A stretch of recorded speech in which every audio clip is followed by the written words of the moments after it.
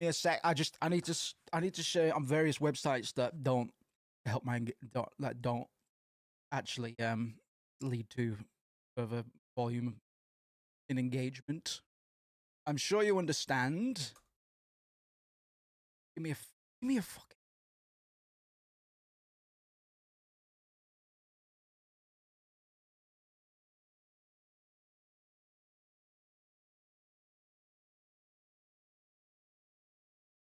Oh, Moose, you've got to look at the controls.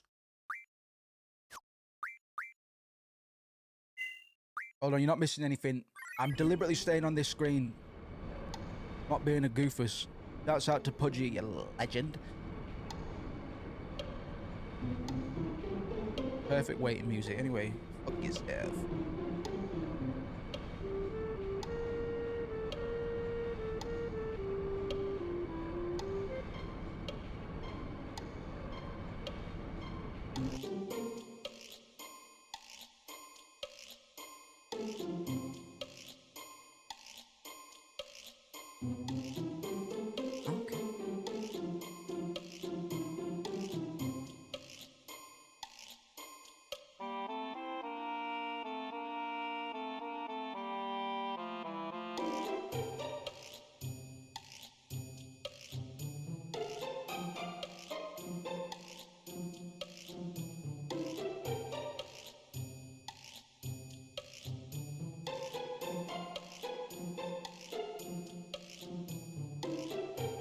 I should just have this as the waiting music.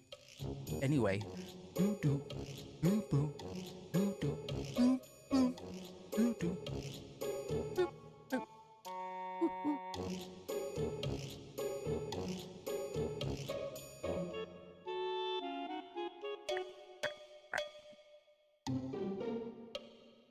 Oh, you got less than a minute, Moose. Oh, under pressure. So much pressure.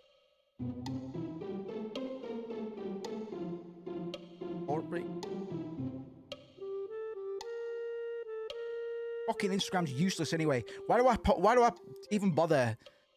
Instagram's so bad now. Maybe it was bad all along, but it's particularly bad all along right now. Hate it.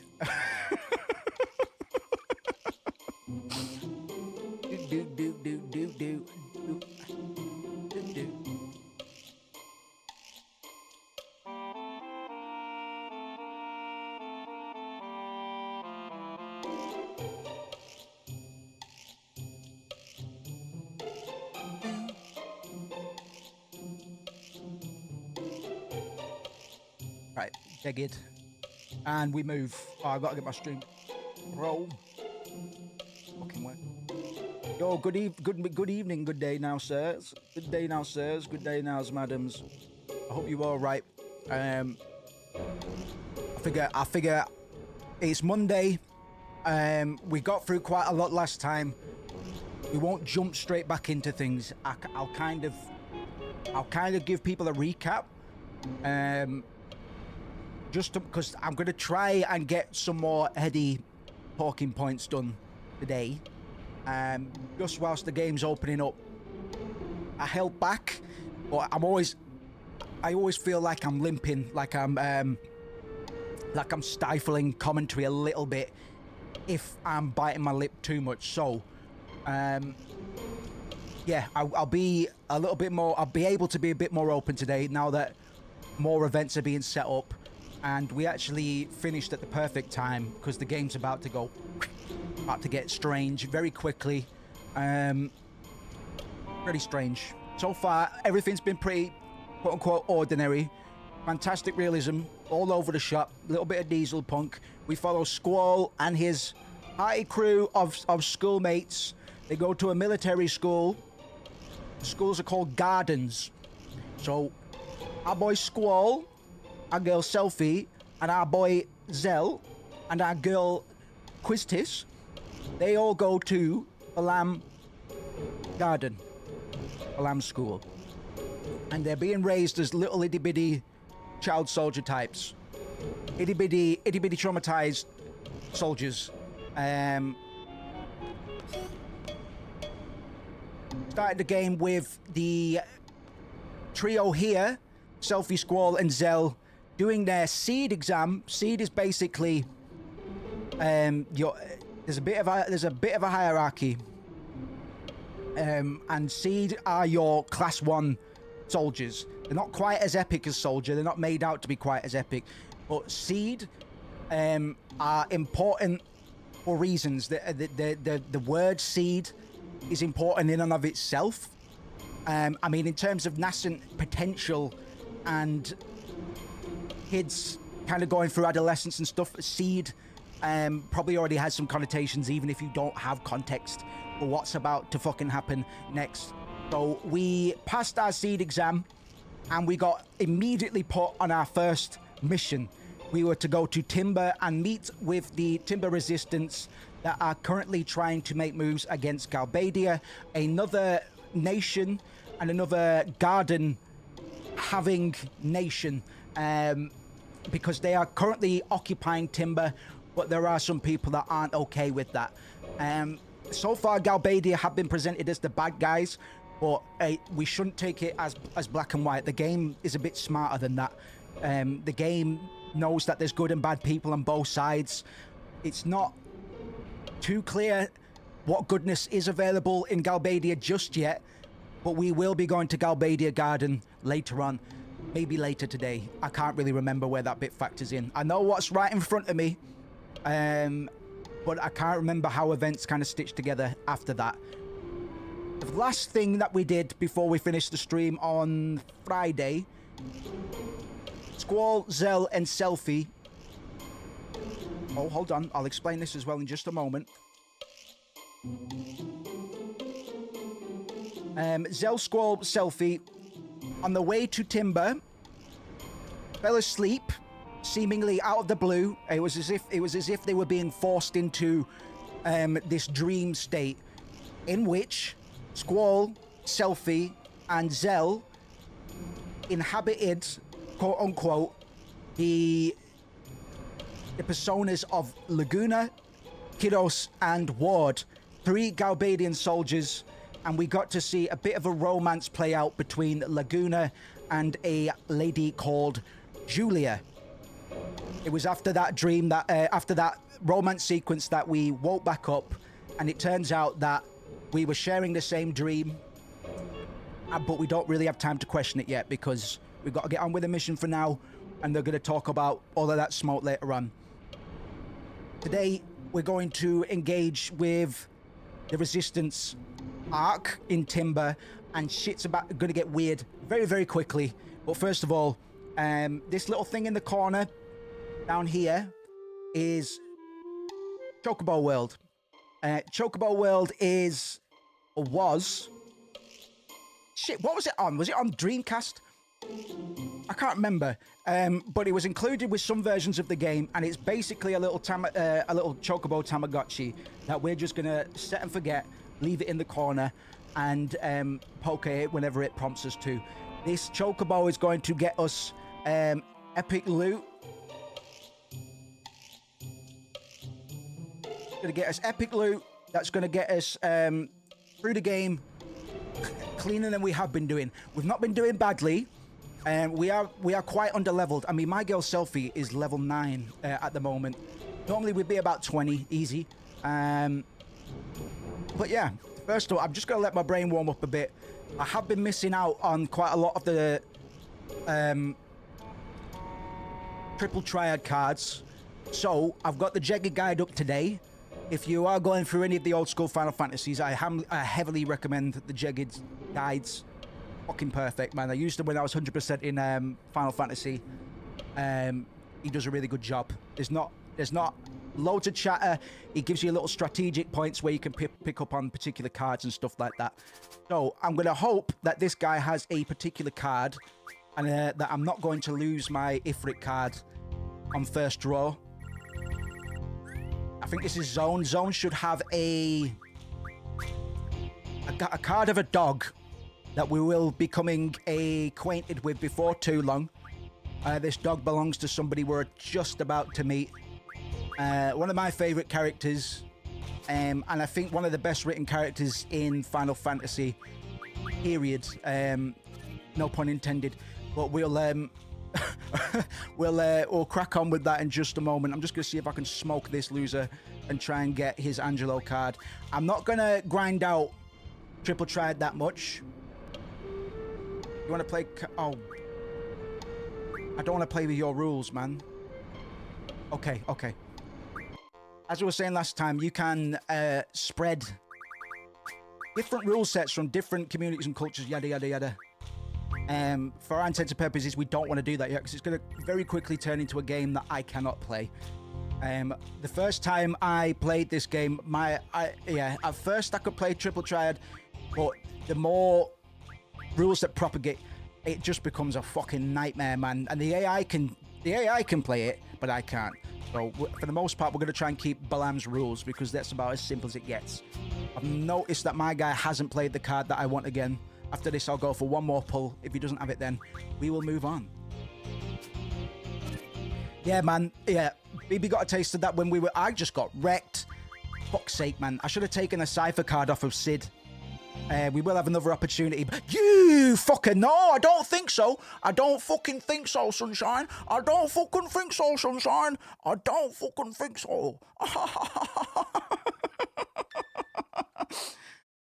Bastard, man. Tetramaster. Tetramaster's good. But it's a bit weird. Like, the Final Fantasy IX fan base is more or less in agreement that Tetramaster, Final Fantasy IX's card game, is just a bit weird. Like, it doesn't really work as intended, from what I understand. I don't know to what extent that that lack of functionality really extends. I've never really understood Tetramaster, but I can understand triple triad, which is probably why I would slide slightly more towards preferring triple triad, but I might have had more fun overall playing Tetramaster. I don't know if that makes any fucking sense, but one thing we're going to try quickly, because Jagged's been brave, man. I've normally got a specific point in the game where I use this lamp, but we're going to try and pull the trigger here because so far we've done okay on quote-unquote optional bosses. We've had this will be the third one, I think, so far. I'm all about this shit. I'm all about early, overpowered enemies that you can face optionally. I don't think there's any reason not to put these in your game. In Final Fantasy XII, when it's got a bit more of an MMO, I was going to say appeal, but the MMO side isn't the appealing part of Final Fantasy XII. It had an open world structure, and in that, it did very much the same thing. There was a big old dinosaur walking around in the first area that anybody sensible wouldn't want to step near, and it kind of teaches you that the world is bigger than you, that you are a small fish in a big sea right now. You'll notice at the top of the page, the tooltip for the magic lamp says you should save your game before using it. I wonder why.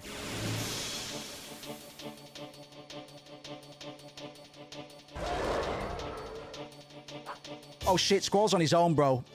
Squall's on his own, bro. I forgot about that. Squall's on his own, bro. That's not good. Should we give it a go anyway? Here's the thing about Demi.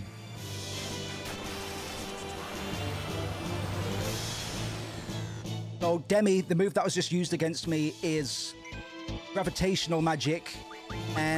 It can never actually kill you because it does percentage-based damage.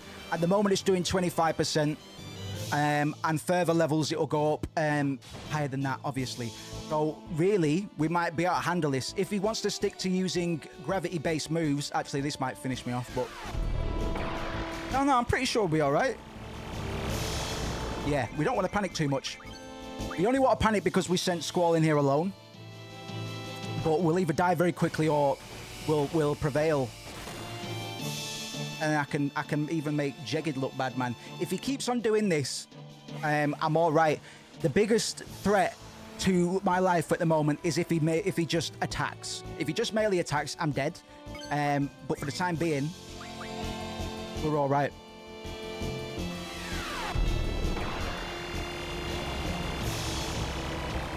can't kill me like that. And I'm just gonna go balls to the wall, man. I'm not gonna heal myself because odds are when I've got Selfie and Zell with me, this will be a bust, man. It'll be easy. Oh, here we go.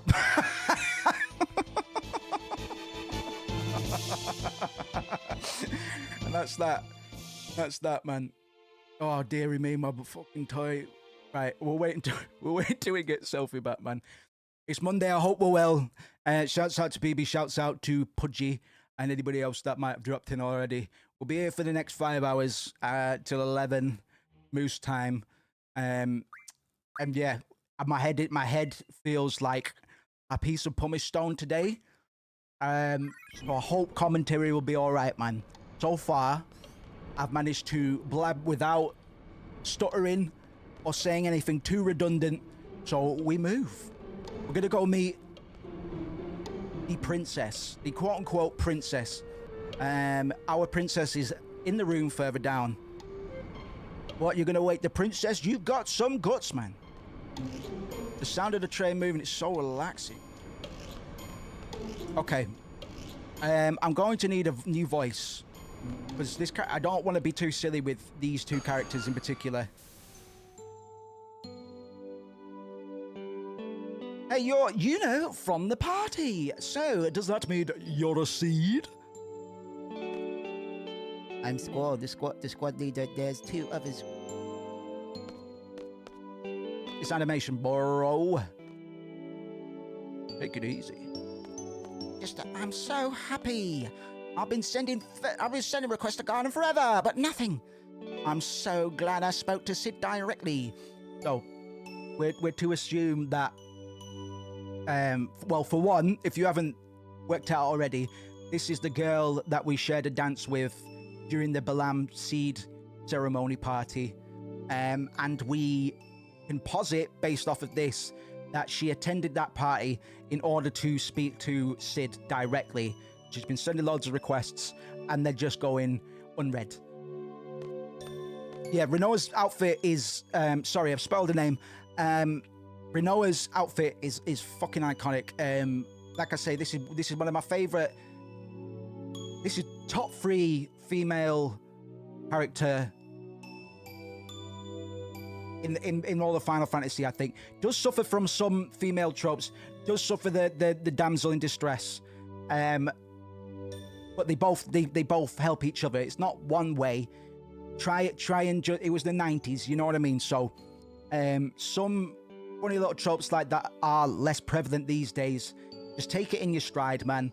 It still can be a charming narrative device, but it's one that we don't see as much these days because we're a little bit more progressive now. Women don't typically always need saving from men. It's usually men that need saving via women for the most part these days. So you were looking for the headmaster at the party? Yes, it is the girl on the cover, indeed. Squall and Renoa sharing an embrace.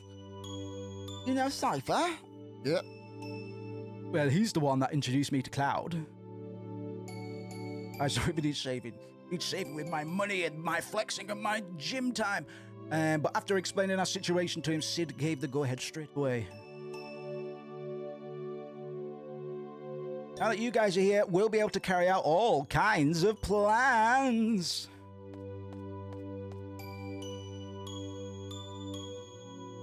Oh, we've got an event on the Chocobo world, so we just got to go...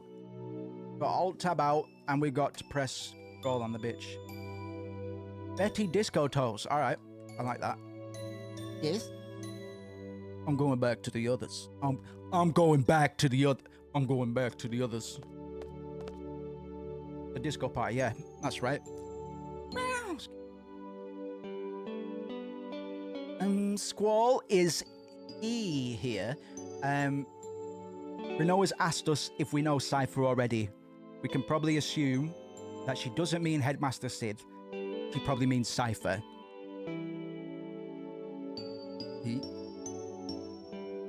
Cypher? No, he's not a seed, man. He's a dropout. He's a bit of a burnout bum. You shouldn't fuck him. You should fuck me. Oh.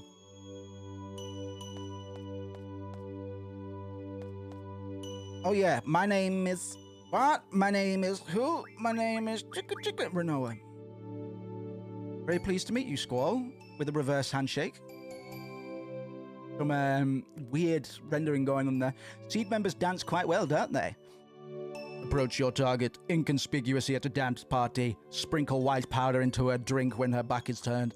There may be some missions requiring this sort of subterfuge. It's expected of Seed to learn various skills. I might have put some of my own there.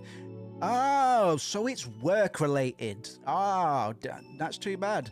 Here's Angelo, everybody. Here's Angelo.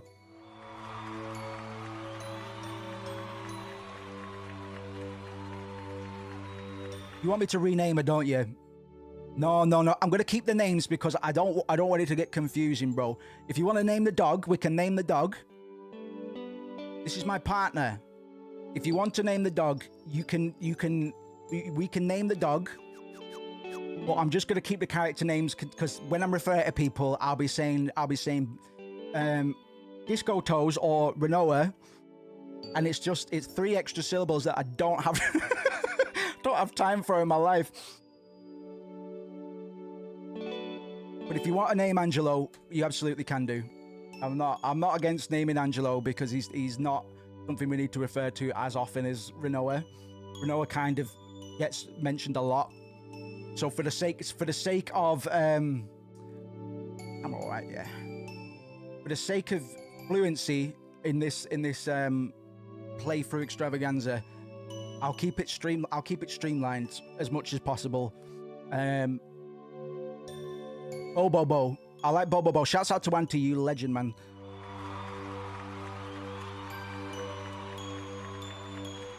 We got Chocobo World running in the corner, and we're just gonna let that do its thing for the most part. Old Dougie, I like Bobo. Bobo's quite high tier. Oh, Bobo, you see? Name him. Well, I think Bobo's a strong contender. Wiglet. We've got Swiglet, Bobo.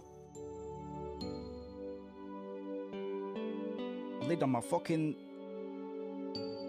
body's broken, man, so I have to shimmy it so it doesn't. Bobo. I like Bobo. BB, do you like Bobo? Could you settle for Bobo? Go. Bobo. I like Bobo.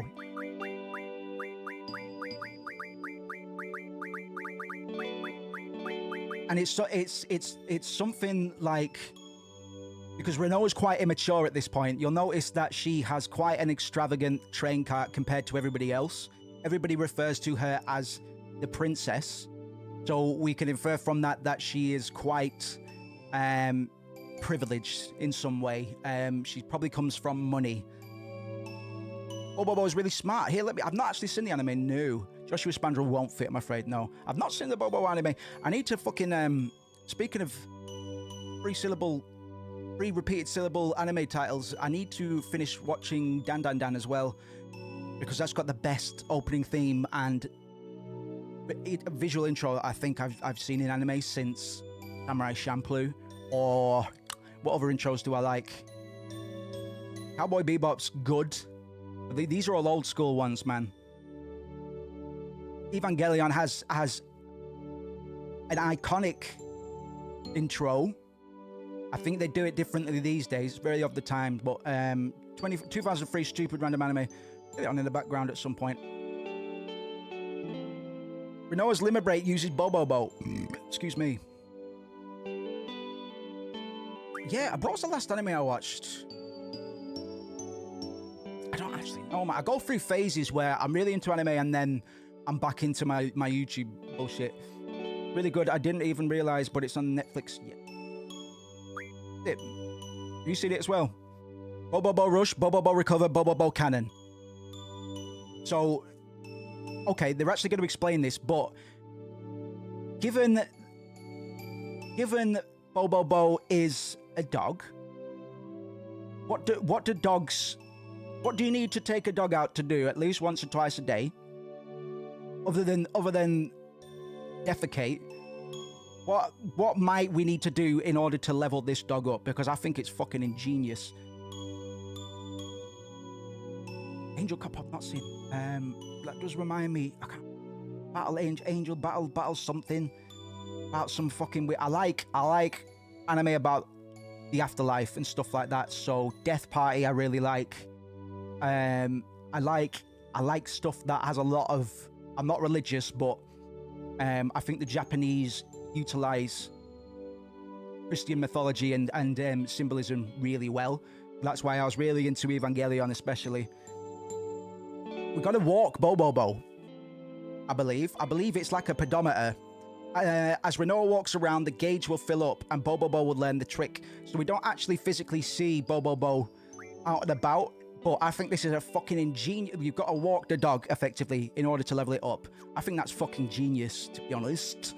It's such a little thing, but it goes a long way for me, certainly. After reading Pet Pals, again, more magazines, access this screen to change the settings. Angel Cop was a weird 1989 anime about terrorism and deep global conspiracy. I like stuff like that as well, to be fair. I like stuff. Alright. What else? Oh, there's a fucking... Oh, God, I wish I could remember things, man. What's the anime about some police force? Psycho Pass, that's the one. I really like Psycho Pass. Got a bit... like, the first season, I was obsessed with it. It slowed down a lot in the later seasons, but I really like Psycho Pass. What the dog? I love when old games had little small... Absolutely, man. Absolutely. I hope... well, I wouldn't... It's sad, because...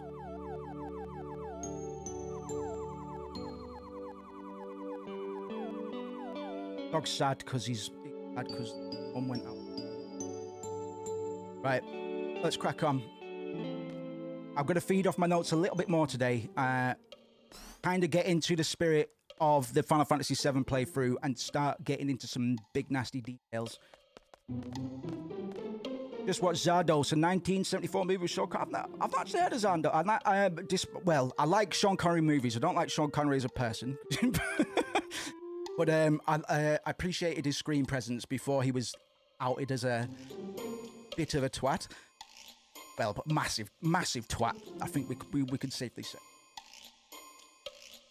I'll check it out, man. I'll actually make a physical note now because I like the title. The title tells me I'm gonna get some funky bullshit. Okay. Well, funny story. The first time I played Final Fantasy IX, it was at my grandma's, which is the same place I actually played a couple Final Fantasies for the first time. 4 and 5, I completed at my grandma's. But when I got Final Fantasy VIII, for whatever reason, I didn't have my memory card. So I got up to about this point, a little bit further than where we are now, without a memory card, man, because I'm a masochist. It was painful. I was really young. I was told I had to go for a bath, and I kicked off. Even though I knew it was nobody else's fault, and that eventually I was going to have to void my play until I got home, I still kicked off, man. I was pissed off about it. I think I was just projecting my internal grudge against myself. That was like crap me up. I watched like 5 minutes the quote from the movie. The gun is good, penis evil. Interesting, especially when you consider that guns are commonly portrayed as phallic objects as well. I already like this movie. Right, so we're going to talk a little bit about the mission that we're on at the moment. President Daling is taking a private train from the Galbadian capital. Our plan is to... Not dead yet. Blow it to smithereens with a rocket launcher? The selfie. Not quite. So just get to the point. Tell us what we have to do. Shall we begin? I love these. Whenever we used to plan out clan matches and stuff, we used to have big grudges against other guilds and clans during the early days of my competitive game playing. And every time we were hatching a plan about how we were going to handle a match and who was going to take care of certain people on the other team based on skill gap, this music would always play in my head quite maniacally. I really like these little scenes like this. The yellow train on the top right now is our base. We're riding it We're riding in it right now. Right next to it is the dummy car. We made it look just like the president's car. Their train has 3 cars. First, there's the locomotive, followed by the first escort. The red car is the president's car. Daling should be inside. The last car is the second escort. Once we get on this one, we begin the operation. Our ultimate goal is to seize the president in his car using our base. This plan is goated, man. I love the detail in this little mission. That means we'll have to switch our dummy car with their president's car. We'll use the 2 switch points leading up to Timber to carry out this operation. Boing, boing. Oh, no, don't worry about it, man. Don't worry, brother.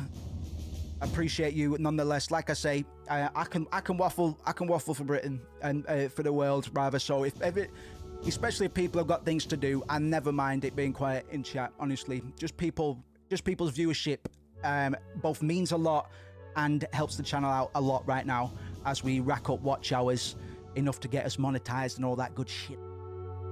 I'll start putting proper work into stream production again. I was a bit lazy this weekend. And yeah, we'll really try and kick off this week, man. This year, sorry. We'll stay in Final Fantasy mode for a bit. I'm hoping to play Final Fantasy 16 on stream for the first time. That might come after Rebirth, though. Wait a second. No, it's 10 days. It's 10 days until Rebirth, right? All right, we got work to do.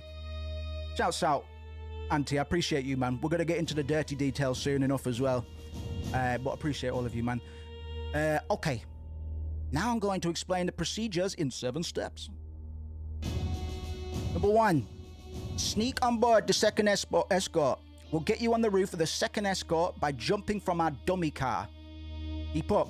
Proceed cautiously across the roof of the second escort. The second escort car is the only one that is equipped with sensors. There. Thanks, Watts. High-tech officer is on board. I'll talk about the sensors later. Proceed across the roof of the president's car. We can move across the roof of the president's car without worrying too much. Daling hates the company of his guards and being surrounded by sensors and keeps them away from his car. Step 4. Uncouple the first escort car. We'll have to complete the uncoupling before the first switch point. If we don't, boom, game over, right? Yeah, so we'll have to move fast. Shouts out to Puff Jeffy, man. I'm playing Teamfight Tactics and Civ 6 with you in the background. Appreciate you, bro. That's the shit. Playing 2 games at once as well, man. That's it. Appreciate that. Are you looking forward to Civ 7, man? I haven't heard too much about it, but I absolutely love Civ 6. 5. Have the dummy car and our base move in after uncoupling. Excuse me. After the car is uncoupled, keep up. We'll have the dummy car and our base move in. At this point, our train and their train will be linked and be moving together again. Do you understand?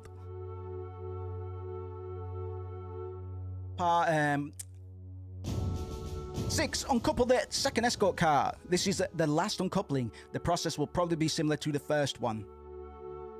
8 with the president's car and our base. My heart just sank because I realize now that I'm going to have to put in some button combinations. And anybody that was here last time will know how that went down. I actually tried to change the controls this time before the stream, but it didn't happen. So if we have big problems here, I might have to look into that. But we'll see. We'll let it ride for now. Maybe I'll get through it okay.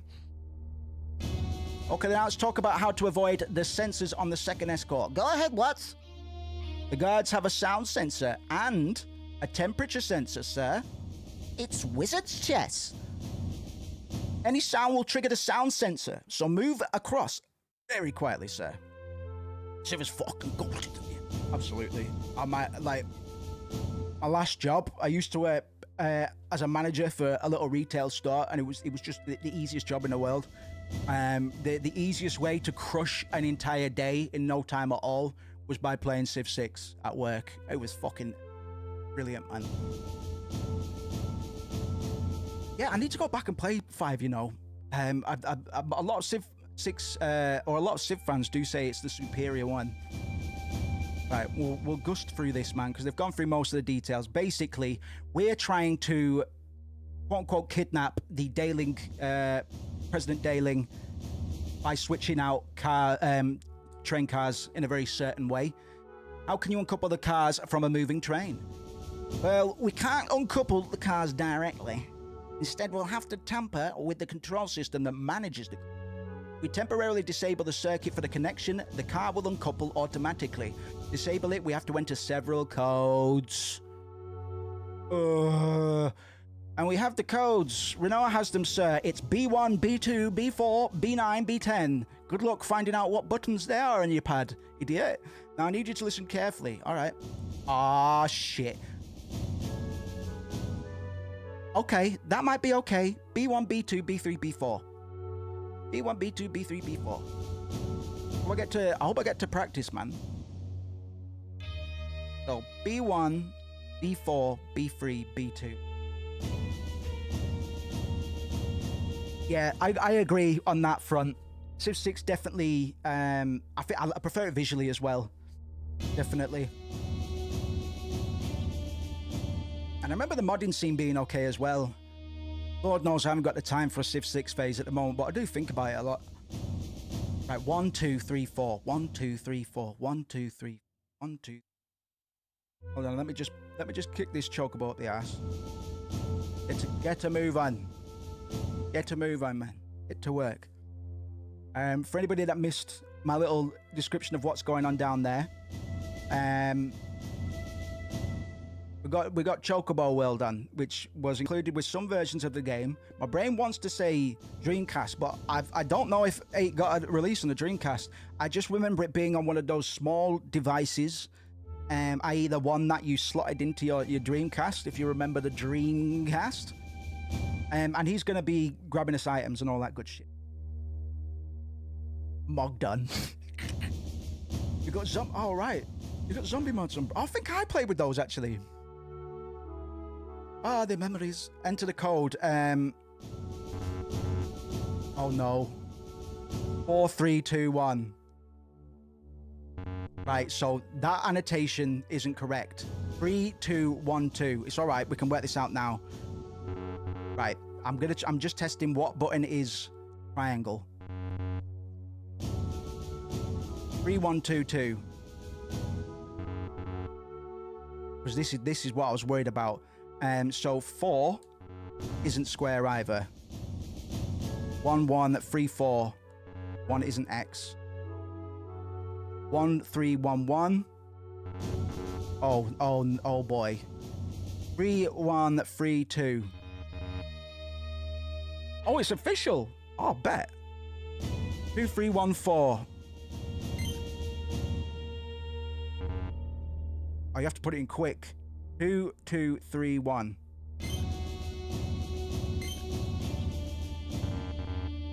So 2 is circle. What's 3? Square. Right. So square, circle. Right, we're gonna get this, man. We're gonna get this. Square equals 3. It's shit like this that almost pushes me to playing the remaster. But I will persist, man. 2 equals equal.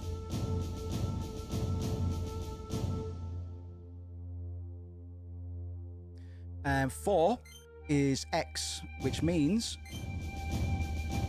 that 1 is triangle. So X equals 4. 1 equals triangle.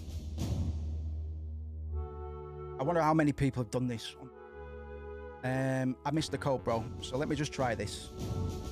2 3 4 1. So that would be 2 3 4 1. All right, we're good. 3 1 1 3. So that would be 3 1 1 3. 4 2 4 3. So that would be 4 2 4 3. Ooh boy. In the real thing, there's a strict time limit leading up to the switch point. It's pretty intense, man. So I wanted to make sure I had this down before we started, man, because the stress that I felt when Baby Moose was told to go and have a bath when he was playing this game for the first time without a memory card, was really fucking feeling the heat during this mission, man.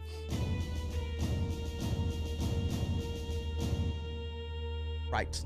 We'll burn through this bit, man. It's one of the ugliest things I've ever seen in my life. You must really hate him. They're talking shit about Renoa's little diorama, which I actually think is beautiful.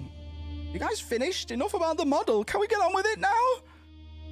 Why would he trash in Renoa, man? Do you understand? Yes, I do.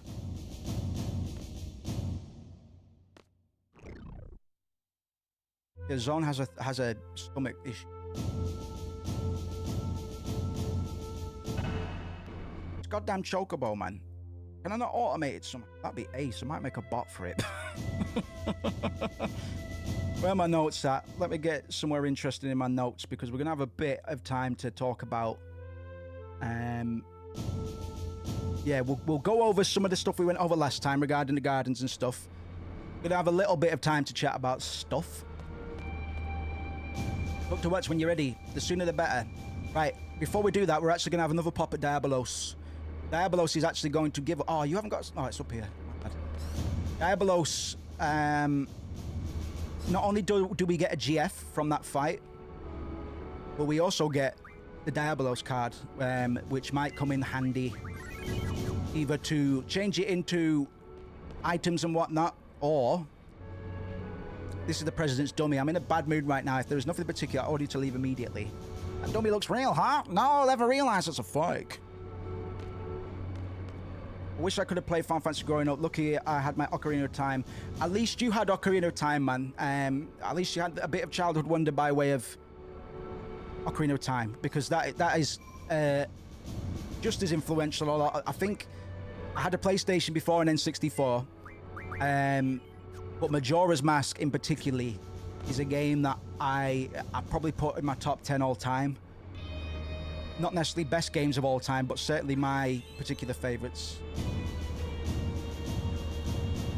Are you ready, sir? No, not yet. Not yet, Chief. We're gonna go try and kill this demon inside the lamp.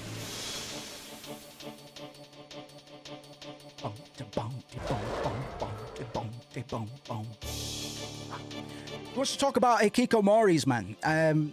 Squall kind of matches the... Oh my god, I didn't put any fucking bastard materia on them. Whatever it's called, man. I'm so bad at this game, man. So bad at this game. Well, let go. Let's just give it a go then. Squall Leonhardt begins the game as... That kind of hurts. An emotionally withdrawn and socially isolated character. He's not peak Hikikomori. You know, he's not a shut-in per se, but he does fit many of the Hikikomori attributes.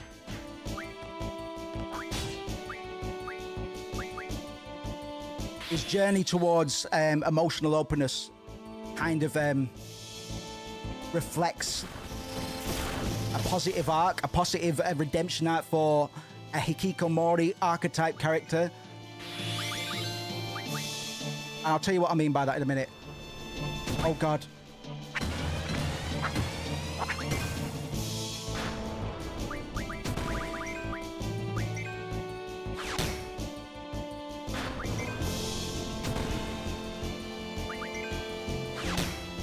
Zell is dummy strong. We might have to keep Zell in the team, bro.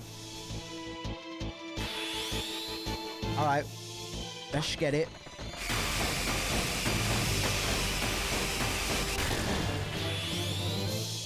That's always been a bit weird to me, because the sound effect of the impact comes half a second or a beat before. Hold on, hold on.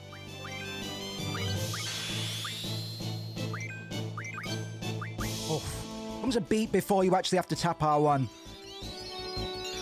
Shoot, if I had any... I might have some blind materia on... sorry, blind magic, man. Fucking hell. On Squall, so that might be the move, to be honest. See what kind of damage we can do with Zell, man. I've already forgotten my button annotations. X4, square 3. Oops. He might be cooked soon. We've got a pretty good life lead at the moment. He can't do anything that scares me too much just yet. He can kill most of my party members if he chooses to do more melee attacks, but he can only target one person with those. He can't kill us with Demi because it does percentage-based damage.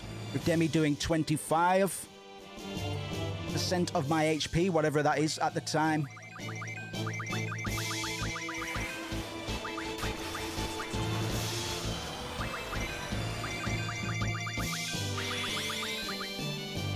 Okay.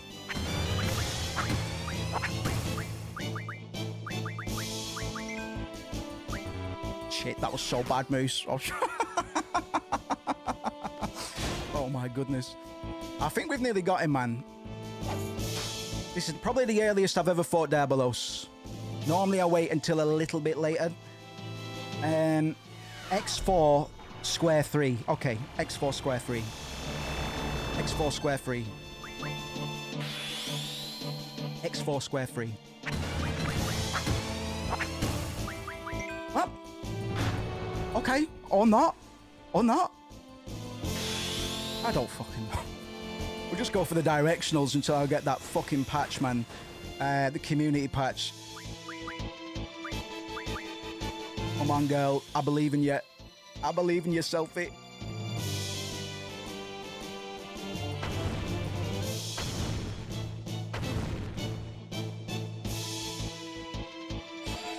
Okay, this is going good. I might not even bother fucking healing unless Selfie gets good rolls on her limit break.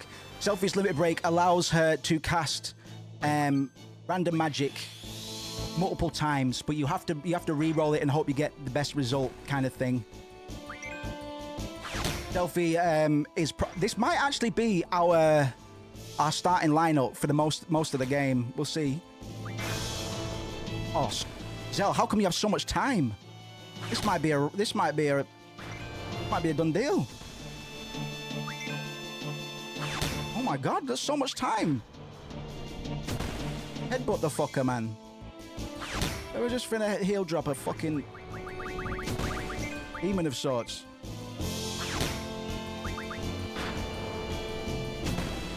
You ever finna headbutt a demon?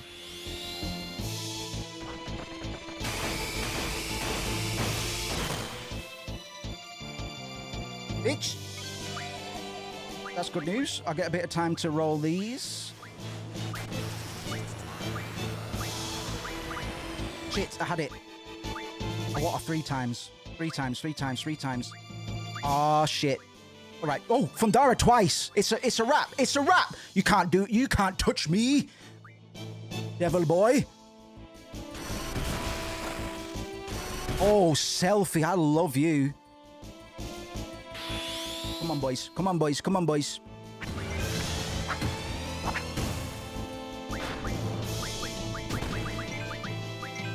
Tried finding B4 again, man. Like, my annotations from before do not line up with Zell's limit break, which is kind of fucked. Wow. Squall. Eat him. Eat him.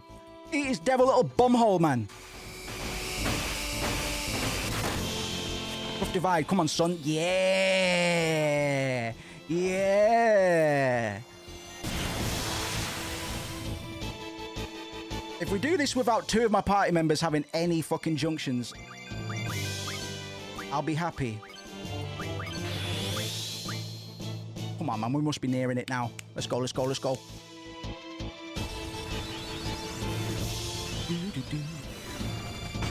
Yeah, Squall's reluctance to connect with others reflects heavily the struggles of Hikikomori youth who retreat from society due to anxiety, trauma, or societal pressure. His journey towards emotional openness in this game, which we're going to get. I guess it's not much of a spoiler. He doesn't stay as broken forever. Ooh. Oh man, that was bad. 1 second. Oh, you can't kill me with that. His eventual acceptance and emotional openness, especially in a leadership role, challenges a lot of hold on. Punch rush, motherfucker. Open wide. Booyah. Up and wide again. Heel drop. Shabalooya. Shabalooya. Booyah. Booyah.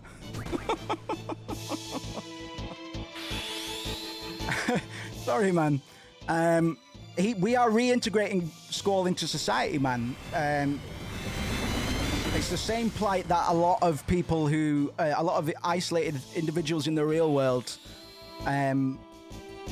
It's a bit of a redemption arc for emotional and physical shut-ins. He's not a complete Hikikomori archetype. That honor would go to indie JRPG protagonist Omori, which is another great JRPG. We might play at some point, now that I'm less afraid of playing text-heavy RPGs on stream. I do really like Omori quite a lot.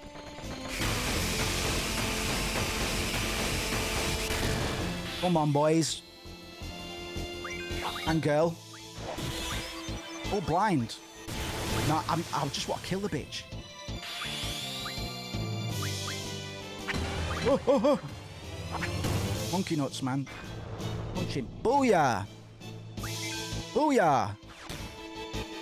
Booyah!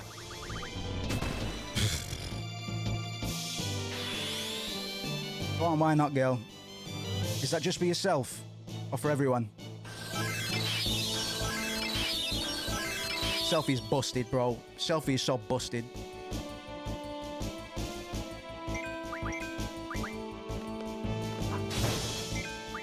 We're doing well, man. I wish I could get a scan on him. Maybe Squall's got a scan. We benefit massively. The earlier we get this guy, the better. Do we have a scan, Squall? Nope. Keep hitting him then. Rinse and repeat. I don't think there's any way we lose this fight now. Because we're right back to where we were at the very start of the fight, and we got away with murder. And now we have a wall as well. Selfie is busted. Who's Sophie? Punch, punch. Nunchucks. Nunchuck the fuck. He doesn't like Zell's haircut or face tattoo. I might have to side with Diabolos on this one.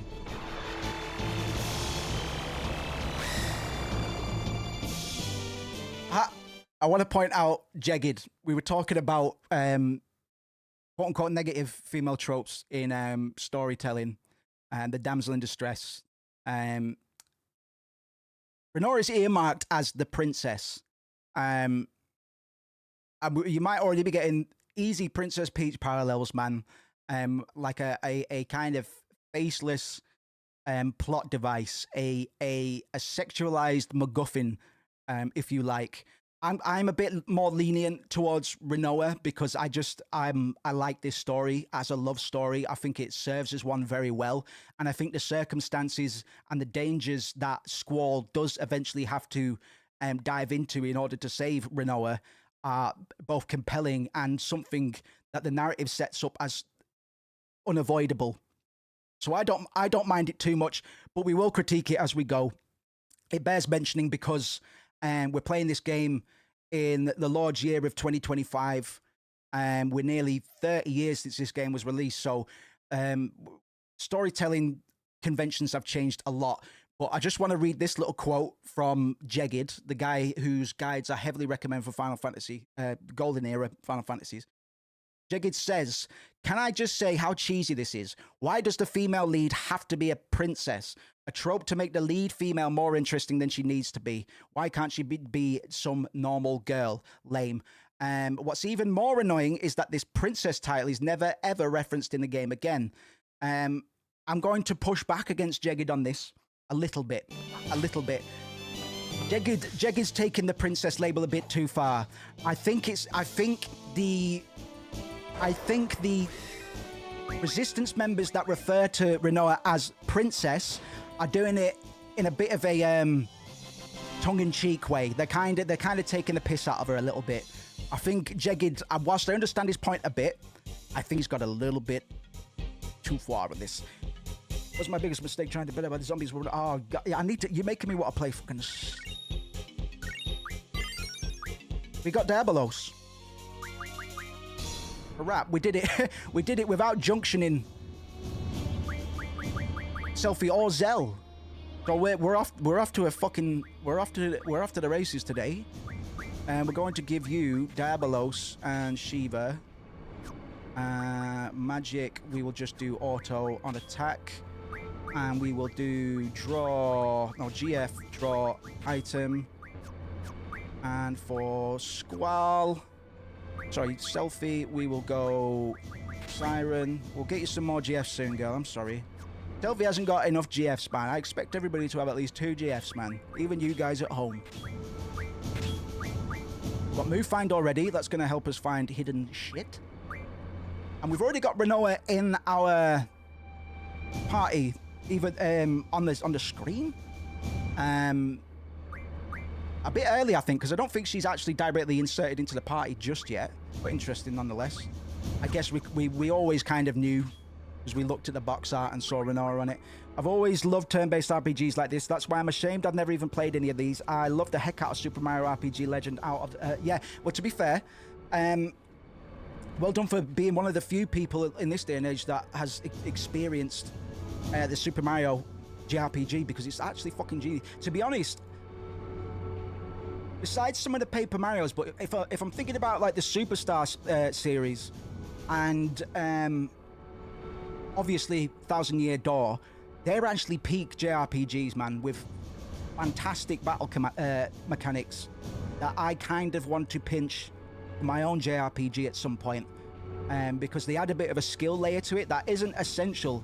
But I remember finding out something about Thousand Year Door that I didn't know until about 20 years after I'd played the fucking thing. You get like style points. There's like an unseen style system, which I don't even think the game refers to. They are legitimately good JRPGs, man. So at least you got to experience those, and it's never too late, man. If you're one of the people that doesn't mind this mode of gameplay, I mean, there's Xenogears. My brain is offline today, man. You got your Final Fantasies, Parasite Eve. We might play on stream at some point as well. There's a lot. I'm about to emulate Thousand Year Door. Get the Switch remaster. I've heard it's actually pretty okay, but the OG's all right as well. Less file size as well, so maybe just rip the OG for Dolphin. But you can't go wrong there. I hope you enjoy it, man. If you've not played it before, you're in for a treat. Really good characters, really good mechanics, and good levels as well. Definitely want to get into it. Good, man. We've done something good on the stream then. If I've been able to inspire anybody to pick up these games, good. That's a big positive for me. Obviously, they're quite important to me as formative experiences, but also as kind of hexts that I can pick up 30 years after the game comes out almost, and extract completely new meanings from places. Same overarching story, but if you were here for the Final Fantasy VII stuff, we pulled at threads that not many fans have pulled at. Just is the extent to which I've kind of revised and researched Final Fantasy VII, but there's still stuff I'm learning about Final Fantasy VII as well. So it's a pool of nostalgia, catharsis. Even if you weren't, I think you could still share in that nostalgia just because of the graphical styles and stuff. The overall aesthetic, music, sound effects, it all kind of comes together to make very complete experiences that I don't really get anymore. I mean, if you think about Bravely Default and Octopath Traveler, games like that, they don't quite hit this overall mood and feeling. Final Fantasy VIII has a very specific mood that I've never ever seen done in anything before or since. I think the closest, going back to Majora's Mask, and this is a weird connection, not just because both plots involve time in some perspective, but I think it's that kind of oppressive, that fantastical oppressive atmosphere that you get just by absorbing yourself in the world, and you become more compelled to learn about why the world has come to where it is today, the people that you're supposed to be saving, and what the world will look like after this. A lot of 90s stuff is very much about is carrying a lot of that pre-millennium angst over the finishing line into the millennium itself. So whereas a lot of games stepping over the 2000 mark see a bit more optimism, or, well, 2001 was a bit weird, but after the 90s, we generally got a little bit less angst in our video games. I think directly about Final Fantasy 9 and 10 as being good point makers on this one. And we'll probably touch down on both of those at some point as well. So having this deep analysis and your passion really have got me interested to play in myself and see what I can find in them myself. So, oh, fucking brilliant, man. That's fantastic news, man. I'm really, really happy to hear that, dude. Because even though I try and go in depth, man, because I'm kind of gatekeeping spoilers and stuff just so people can experience this one from the top, there'll be a lot that I miss in this, man. And people aren't as jaded about Final Fantasy VIII anymore, which is the black sheep of the golden era of Final Fantasy games, certainly. Yeah, these days it gets less of a bad rap, certainly. It's a fantastic little era of time, man. A lot of my feelings towards it, a lot of my attachment towards it will be based in nostalgia and just that, you know, those formative experiences, man. Because I've got a lot of homies that are huge on Halo. And I used to play Halo 3 online and stuff, but I've got friends that are into Halo. And it's because it was one of those experiences for them, one of the first storytelling moments in games that kind of matched personality. Because a lot of these people grew up with Ocarina of Time and stuff, but Ocarina of Time doesn't have much for the macho mindset, if you know what I mean. And I grew up with a lot of macho dudes, a lot of alpha types. I never swayed too far in that direction myself, man. I've always been the biggest nerd of the bunch, certainly. But, you know, I always have to take into account that my opinion on these games is heightened by the fact that I played them at a very specific point in time and they did very certain things to my brain. Still, that comes across as passion, and I try and justify my attachment by learning more about the games for my own writing, music, game development, or whatever. It's just a good time. So I'd heavily recommend Final Fantasy VI. I would like to do on stream, but it might not be for a while. But look into Final Fantasy VI as well. 4 and 5 are brilliant. You can't go wrong with these games, man, if you like JRPGs and you've got the time and patience to read a little bit, man. Because I know a lot of gamers threshold for this sort of stuff has lowered a lot over the years. It's why we've got so much more voice acting. But yeah, never too late. Never too late.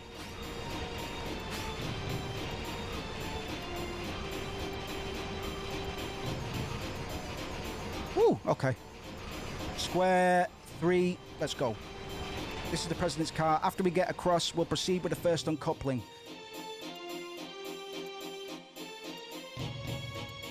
We're going to come in with the real-world parallels in a bit. Maybe not quite as big as we were on Final Fantasy VII, because those real-world parallels were loud and proud. You couldn't really ignore them.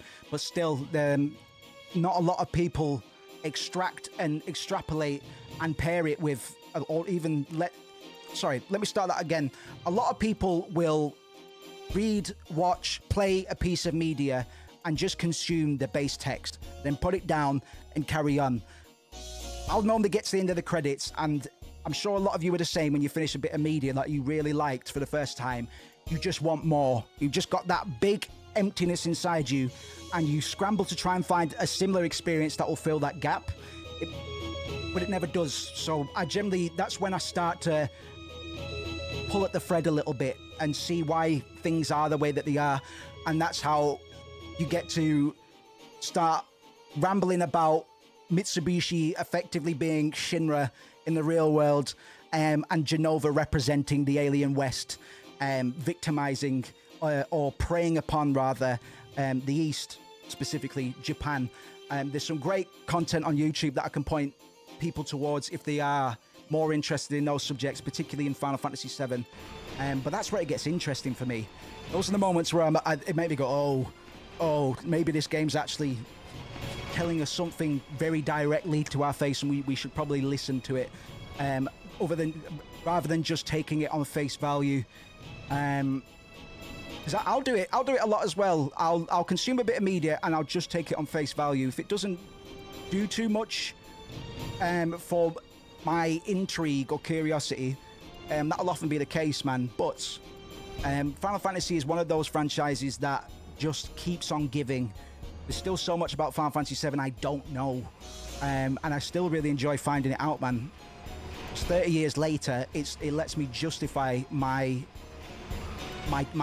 tastes, rather. The reasons I attach to these games so much is because of the obsessive levels of detail that went into them. Right, square 3, cycle 2, x4, triangle 1.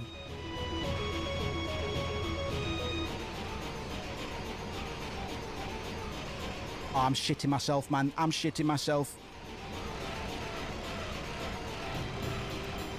4, 3, 2, 4, 2, 4, 4, 3, 4, 2.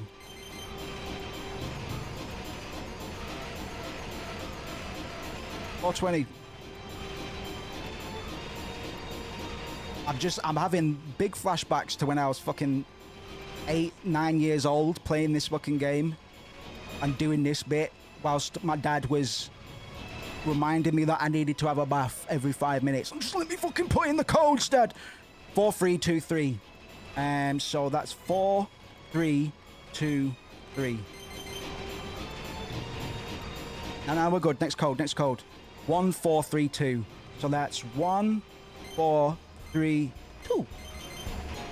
Good? Yeah, boy. Look at this scene, man, though. It's intense. Look at this shit. I'm moving around in an FMV. Isn't that crazy? I know we did that in FF7 as well, but look at this, man. I've got Cloud crawling around like a worm on top of a train. Look at this. I'm gonna get you. This is too good, man. I'm just crawling on top of a train like a big goo-goo, man. Yes, boys. What should I do? I know he's not going to like it, but it's my job. So, sir, everything is in order, sir.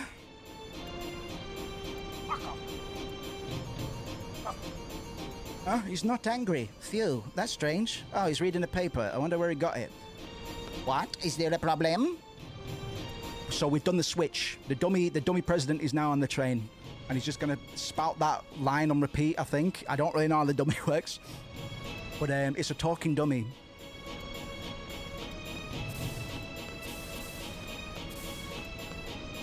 See the struggle of the Galbadian officers as well. My guy in blue, who's a junior officer, is just talking about his paychecks, man. And that's about as real as you can get, man. These guys are just working, man. So when we're talking about following orders, it's not just Balam Garden students that are following orders. All of the other nations are too, to some degree. So that makes the divide between good and bad a bit of a stickier subject than just saying, oh, the guys in the weird armor are the bad guys, because that's not really true. We're going to see a lot of humanization from the Galbadians.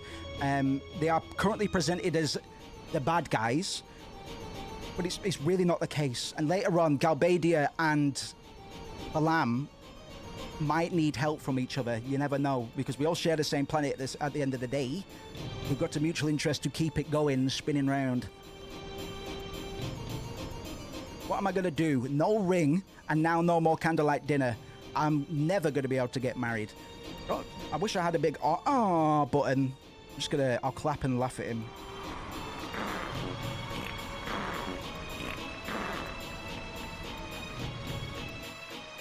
I did the same thing. I'll catch up on comments in just a moment. Oh, sorry, I'll catch up on chat. Just spying on my annotations for the... To watch your right side, hold down B6. All right, I don't know what B6 is, my love, but... Thank you very much. You're only trying to help. 3 minutes left, I'm on it. 4, 3, 1, 2. So that's 4, 3, 1, 2. Come on, come on, come on, come on. 3, 2, 2, 2. Easy. 3. Come on. Next one, next one, next one, next one. Oh, bitch. Go, go, go, go, go. Squirrel, squirrel, squirrel. Don't tell me that's a game over, bro. Ah, it's nothing. It's nothing. It's nothing. Yeah, I've got it. Oh, cool. That's all right. I was worried I was going to get a GO, bro. All right. B6 is R1. 4, 1, 4, 3. So that's 4, 1, 4, 3. Go up, go up, go up, you bastard. Go down, down. We can get one code. Go, go, go, go, go. 2, 3, 4, 4. No, fuck this. 2, 3, 4, 4. Oh, no. No, no, no. We're done. We've been rumbled, man. I have to respect that blue one, man. I have to respect him. He's just a working scrub like the rest of us, man. He just wants to marry his wife, his beautiful babe at home. Give it to me. Give it to me. 3, 1, 4, 1. Huh? Oh, God. I forgot what it was, man.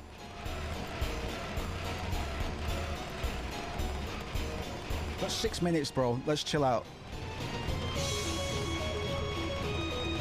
Nice. These two are going to align at the right time, and then we should have more enough time to...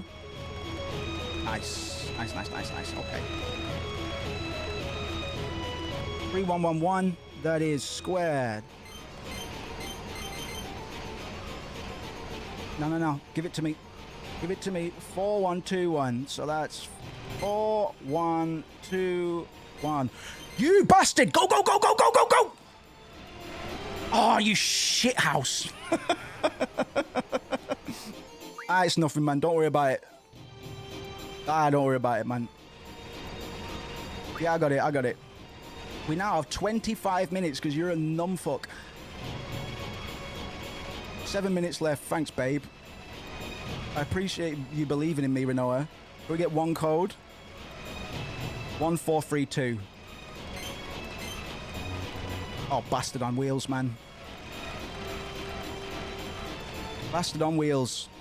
Just wait for these two to come round. Doo-doo, doo-doo, doo-doo, doo-doo, doo-doo, doo-doo, doo-doo, doo-doo. If I wasn't traumatized by this section as a child, I'd probably find it easier today. 1, 2, 4, 1. 1, 2, 4, 1.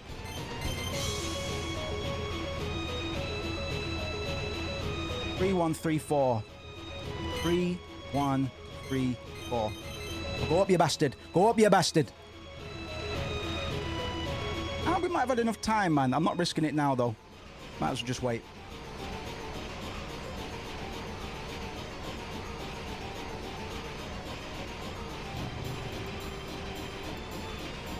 This is stressful for a 17-year-old. I can only imagine. 4411. You want to see me doing this shit, man? Not at 17. I was smoking far too much weed at 17 to do any of this. Are we not done? Go, go, go. 4411. All right, baby. Are we done? Oh, we got another. Right, we'll wait for them to lap. So I'll catch up in a minute.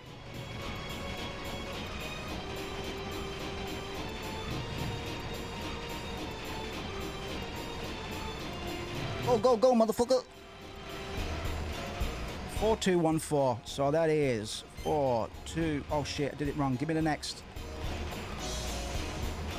2142. 2. Oh, you bastard on ice, man. No. Bastard in a box. Bastard in a box, man. We had an easier time against Diabolos. I'm ready, I'm ready. I'm so ready. I'm so ready, babe. Babe, I'm so ready. Babe, I'm so ready for you. I mean, I'm so ready for this. Come on, ham chops. Where's your blue boyfriend? There he is. It's fine that they have boyfriends. It's fine. They got BFs. We've got GFs. It's fine. This is really awkward timing for me. Come on, Red Chops.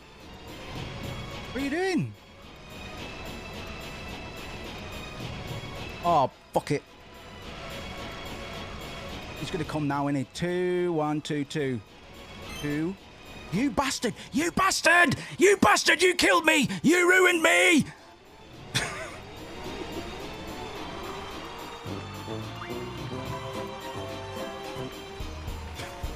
Fuck's sake, man. Yeah, I'm ready, babe. I'm ready. I knew he was going to do that. He stiffed me. He really stiffed me that time. 4, 3, 2, 1. Up, up, up, up, up, up, up, up, up. I don't like it when he stands still. It makes me nervous.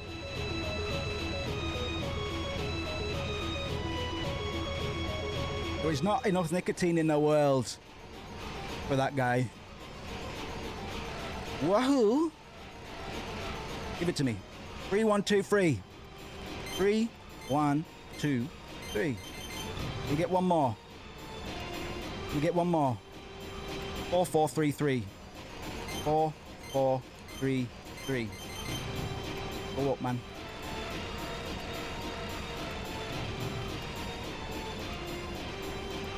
I'm very happy this doesn't give you a game over if you fuck up. It just gives you more time to prat about and be an idiot, which is fantastic news for me.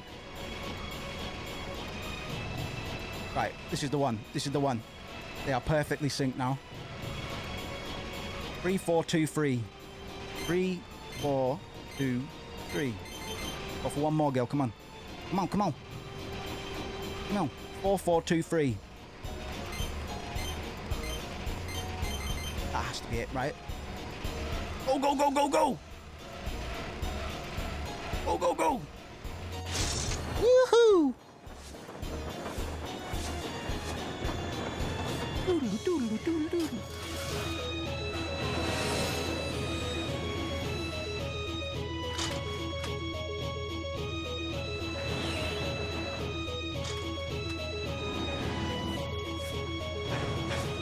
This is hard work, man. Imagine having to do this for your school, bro.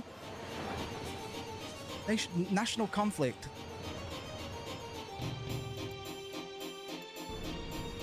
Finally, we waited so long for this encounter with Vin, sir. Excellent, sir. Well done, sir. Super duper, sir. Well then. Leave the intelligence up to me, sir. Ha ha ha. What about him? Poo Pants. What about Poo Pants? You free, tell me when you're ready to go. I will do. Let me just kick my chocobo up the ass. Right. Thank you very much. Yeah, it's stressful.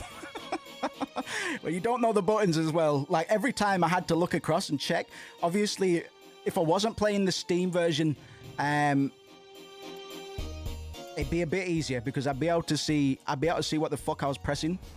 It wouldn't be B1, B2. It would be X, square, circle, and the other ones. Better make sure my girlfriend's equipped. Right, I'm gonna go save first. Diabolos, what are you learning, son?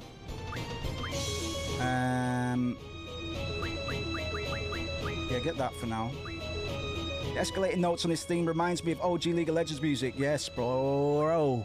Golden Age. Yeah, this soundtrack is live. Absolutely. Get that. I don't care about boosts. Trying not to rely on GFs too much for reasons. One, the animations take a while, but I'm going to get them out just so you can see the animations because they are all pretty stunning, to be honest. I think we're good. Yeah, it was, man. I did have a bit of a... I went back to League of Legends about 2 years ago. Loved it for a while, and then the rage started to come. And I don't get angry at games, man. Not anymore. But, yeah, Twisted Tree Line was the shit, man. I used to love my 3s, but there was just a good vibe on League of Legends back in the day. That can still be found, man. Like, I did enjoy last time I played. I really like my jungler horseshit. But it's the only game that can fucking wind me up. Can I play you at cards? I'm gonna see if he's got the Angelo card. Please tell me I just saved. I think I did, right? Right.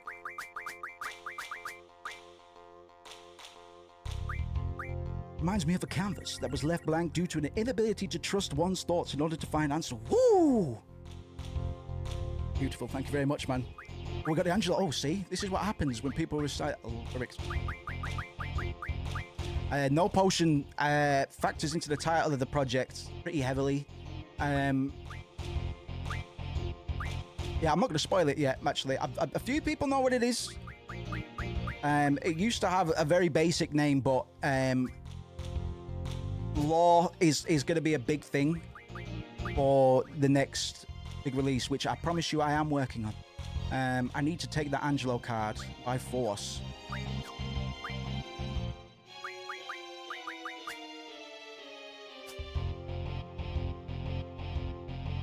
Yeah, I miss VV. Is that completely gone as well? I used to even enjoy Domination because my friends that weren't too good at League of Legends could play that, and I could just steamroll it if needed. Because I'm so sick at everything. Oh my god, he's gonna take one of my fucking bastard great cards, man. You shit bus. You shit bus. You shit bus, man. Go ride the shit bus back to shit town, man. Go ride the shit bus back to shit town. I'm not accepting that.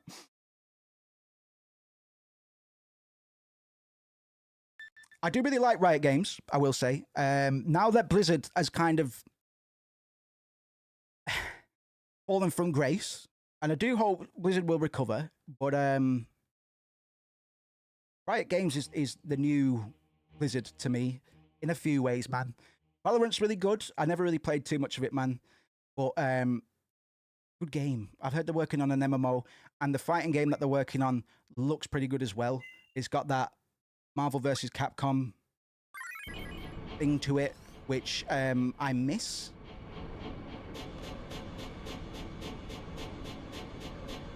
Yes, boys. Here we go.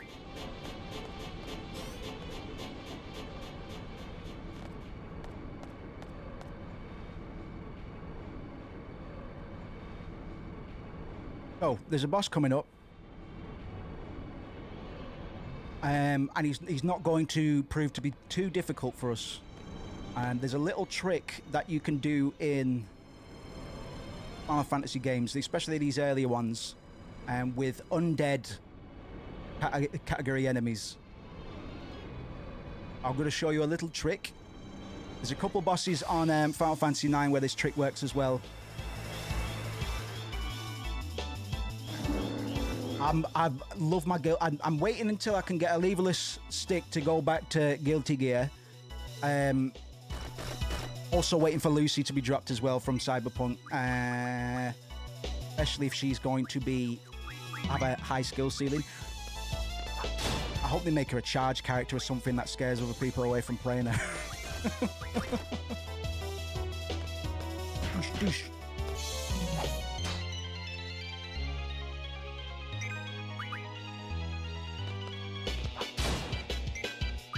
It turns out that the president, quote-unquote president that they had riding in their train was also a decoy. So we've been rumbled effectively.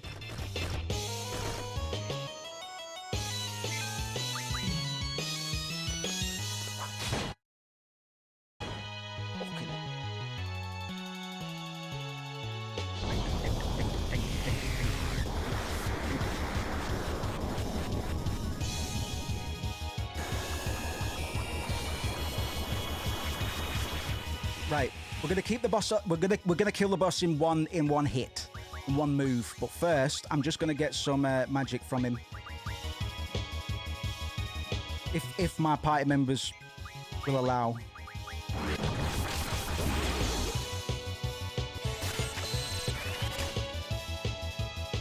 on Berserk. Okay.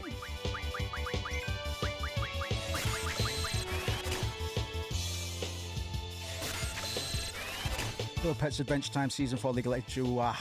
That's an era. That's an era in 3 titles or less.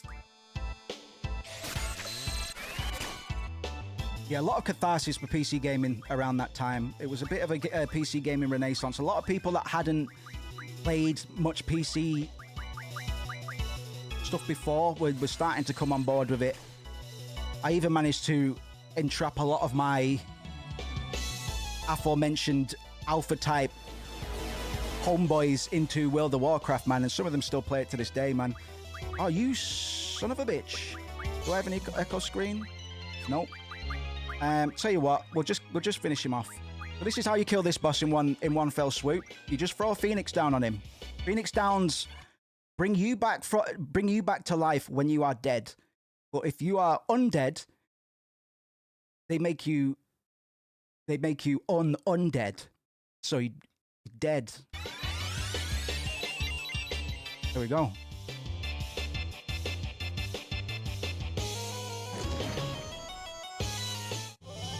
Do that on the Soul Cage boss in FF9 as well. BB, I don't know if I told you to do that at the time. I might have if I was present at that point. Appreciate. Yeah, a lot of people came through Administrator, man, and I'm in irregular contact with Baddy still. He's still up for doing a verse at some point, so I'm gonna find a place on the project at some point because he did a lot for me, man. So I might as well use his talents again, because we actually paired up quite well back in the day, way back. Bless you all, man. I'm going back to the His Kit moniker as well. I need to update my because I don't know what I was fucking thinking, man. Don't know what I was thinking, but I'm gonna remain on the His Kit moniker. And yes, bro, hopefully over the coming months, I'll be able to carve out enough time to get the project finished. Appreciate you guys, man. Yeah, that was a very good time. Good time to be alive, man. I had no responsibilities. I was just wilding out on the internet, and it was a good time, man. Got a lot of reverence for No Potion as well. A lot of people come back to No Potion. I think it's because it's the one that I start shouting, I start getting angry on, start doing angry things with my voice. Oh, bless you, Auntie. Bless you, boys. You make me blush. This is why I'll keep on saying that, even though it's been a long time, I'm nowhere close to done. Right, I've got a lot to do, a lot of things I want to do in music, man. I've never let it go. Circumstances have gotten in the way, but nothing has gotten in the way more than myself. Like you can never blame things externally forever. It's going to take some solid concentration in a bit of time that I can carve out for myself. But give me a month, and we'll make some things happen, guys. I never forget my day zeros, never forget my day ones. Appreciate you all being here, absolutely. I'm going to keep the lore alive as well. That's very important to me. Especially, I'm watching Twin Peaks at the moment, and I think back to the "see you in 25 years" remark. And then all of a sudden, I'm like, well, David Lynch did it. So, to Forest Hours, this seed deployment contract will last until Timber achieves independence. Wow. Please make good use of each seed member. I wish you the best with your objective. Please understand that this contract is an exception, and no replacement of any seed members can be made. So basically, that's a pretty wild contract. We have to achieve independence before this job's finished. Bloody hell.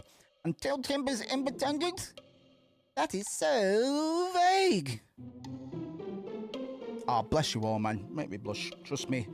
I've done nothing but right as well, so I've got piles of content either created already or to be produced, but yes, I promise you it won't be worth all the way, I'm sure, I'll make sure it is something for you guys first.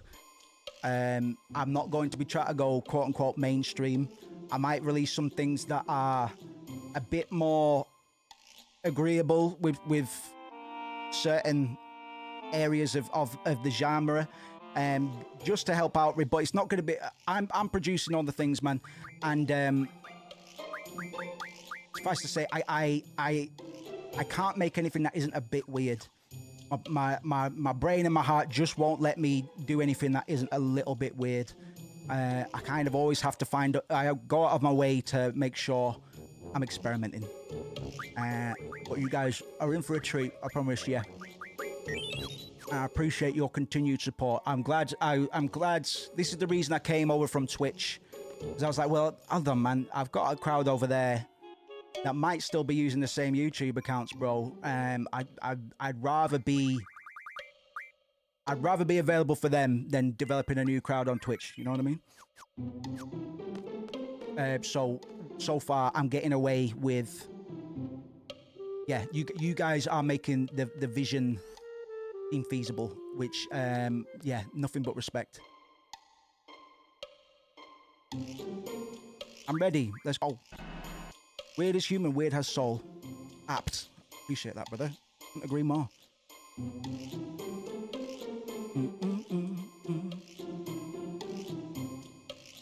My boys are chatting. He was taking care of 3 suspicious-looking characters from Balam. Beauty of media, we're all bonded as internet brothers and sisters. Oh, fucking yeah. What a great... Yeah, man. Yeah, I missed you lot. I missed you lot. I really did. We carved out a neat little, a bit of a cult following. I could only ever dream of forging, man. We're gonna try and grow on that, but I'll look after my day zeros, man, as best I can. Even because I need to start monetizing stuff. I need to be a bit more aggressive in funneling funds, but I always feel inherently guilty for doing so. So I'll always be finding little ways to give back and incentivize people's, even if they're not, like, this isn't me saying, oh, go to the Patreon. You don't need to do anything but show up, man. That's the best I could hope for. Absolutely, man. We'll get you all in the Discord as well if you're about that smoke. We've got a little community full of OG fans that became friends like you lot. Some people that grew so tired of waiting for my music that we just hit it off instead. I think it was easier for them that way.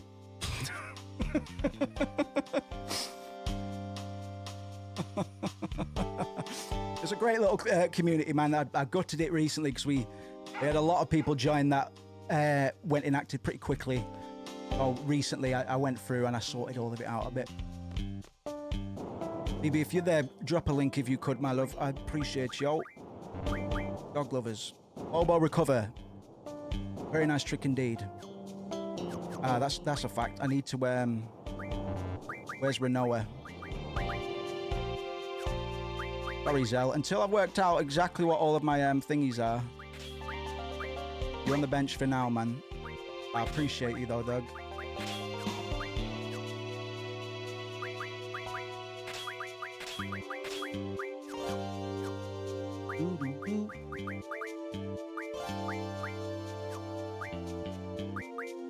Hold the phone. I need to do my magic, bro. Oh, you've got no magic, girl. Sorry about that. Thank you very much, Auntie. Kind of you, bro. Tell him that even though all of this shit is 3 to 10 years ago, there is stuff coming, bro. We're out here. Thank you very much, Jeffy, as well, my man. Naughty Magazine? I can't sell naughty magazines to underage kids, but Zone is a regular here. I sell them to him sometimes. He was looking for a book called Girl Next Door. You should tell Zone if you ever find one. All right. Nah, I don't need to see the map, bro. All right. A little bit. Did I buy all the Pet Pal magazines? Oh, shit. I've already... Fucking hell, Moose. You're a sponge bath.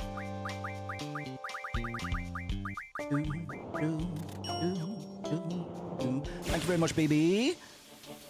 I'll be clearing up the Discord a bit as well, because some of the links go nowhere, and I think the role bot might be out of commission as well, so I'll assign roles to people as well. Appreciate you, Auntie. I've learnt my lesson from giving rough time scales, but don't worry. My focus really is carving up enough freedom to just double down on music for the most part. Even for the stream's sake, man, because I enjoy streaming, but it's going to be music and things like that that are going to bring people together, the right kind of people, you know.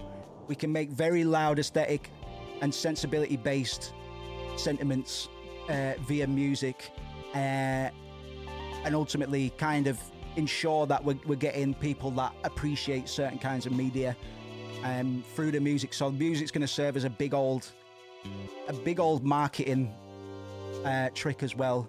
But at the same time, oh yeah, you have it already. Oh, okay. But we're not selling out by any means, man. Whoosh. Making me blush. Red boy. We need to get Renoa some magic, bro.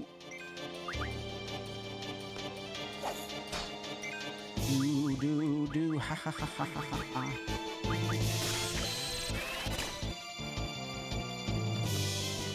Gacho.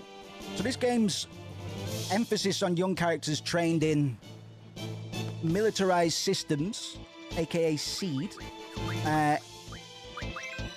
reflects a lot of societal concerns about the pressures placed on adolescents to succeed in rigid competitive environments. We are treating this very much as an analog for the salaryman trajectory, which is still a bit of an issue in Japan. Just its crunch culture, oppressive nature of Japanese life, which unfortunately hasn't changed too much since this game came out. In Final Fantasy VII, we were talking a lot about the lost decades. Decades, man. Decades? Decade. It's decade. No, it's decade. Fucking hell, Moose. The lost decades in Japan, which came after the economic bubble burst in 1989. It was originally just a lost decade. Oh my god, fuck it. Got a blizzard. Ooh, bitch. Give that to Renoa. Alright. Do any dirty magazines in here? A lot of magazines here. Oh, there's one of them in there somewhere. I've got to search all of those. Yeah, the lost decades are still going on in Japan at the moment. Just a lot of economic hardship.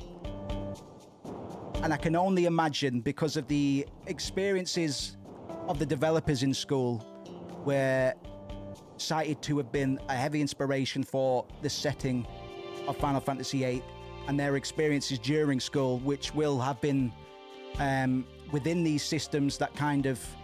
We just want to look around. She's nice. Receive girl next door. We did it.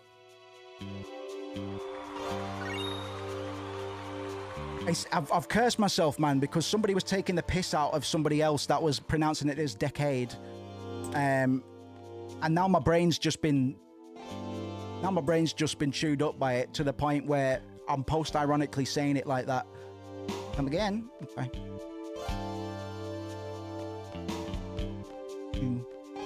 So all of this that we're playing through right now mirrors real-world debates, particularly in the 1990s Japan, about the educational system's impact on mental health and the rise of a generation perceived as disconnected from traditional values.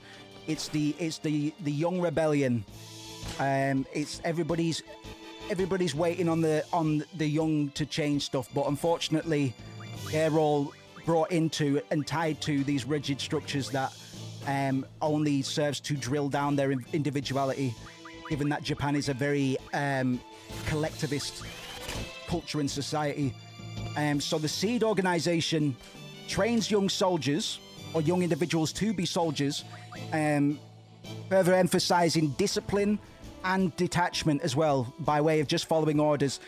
The institutional framework highlights the dehumanizing aspects or effects of systems that prioritize utility over individuality. It's not just Japan. We see this phenomenon in the West as well. But the critique of SEED mirrors concerns about Japan's education system and its bigger focuses on conformity and rote learning at the expense of emotional and social development. I've not gone into too much detail about it, but I have said that all of these characters are dealing with something. And at the moment, because we're quite early in the game, we're seeing the persona, we're seeing the mask. I'm a shapeshifter at Poe's Masquerade. All that kind of stuff, man. It's the shadow self. Somebody mentioned Young last time. Shouts out to whoever mentioned Young. I'm actually going to get more Young in my notes at some point, because so far my notes are pretty heavy on Nietzsche, because of course I've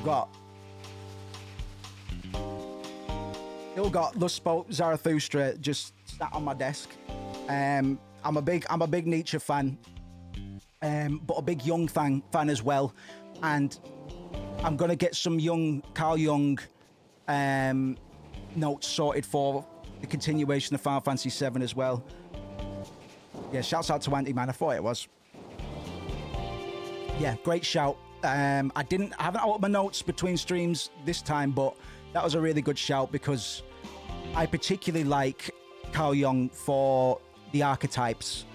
I'm a storyteller myself, and even if I don't always agree with his psychology, I love a lot of the fantastical nature of his analysis.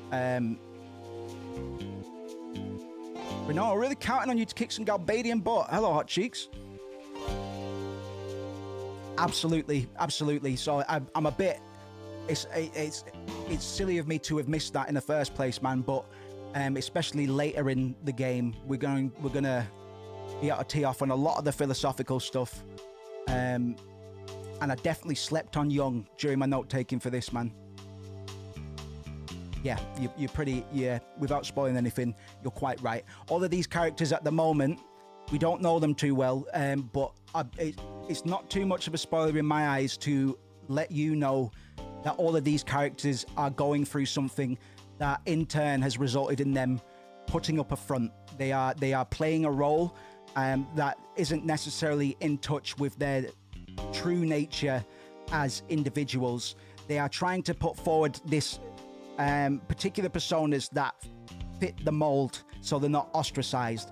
This is one of the issues that Quistis was having, and I was blabbing at the time, but in the first couple of cutscenes where immediately after the hospital section, Squall and Quistis are walking through the halls having a chat, and there are two students that pass them who turn around and giggle at Quistis.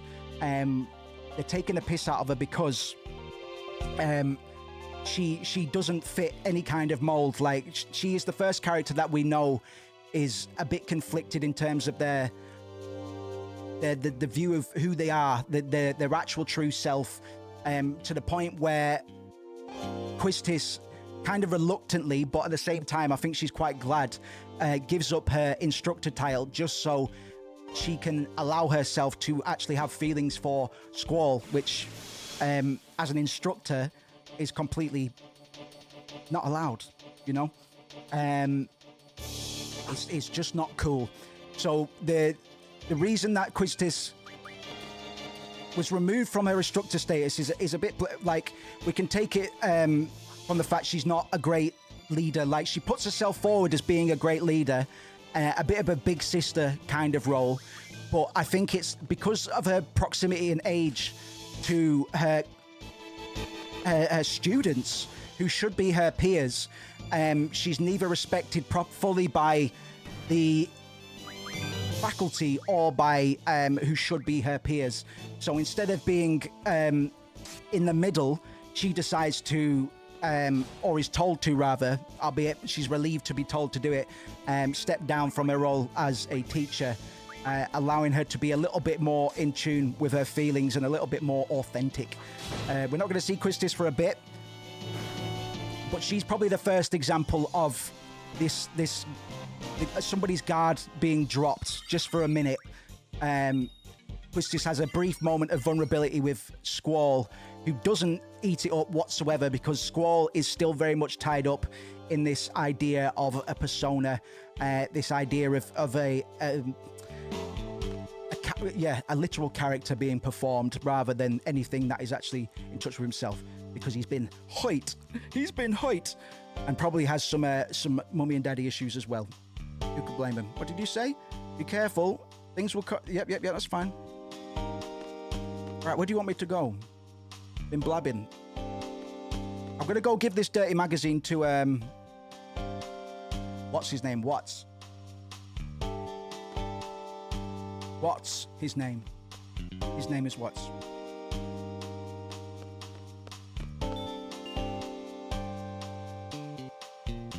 Oh man, I've got yak mouth.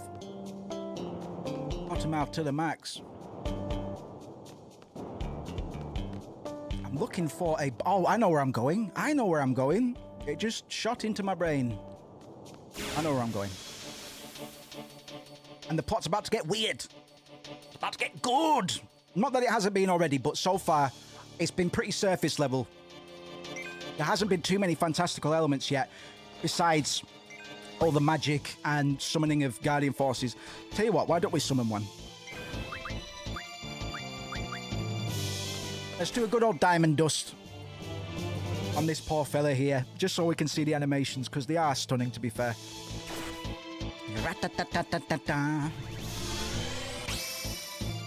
Right, one of the most iconic moves in Final Fantasy, really, Shiva's diamond dust.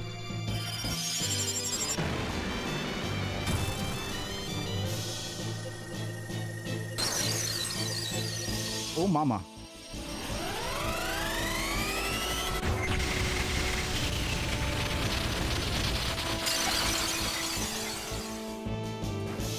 Beautiful. The Final Fantasy VII ones were already impressive, but this game goes so extra with its special effects.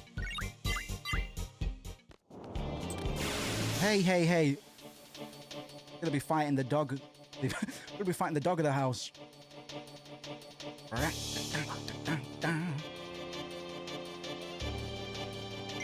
Oh, hold on. Where's my chocobo at? I can't remember I actually get the items from Chocobo World, to be honest. I'll remind myself at some point.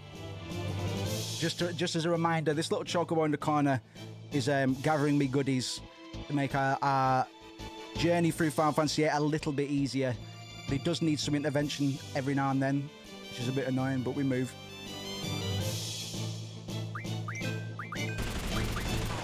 And I don't want to level up too much, because this is one of the... Well, I think it's the first Final Fantasy to feature level scaling, which is rarely a good thing in RPG game design, if you ask me. I think everything should be segregated into areas proportional to your progress in the game, and have the super hard stuff be right at the end, and optional, preferably. I think it's either 7 or 8 that has the Heaven and Hell Islands. That is one such case where a lot of the bigger beasties are kind of gatekept by the requirement of having the right vehicle to travel to those areas, which we're not going to get till later on. But this game does do very well with its vehicles. They are fully integrated, not only into the gameplay, but into the world itself.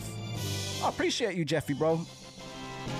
We'll make sure it gets a little bit... I'm going to trim and clean it up a bit this week, make sure that everybody's able to receive their roles correctly and stuff, because at the moment I think I have to assign some roles manually.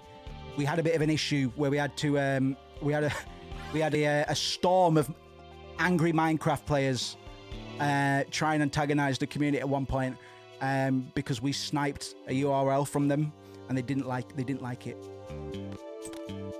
It was it's a very funny story. I'll tell in full again at one point.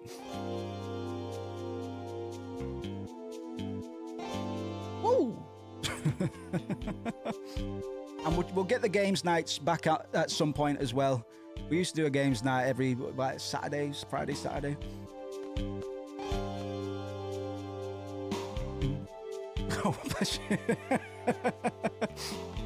Every wing will be everything. All the boys, all the little boys, all the little girls, put them in different fields until they're 60. Oh my God! Oh my God! Segregate her. This little boy tried to charge me for looking out his window. 1,000 gil, and his mum just came up and clobbered him. Fucking hell. You don't have to pay me. Back to the handstands. Go on, son. Wake the cat up, please. Okay. Please never take anything I say out of context. Anything. I've had some horrendous out of context moments, man. I can't wait to meet a great guy I can scream at and exchange blows with. Oh, Lord have mercy. Oh, maybe she likes screaming and punching. Yeah. Stealthy's still quite young. I think Stealthy's the youngest of the bunch at the moment. Yeah. Thank you, BB. We'll keep the Valheim server chugging for a while, especially if people want to use it, man. Me and BB are having a lot of fun on it. It would be nice to, once we size up a bit, get community service for other stuff as well. Absolutely. I'm all about that. I'm all about that smoke. It's nice to have a way to interact with people when I'm not yapping. Appreciate you, man. That's exactly the kind of attitude I want from you lot as well. No mercy, no remorse. Girl boss, absolutely. Blue boys. Squall, look out, blue boys.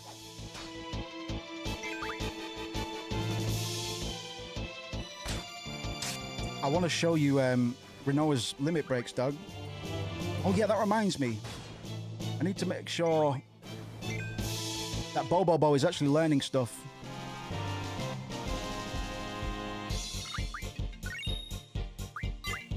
Need to make sure he's got... Oh, build card. Okay. We do have a Minecraft. It's offline at the moment, bro, but we can always put that puppy back up. Hold the fucking phone, man. There we go. Bobo, recover. We move. And let's actually config, because I've not done that yet. Oh, motherfucker. Yes! Yes!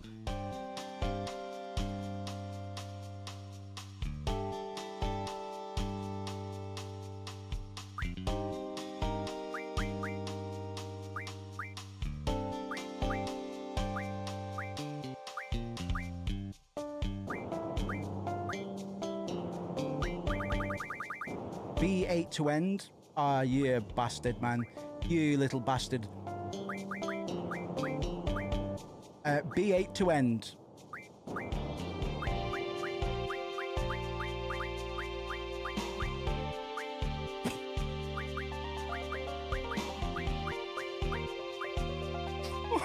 Oh no, made it worse. Oh no. I don't even know what button I pressed to get out. Right, start. Okay. Oh, dearie me. How did they fuck up this so badly, bro? So confirm, walk, cancel, X, where, all right, fuck it. Cursor memory, wait, scan, camera movement, whatever, battle speed, fast, battle message, fast, obviously. All right. I say maybe we start fresh. Maybe. But we were so ambitious, man. We all burnt out at roughly the same time. We got so ambitious, man. That was the most Minecraft, like, cognitive overload I think I've ever had. Building the things that I was building during that time. I came from Dollet to having a good time, and now trains are no longer running. Can't even stay in a hotel because of some stupid official. Harassed by Galbadian soldiers, had my precious card stolen. This hasn't been my day. Those jerks, they think they can use brute force to get anything they want. This town's a good example. Yeah, everything's jacked up because the resistance tried to kidnap the president. Thanks to them, the trains have stopped. There's Galbadian soldiers all over the place, all because of them. Don't think you understand. I'm the one suffering from their reckless actions. Stupid, boneheaded, good-for-nothing resistance. You could just kiss my dick. Oh, whoa, hey. You don't understand anything. The resistance is fighting for Timber's future, boy. They're all doing the best they can. It's the Galbadian soldiers and their leader who are at fault. Yeah, shouts out to Mr. Wifebeater over there. Hello. That drunk thinks that bitter ones are good and sweet ones are bad. Our drinks are all good quality. He should try them all, really. What should we do? Talk to him. Talk to me. Oh, jeez, now I'm getting dissed by some punk. Oh, no, give me another drink.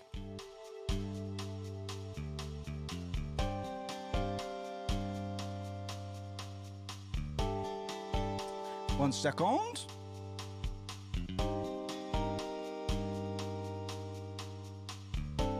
Just catching up to where I was on where I am on the guide. I need to go back to the Timber Maniacs building. I thought I did. What drink do you want, man? I'll get you a cracker, a Tantal, a Curio, Mimit, a Reagan, or a Silkiss. I'll get you a cracker. Hey, I may be no connoisseur, but I got my favorite. I want to drink some more of the thing I'm drinking right now. All right, I'll be back in a minute, man. I've got to go find a magazine. Yeah, Valheim's a vibe. I've been enjoying Valheim quite a lot, to be honest. It was one of those games that I bought it a couple of years ago, it feels like now. And I bought it for our friend Robber as well for his birthday a few years back. I swear there's a Timber... where is it, man? Oh, no, I got it. It was in the other room. But I never properly got into it until me and Baby picked it up recently. A good time. Right, we got that magazine. We got to pick up a bunch of magazines throughout this playthrough to give to people and stuff. Might be a little difficult. He's being pretty stubborn. This guy throws a fit when you try moving from that spot. Observe. Let's find out. Oh, this is good stuff. He's drinking from a bottle with a green label. He looks quite drunk, Harry.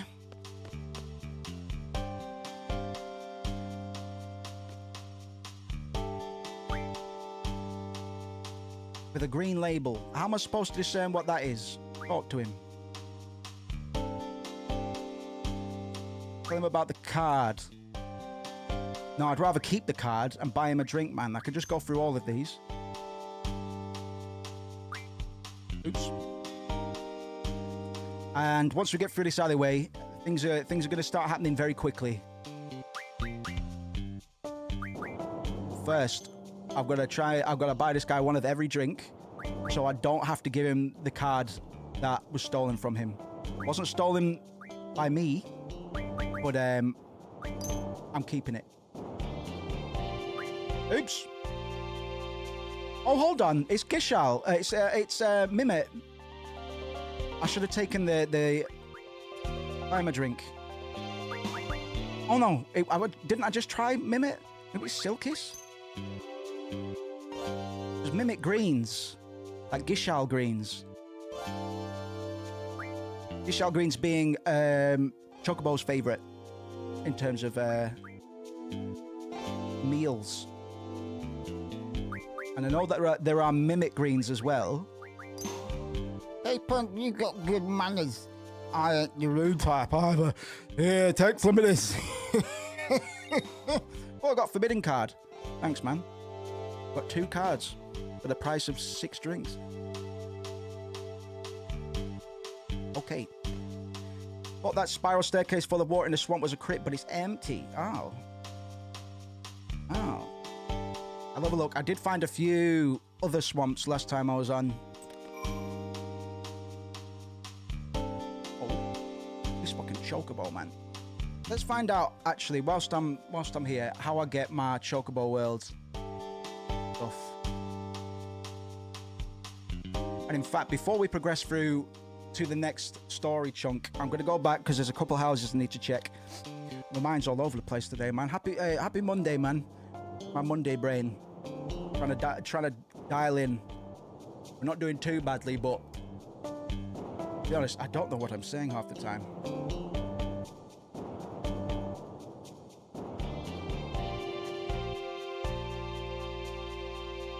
You have to go to the Chocobo World option in the save menu and send Boko. Okay. Okay.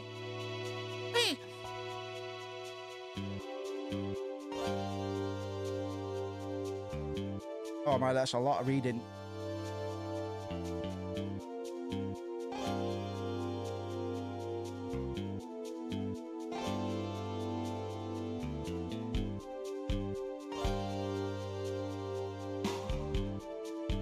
Oh Christ.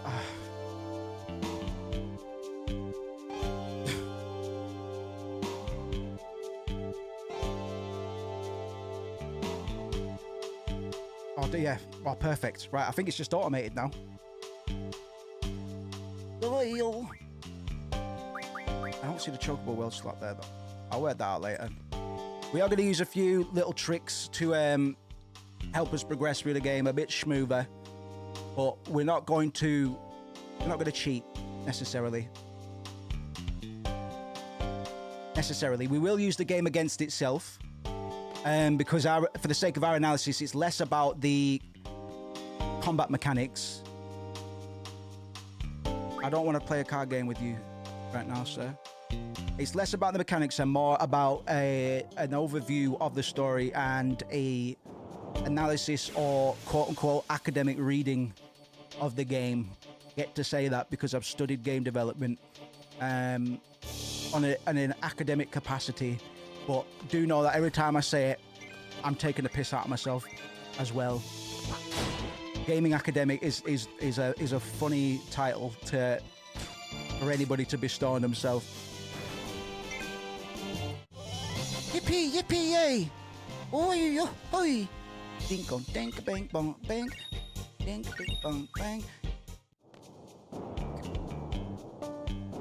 Right. Got a couple of houses to check out, and we're going to steal some of their belongings, I think.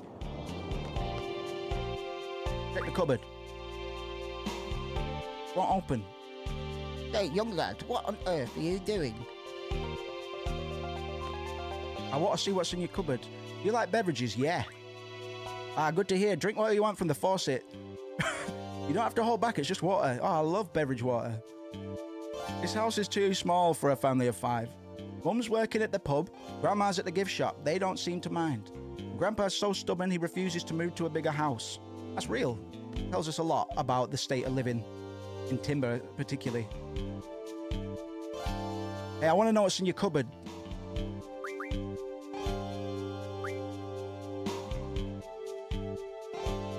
I have to come back later for the cupboard.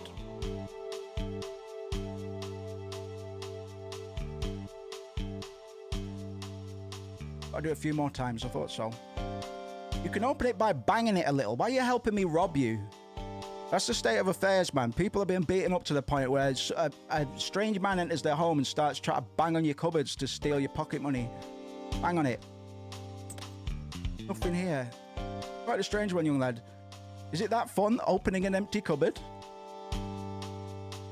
Psst, psst, Grandpa, I remember you hid something in there. Why are you doing this, man? Why are you letting me rob you? Look closer. It's hard to feel like the hero of the story at this point in the game, innit? That's my secret savings. Not a word spoken. We out. We out.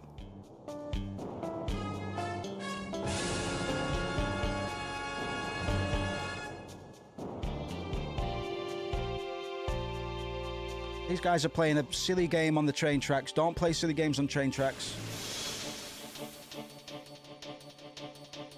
Unless you want to. Unless you're really good at it, I guess. If you're good at it, then it's fine.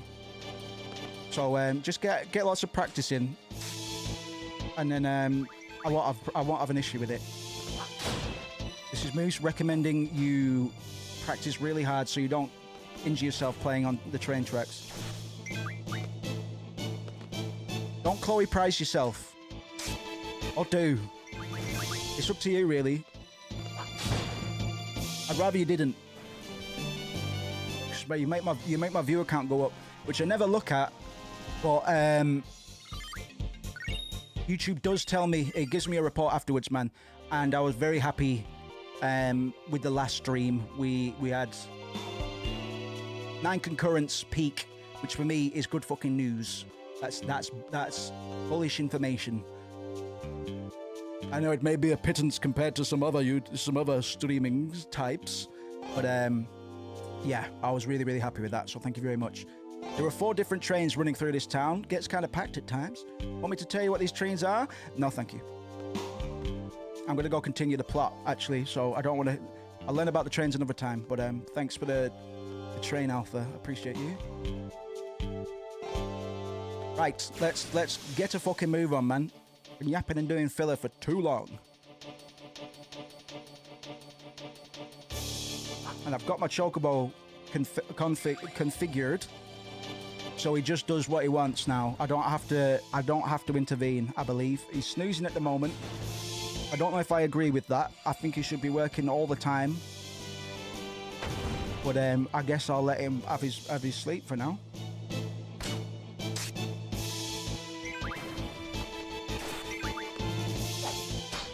I'm not a man to run away from random battles, but we're not going to be going out of our way to grind generally.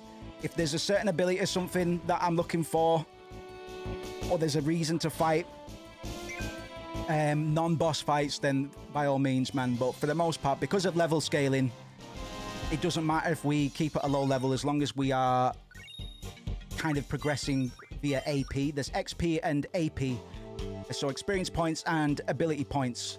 And ability points go towards my GF's learning and retention of particular abilities and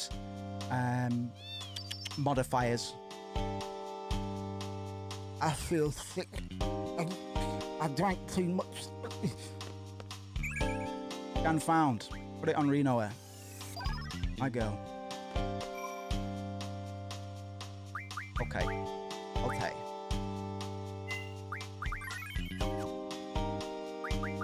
I still need to find where the chocobo menu is, bro. Maybe he hasn't found me many items yet. I don't know. Look at all these cats. Looks like my cat, Mr. Thing. Pretty much what he does as well. That's kind of what he'd be doing as well. Okay. All right. Lock in. It's gonna get freaky. It'll get freaky business. So, before we go any further, this screen here, because we're not playing the HD remaster, I need to actually timber, because this is a very interesting foreshadowing bit of text, man. I can't tell you too much about it, but I'm going to tell you what it says.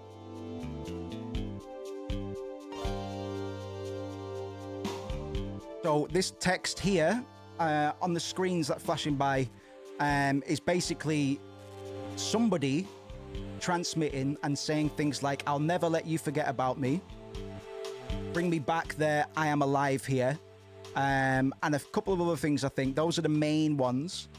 But yeah, bring me back there. I am alive here.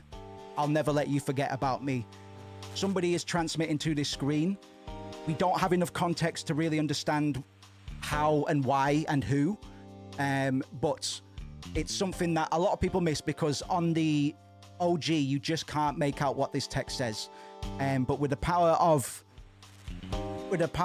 25 years later, we know that it's not just a jumbled mess of letters. It is a character or somebody in the universe making borderline threats. I guess that's kind of safe to say that it is with a there's a little bit of hate in those words. Hey, an outdoor TV. Let's get some liquid. This is creepy. What is it?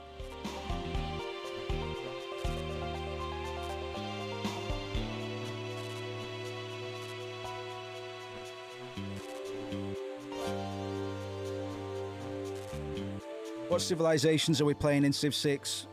I can't remember who I used to enjoy the most, man. Well, I enjoy Cleopatra, obviously, but I never really played Cleopatra. This noise is broadcast over most of the frequencies. Something has to be done about this before they can broadcast it over the air. Right on.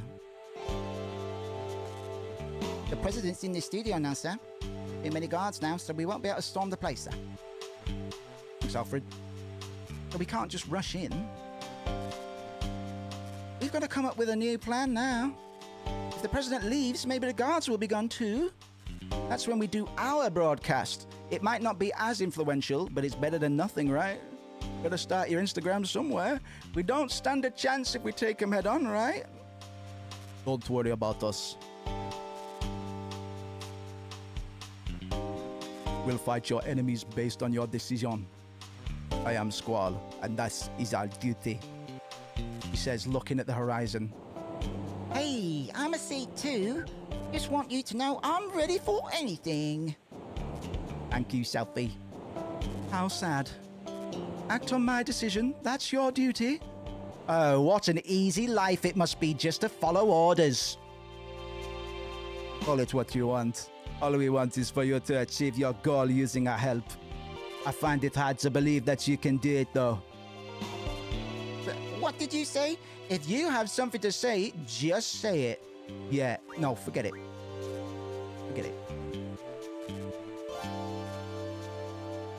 Oh yeah, he is pretty busted. You're right there. I really can't remember who he used to play, man.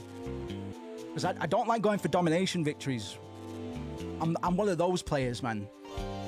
I usually go for anything but domination. I'm a pacifist, bro. Tell me. This is an order from your client. No, I'm not going to tear you down, man. How serious are you, really? The three of you plopped down on the floor to discuss strategy. On top of that, you can't make a decision without our input, right? How do you think we feel working for such an organization, yeah, bitch, you? You're being a little too hard. But yeah, we'll leave it at that. Let up on the girl, man. Squall's kind of right. Renoa's and the Timber Rebellion is a bit ambitious, to say the least. So while Squall is being a bit harsh here, it's not a stretch to say that Renoa is a bit of an idealist and not much of a pragmatist.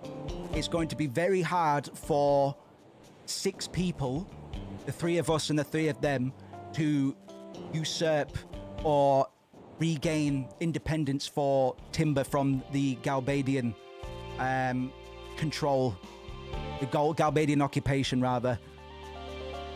Maybe this was all a big mistake. I thought everything would work out fine once C came to help us. See you later, asshole. But I guess it's not that easy. You were all hired. It's not like you're one of us. Let's see. We'll cancel the plan and we'll disperse for now. Bitch, you know, I've been putting in work. We don't stand a chance if we take him head on, right? So you guys probably think this is all a game to us, but it's not. We're serious. So serious it hurts.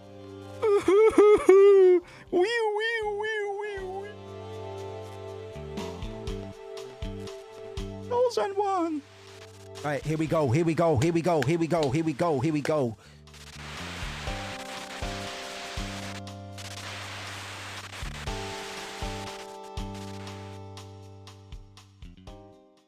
Game's going to go from naught to fruity in a few seconds. Who's this? It's President Donald Trump. Oh, people of the world, can you see me? Can you help me? Okay. Oh, this is incredible. Ladies and gentlemen, this is not a recording. This is an actual broadcast over the air. Yes, it's been 17 years since a live broadcast has been possible. So do you remember during the mission in Dolet, where we were called upon to go and assist in the conflict against the Galbadians there? The Galbadians were there to primarily take control of the satellite tower, which we understand now as being a requirement in order to do these kinds of live broadcasts. They didn't have Wi-Fi and all that jazz. But we can also posit that the reason that we were getting those ominous words on the screen before the broadcast went live is something to do with that satellite as well. I can't go into details on that message too much, man, but that's setting something that's going to come into play way later on, by which time we've probably already forgotten about those words on the screen. Still, it's definitely worth pointing out because, as I say, 80 to 90% of people that have played Final Fantasy VIII will have missed that, and it's not their fault. It's just the graphical fidelity of the time. I think the only version where you can read that text, other than modding the Steam version to death, maybe on the remaster. Then again, it might just be on the modding side of things. I'm not too sure. Oh, please excuse me. I seem to have lost my composure. We would like to present to you today a message from the lifelong president of Galbadia, Vinza Daling. Ladies and gentlemen, President Daling. Where's the clap?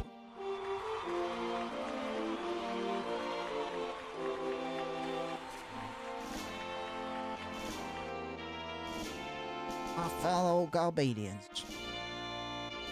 Greetings, I am Vincer Daling, lifelong president of Galbadia. Today I stand before you to make the following proposition. We, the people of this world, have the power to end all wars. DC, it's a peace proposal to the world. I knew it. Unfortunately, there are some trifling problems standing between Galbadia and other nations, and they must be resolved. I plan to convene with other nations' leaders immediately to resolve these problems. At this time, allow me to introduce the ambassador who will be my representative for the conference. Man, this is all this just to introduce an ambassador? Woo, woo, woo. The ambassador is the sorceress. The sorceress? Uh-oh. Whoa, it's Cypher in the place. Doing a terrorism. What's he doing? Instructor Christus is here. Stay back. Wow, what are we gonna do?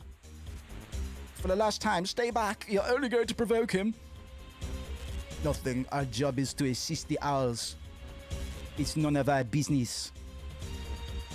Timber Team, are you watching? Get over here right now.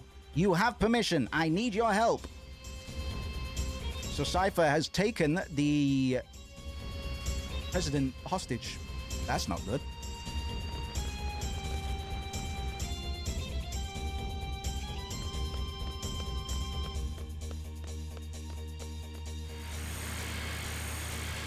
Yeah, stuff steps. We're going to go up a gear in terms of plot progressions now, and it's going to get a little bit more fantastical, certainly.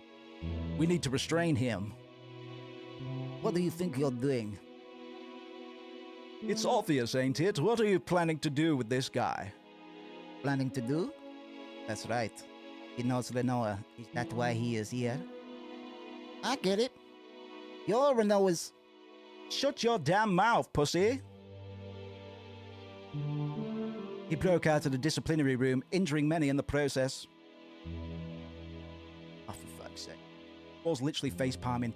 You stupid dickhead! Del, please, be quiet. Instructor, I know. You're gonna take this stupid idiot back to Garden, right? Shut up, no! Shut up your face.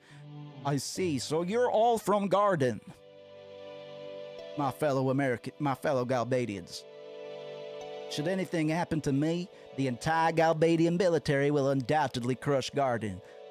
You can let go of me now. Nice going, pussy. You and your stupid big mouth. Yeah, true. Zell just implicated Garden in this mess. Whoops. Yeah, just by mentioning it, I think we're still broadcasting, so now Balam Garden have been directly implicated in this quite serious hostage-taking scenario. Take care of the mess, instructor and Mr. Leader.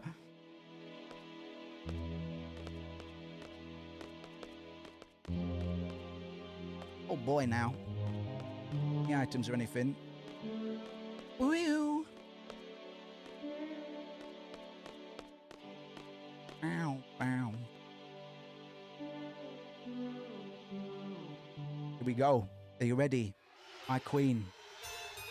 Oh, poor boy. Stay away from me. Stay away from me. Such a confused little boy. Are you going to step forward, retreat? You have to decide, darling. Stay back. Come now, pretty. Stop being a silly boss. The boy in you is telling you to come. The adult... The boy in you is telling you to come. The adult in you is telling you to back off. Interesting. I really like this line, actually. If we're being mature about it, the boy in you is telling you to come with me. The adult in you is telling you to back off. What do you think Cypher is going to adhere to? The boy in him or the adult in him? Not in him physically. As in the... Yeah. Where do you think his compulsions lie right now? Do you think Cypher is more of a boy or a grown-up man? This is a very telling line, especially with what we've been saying regarding Liberi Fatali. I'm just going to pull up the lyrics again for the theme song for the game, which is mostly in Latin. Just as a bit of a reminder, because there's a lot of chat in this game and in those lyrics about having to grow up and step out of childhood and adolescence and into the role that the world requires from you. So some of the lyrics go, wake from your sleep, my children, the childhood years have gone. Wake from your sleep, fated children, your rest is gone. Arise, search, discover the true garden, the garden of vernal truth, fiery truth. Burn the evil of the world, fiery truth. Light the darkness of the world. Prevail, children, in the fated days. And then the rest of that song, as we covered last time, is in it's in faux Latin. You can hear it here. Vifos lusec wekos vinosec, which is an anagram for succession of witches and love. We are now formally being introduced to the current presiding sorceress. I'll talk more about her when the game gives us a little bit more context, but succession of witches, we can assume to mean that she is part of this succession of witches. Well, I have the strangest craving for Long John Silver's. Gonna make a fast food fish and chips run. Good for you, man. Good for you. That sounds all right. Sounds all right now. Don't worry, man. We're here for... We're here for a while. 2.5 hours. Baby. I'll catch you up. You don't want help, dude. I'm going to resort to accents for some of the more exotic characters because there's only so many voices I can do and maintain. So Adir's going to take on this weird French Slavic accent. This weird pseudo-European accent. You want help, don't you? You want to be saved from this predicament. Shut up. Don't be ashamed to ask for help. Besides, you're only a little boy. I'm not. Stop calling me a boy. You don't want to be a boy anymore? I'm not a boy. I am not a boy. Come with me to a place of no return. Bid farewell to your childhood. See what I mean? Let's go through that again. Wake from your sleep, my children. The childhood years are gone. Wake from your sleep, fated children. Your rest is gone. Arise, search. And by arise, search, I assume it's to mean arise and search for your meaning. It's a very metaphorical song, but I absolutely love it. I really do like those lyrics. And again, we're getting this point drilled in more and more and more as we progress about these kids being somewhat forced into stepping into adult roles and responsibilities. In the context of Final Fantasy VIII, that means saving the world, probably. But you know, we can take that pursuit of saving the world as a bit of an allegory or a metaphor for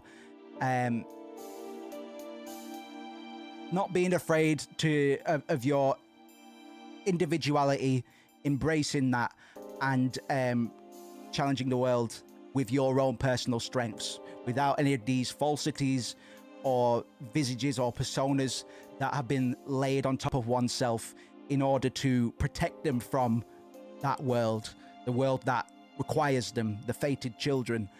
Hey guys.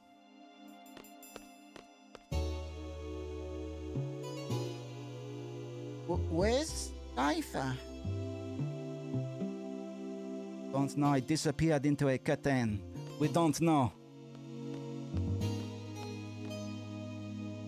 My name is Squall, but I prefer you call me Jacques. You'll be okay, right?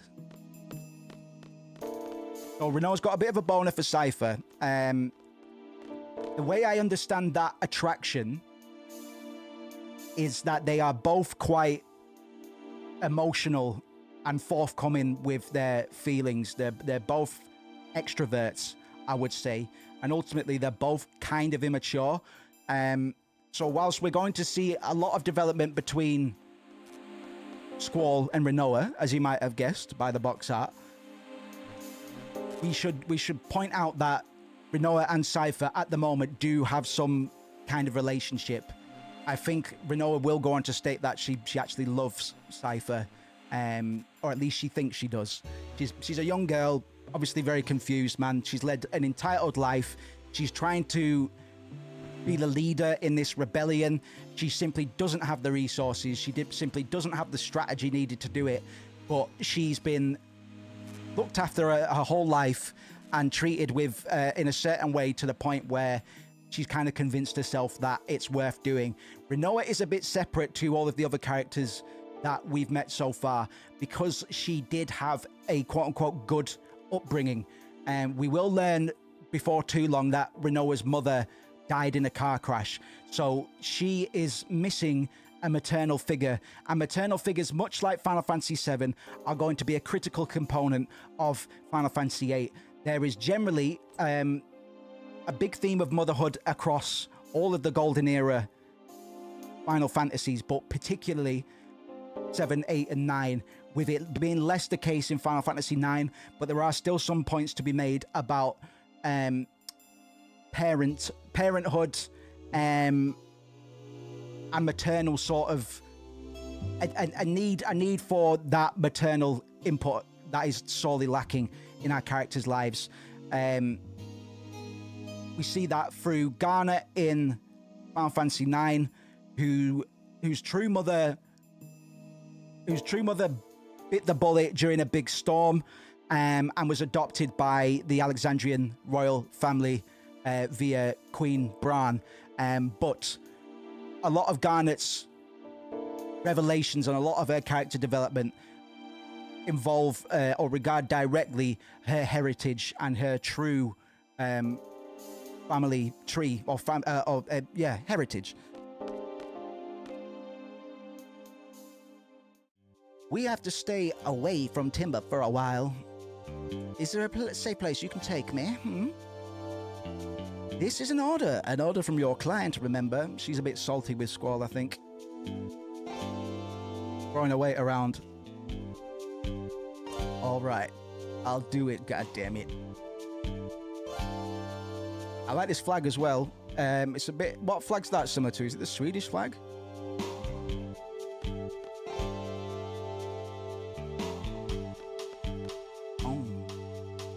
Right, so some fantastical business is finally starting to occur. Cypher, for some reason, stormed that television broadcast, took the President Vince Daling hostage, and then was approached by a yet unnamed sorceress. Renoa, I heard your base is in serious trouble. Come over to my place until things settle down. I appreciate it, thank you. Thanks, honey chops, kisses. What are you waiting for, Squirrel? Come on. Sorry, Quistis, I've not got a voice. I'm failing these ladies on the voice front. I do apologise. I think I think unnamed sorceress has a good voice that we can stick with, that I'll be able to remember, quote unquote good.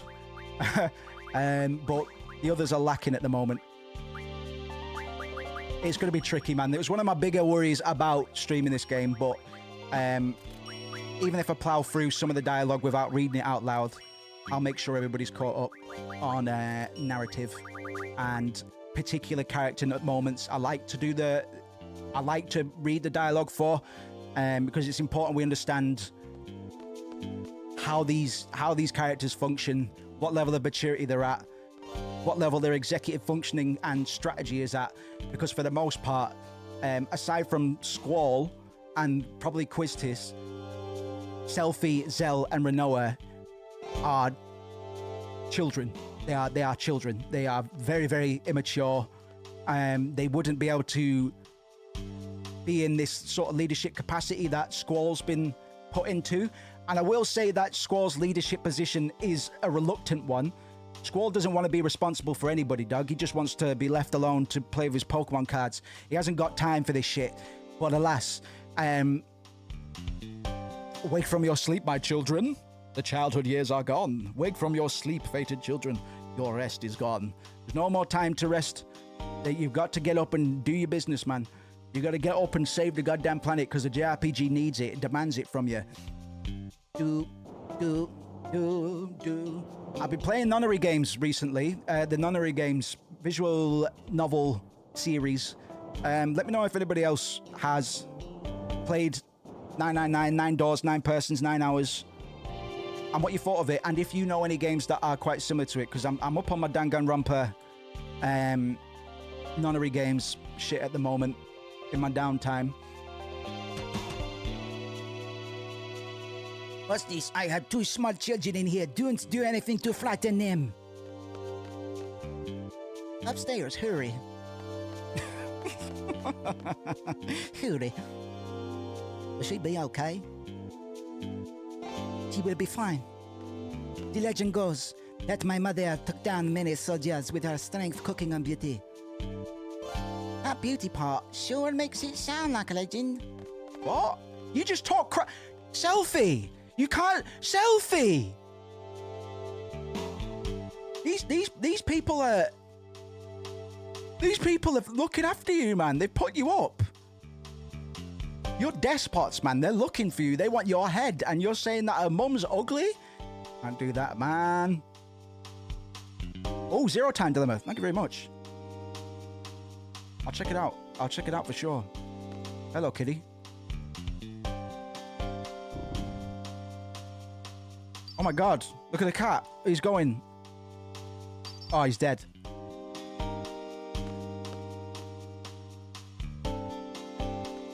We're just hiding out. We very quickly become desperados, man. We are wanted people. Purely because Zell had a bit of a Freudian slip. Well, not even a Freudian slip, man. He's just not that bright. So he's implicated. Excuse me. That's my bolognese. He implicated Garden. He didn't mean to. It's hard to be angry at him for it. But alas, now Balam Garden, our military school, has been directly implicated in the hostage taking of Vinza De Ling, the president of Galbadia. They might end up fighting fighting.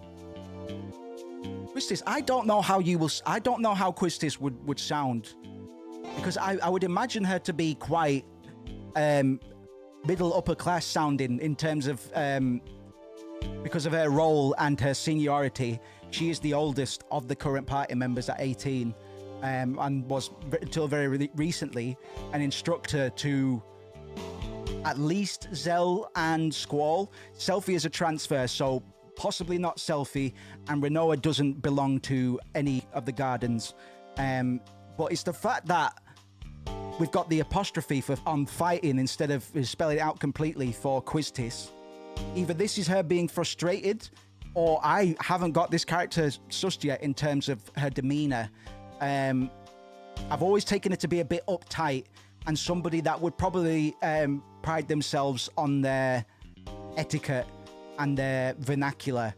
Probably somebody that corrects typos in YouTube comments. Interesting. They might end up fighting the whole Galbadian force. And all they dispatch are 3 rookie seed members? Damn it, I'm going to Timber. I never would have guessed he was serious about it. That guy's always serious. You should know that by now. Very quizzy. What's going to happen to Cypher? I thought you'd know that. He may already be dead. How can you be so casual? I feel sorry for him. Feel sorry? Yes, Cypher would hate to hear that. What's so funny? You're terrible. So why do you think Cypher may already be dead? Because he took a fucking president hostage. The president of Galbadia and the sorceress joined forces. Cypher attacked the president. It's no surprise that Cypher may have been killed because of it. Even so, I still hope he's alive. Think what you want, man. Fuck off. Reality isn't so kind. Everything doesn't work out the way you want it to. That's why. As long as you don't get your hopes up, you can take anything. You feel less pain. Ding it, Squall. As long as you don't get your hopes up, you can take anything. You feel less pain. This perfectly illustrates Squall's fear of abandonment, his fear of attachment, and his fear of commitment, and ultimately his fear of responsibility, I guess. Interesting, because this completely talks about his existential agency in one sentence. So it needs pointing out, but as we said before, Squall's emotional detachment and fear of connection can easily be interpreted as a rejection of existential responsibility, or aka a refusal to engage with others or confront his role in shaping his own future, let alone the future of the planet. His eventual acceptance of love and leadership mirrors the existential concept of creating meaning in a chaotic, indifferent universe, which is where we begin to see Nietzschean nihilistic themes start to come. No, not even nihilistic. I would say absurdist. Albert Camus, his idea that yes, life is absurd, so fucking why care about it that much? The reason that I probably said nihilism first is because Squall is dressed in black and white, and he is often depicted by the media and fan base as being a quote-unquote emo. I don't really regard him as an emo. I just regard him as being a moody, traumatized teenager. I think that's a much fairer assessment based on what we know about Squall already, let alone what we will learn about Squall. Anyway, whatever wish you have is none of my business. You're mean. Meanie? What's with her, man? I can't. This is it, man. Like, this is why I can't be bothered, bro. It's like, Squall, why don't you have a bird yet? It's like, I can't be fucking arsed, man. I just want to play with my Gunblade, man. I want to play with my Gunblade and my Pokemon cards. Play Dota. Is that so hard to understand? Sorry. But it does feel some humility. Not completely divorced from emotional reality, man. He does understand that he's kind of shitting all over Renoa's parade, but ultimately all Squall's doing right now is being a pragmatist. Quistis posed the question, what do you think's happened to Cypher? And given that Squall has taken the most powerful world leader hostage, you would assume that he would have been caught up with and probably executed by now. That's a pretty fair assessment to make. Despite that, because of Renoa's immaturity, she's come down on him like a pile of bricks, which isn't really fair on Squall either. They're both being immature here, I would argue. Squall is speaking without thinking about other people's feelings, and Renoa is continuing to be an idealist and not accept the gritty, brutal reality that is probably going to confront her and the party going forward. The Galbadian forces are withdrawing. Only the soldiers normally stationed here will stick around. If you're going to leave town, now's your chance. You know how persistent these soldiers can be. By the way, Selfie called you ugly. I don't stand for that, but you might want to have a word with her about it, man. Bold, bold, bold. Right, I'm just scrolling ahead in the guide a little bit.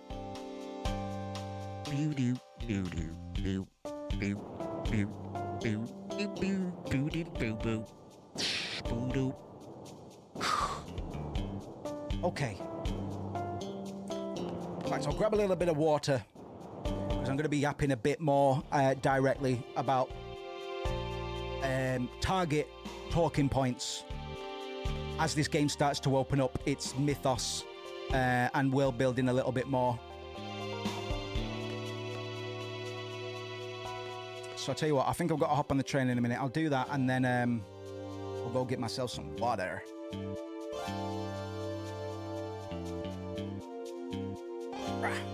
What's your plan? Well, goddamn, I think I'm gonna go fishing. Squall, any thoughts on where to go? We have to get out of here first. Wish I had a reverb hotkey for his inner monologue moments. That up. Yes, I can, but not on stream, Moose. Not on stream. Getting out of here is only the first step. Hello, Mr. Feng. Hello. Mike. Mike.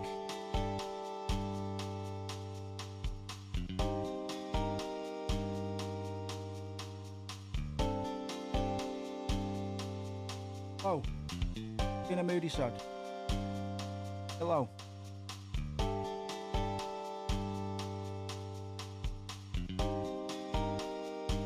And you've got so much hair all over that mic and you never even use it, man. Can't believe I paid 300 quid to get you a mic, and I got my cat a professional recording microphone. Use it. Not really explicitly for him. I just had the opportunity to buy another one of these, and I did. It would have been nice though, because he can have chats. He can have chats, but he doesn't like me being in here because he's an arsebag. In the event that returning to the assigned garden is not possible, report to the nearest garden, which would be the Galbadia garden, funnily enough. We could take the train from here and get off at a station called East Academy. From there, we would have to go through the forest west of the station to get to Galbadia garden. I've been there several times. We should be okay. Okay then. We'll escape from Timber and head to Galbadia garden. The party will be low caps only. So who's the lowest? I'm kind of happy with this setup, to be honest.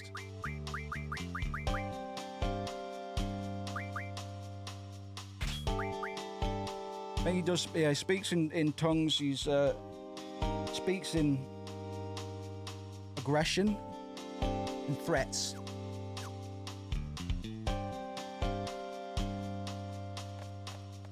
Mr. Feng. That name again is Mr. Feng. Right, so let's make sure everybody's all junctions. And make sure we're learning good abilities. All of the hard mod, bitch. Hot dogs are right. Bradford. The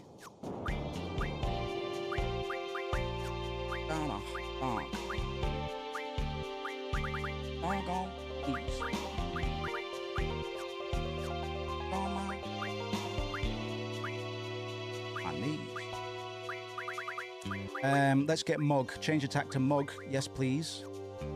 I really like the GF ability system, man. I think that is a very cool way to give a little bit more weight to your summons, and they already have a lot more plot involvement than they do in 7, certainly, being things that are augmented to each of the party members' consciousness, which does have some side effects we'll learn more about.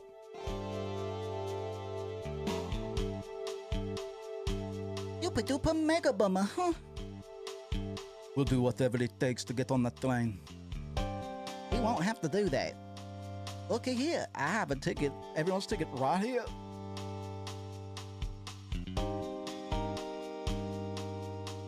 One for you. 3 for you seat people. Here, I'll give them to the leader. And the last one is for me.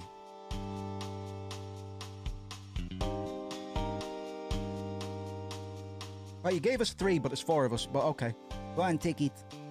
I can't take that, it's yours. Ouch. Ouch. Ouch, my stomach hurts. I'm gonna cack my pants, man. I'm gonna caca. Ouch, just get going. The train's leaving. Cacky, cacky.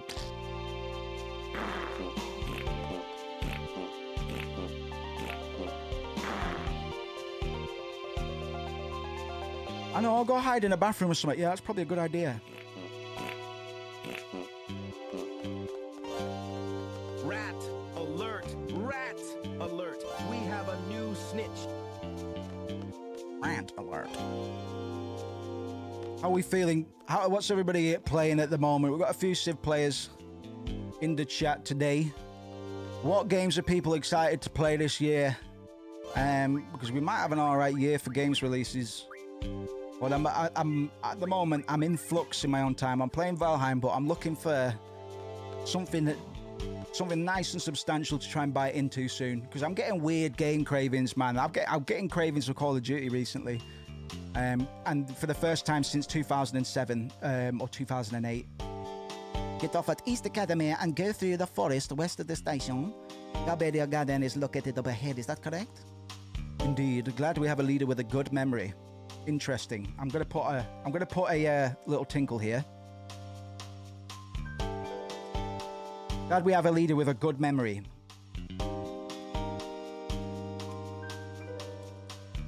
I don't want that to invoke what you're probably thinking. Don't take that as a red flag for the plot. But we're going to be talking about time, memories, relationship, dynamics, and generational through lines as well, in terms of all sorts of things. When this game was originally planned, if you remember the Laguna sequence before, originally about 50% of the game was going to be Squall's party and chronology. So they would be in the quote-unquote present moment, and the other 50% would follow Laguna in the past. And I can say without spoiling anything that those events, we don't know if they've actually occurred. They could still be dreams. We don't actually know. Originally, it was going to be 50-50. Now I think it's about 90-10. So 90% Squall and the party, and 10, maybe 15%. Nah, I'm going to stick at 10 actually. Probably about 10% Laguna, which doesn't really damage the overall message and narrative structure that much, to be honest. For what it's worth, I think we get enough Laguna in this game. I think we get probably the perfect amount. We haven't spoken too much about Laguna yet. We don't really know anything about the nature of those quote-unquote dream sequences. The characters don't either. So I'm going to keep my lips shut on that for now.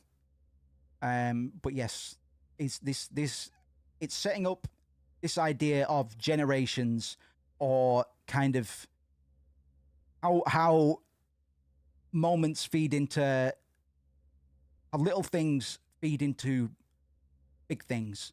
Kind of a butterfly effect, but not Ashton Kutcher, butterfly effect. It's a lot more subtle, and there isn't any time travel per se. But in terms of eternal recurrence, a Nietzschean concept that we're going to get into later, the game does dabble pretty heavily in concepts in the idea of time as a malleable narrative device, which is tricky. I've always said there's three things that can ruin stories quicker than anything else. It'd be time travel, multiverses, and clones. You can do really interesting things with all three of these, but they can also all be used as cop-outs, complete cop-outs. Notice how I left amnesia out of there, because a lot of people think that the trope of characters, the protagonist having amnesia, is inherently bad because it cheapens it. That's the opinion some people hold. I don't at all, really. I think it's got its place, and when done well, it's really good. But ultimately, amnesia plot lines are a lot easier to do than time travel, multiverses, or clones by a long fucking way. The minute you introduce any of those three things, a lot of the time your plot will completely just collapse under its own weight. If you want decent time travel media, I beg you watch Steins Gate. I beg you watch Source Code. And nah, not Looper. I don't really fuck with Looper anymore. I beg you watch Steins Gate. Steins Gate does time travel about as well as you can do it, I think. And anybody that's watched it will probably back me up on that. I haven't ever spoken to anybody that's seen Steins Gate that has a negative impression of it. They do time travel very fucking well. This train, bound for East Academy, will depart shortly.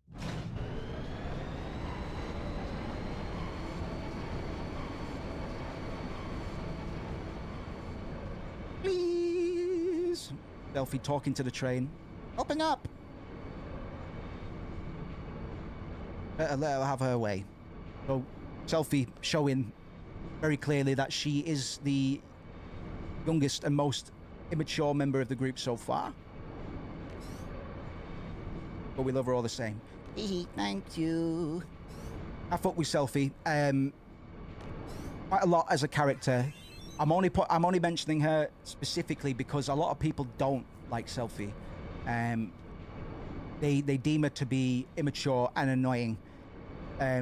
People who think this are missing the point entirely. We've been talking non-stop about these characters all kind of having a outward persona that they present to other people that masks their true insecurities. And Selfie's upbeat, I think, quote unquote immature, childish, her childish or younger demeanor serves as a bit of a crash mat for her insecurities, because while she presents herself to be very bubbly, upbeat and approachable, she's got her issues as well.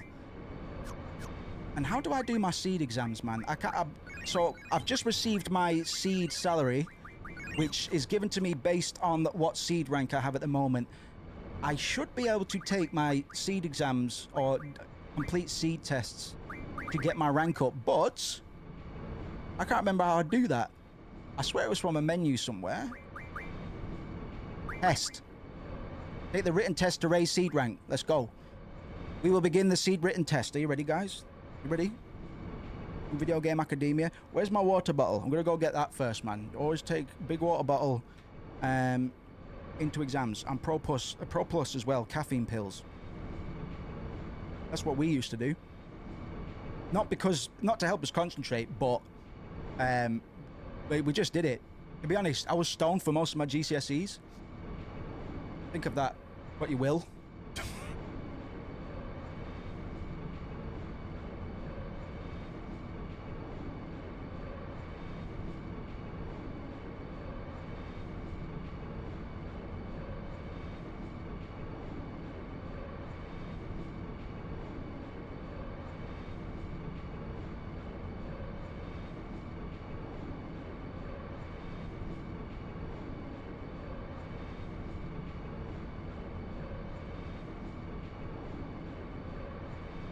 Got my GCSEs. Right, let's take the test, bro. The draw command extracts magic from enemies. Yes. GF stands for Guardian Fighter. No, Guardian Force. There are a total of 8 elemental attributes. Ah.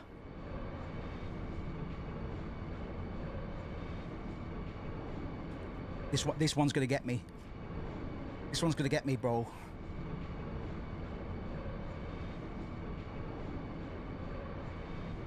No. Yes.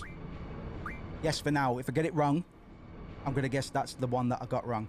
In a battle, a higher strength stat causes more physical damage. Yes. HPJ is a junction ability. That's a very weirdly worded question, but yes.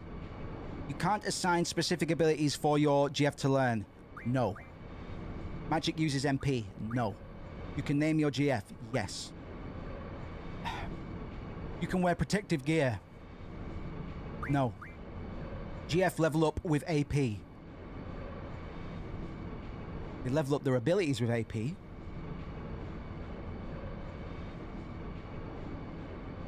But I don't know about their actual level. Yes? 90. So I missed one. I'm gonna guess it was the elemental one. So, draw command, yes. Guardian Fighter, no. 8 elements, no. Yes. Yes. No. No. Yes. No. Yes. Oh, bitch! You can rename your GF whatever you want. She might not like it, but nobody can stop you from naming anything.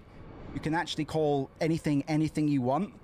As long as it makes sense to you, doesn't really matter what anybody else thinks.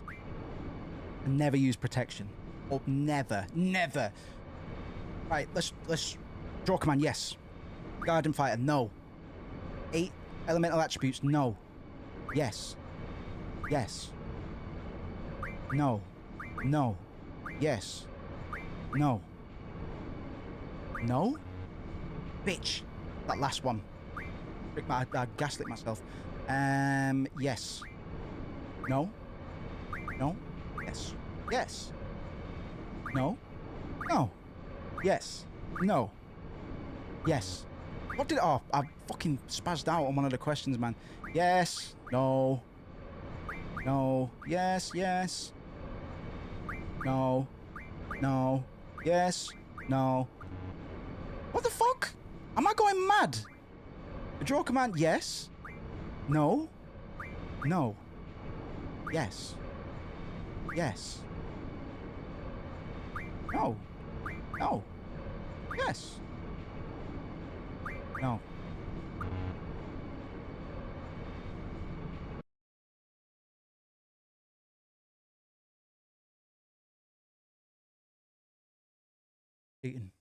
Cheating on this. They get a lot harder as well, man. They get a lot harder, but for the sake of argument, I want to know what I'm getting wrong, man. Name your GF, man. You can absolutely. I've not named any of my GFs yet, actually, but we can do. We did rename Renoa's dog Bobobo from Angelo, but it's still got the same. You can still rhyme. You can rhyme Angelo with Bobobo. I wouldn't, because I'm only truly interested in multi-syllabics. But if sometimes mono rhymes are more effective. At some point we can do some songwriting and music production on stream, because we've done some songwriting workshops in the past and they've always generally turned out pretty well. But yes, I think I'll probably gatekeep that a bit and just keep it for yeah, I'll sort that out. That might be a fun thing to do. So question 1 is a yes. That's a no. There are 8 elemental attributes. Yes, yes, yes. No, no. Yes, no, no. Oh, cool. All right, okay. I go. All right. Level 2 test. You can raise your vitality by junctioning magic. Yes. Squall's weapon is the gauntlet. No. You can stock drawn magic. Yeah. Any action taken while poison causes damage. There is no damage if you take no action. Yes. Being hit by a physical attack removes confuse. Yes. Squall's limit break is Kenzo Kuken. No, it's Renzo Kuken. To junction magic, you need a matching junction ability for the stat you want to junction. Yes. Up signifies junction ability. No. The 8 elements are fire, ice, thunder, poison, earth, sorcery. No. There is a limit to how much magic you can draw from monsters. No. Ooh, 90, bitch. 90. Right. You can raise your vitality by junctioning magic. Yes. No. Yes. Yes. Yes. No. Yes. Yes? No. No. Puggies. It will stop me. You have to be a certain level, I think, before you can continue doing the tests. I'm just going to do as much as I can now to make myself look very, very clever. But really, I'm just doing it for money, which is really the only reason we go to school at all, is so that we can eventually make paper. We can also drop out of school to make money. And money is ultimately more important than education, because with money you can buy schools, buy your own school, and then you can become and you can buy the best teachers. Oh, you can actually pay teachers a wage and find teachers that aren't redundant and self-serving, because nobody does algebra after school. So any math teacher feeling good about themselves or bestowing the art of algebra on a class is lying to themselves. And if that's what they need to get through, if you're a maths teacher teaching algebra, I'm looking out for you, champ. You should be paid more, because it's a fruitless endeavor. Nobody's going to use that shit. Algebra? I haven't used algebra since 2008, dog. Sort that webcam out. Sorry, I'm being deliberately mean. I've got a lot of hate for Western education systems, but that's a topic for another day. Maybe we can extrapolate that into great parallels about Western schools and stuff. Well, that'll probably be quite easy to do, but I don't want to force it. Like I say, the way that I'm just going to restart my camera. The way that I do these kind of readings is by considering where the game was made, and the society that the society, cultures, and traditions of the developers making it. So there probably are some Western parallels to be made as well, but I haven't been looking for those. And whilst I'll keep some part of my brain online, ready to, if one jumps out at me, we'll discuss it. But my point is, I don't really think we will do. There's no reason that we should get much Western culture in here other than through the lens of the Japanese developers, who, for all intents and purposes, were raised in a society that is a bit don't really like the West too much, because the West has done all they can to castrate Japan for eons now. First we forced trade, and then the rest. Not to say that Japan have always been innocent either, man. War is a nasty business. Well, we're not here to talk about deep, dark, horrible reality things, except for where it's prudent, i.e. our connection between Shinra, Genova, Sephiroth, to colonialism, capitalism, and all that smoke. Let's keep on doing these tests and we'll carry on. Oops. They really buried this, man. I probably didn't find this in my first playthrough. Potions can restore a girlfriend's HP. No, sorry, babe. Magic can only be acquired by drawing from enemies. No. Selfish weapon is the nunchaku. Yes. You only need money to remodel your weapon. No. You need ingredients, reagents, materials. Whoever strikes the finishing blow in the battle receives the most XP. I think that's actually a yes. GF also have levels. The more pissed off your girlfriend is, the less she will talk to you. That's a weird question to appear in an exam, isn't it? Yes. Command ability. Yes. Each party member can have up to 5 character and party abilities. I think it's more than that later on. But now it is. Command abilities must be set to be used in battle. No. AP means action point. No. Oh, motherfucker. Right, let's go. Let's run that again. Yes. No. No. Yes. No. Yes. Yes. Yes.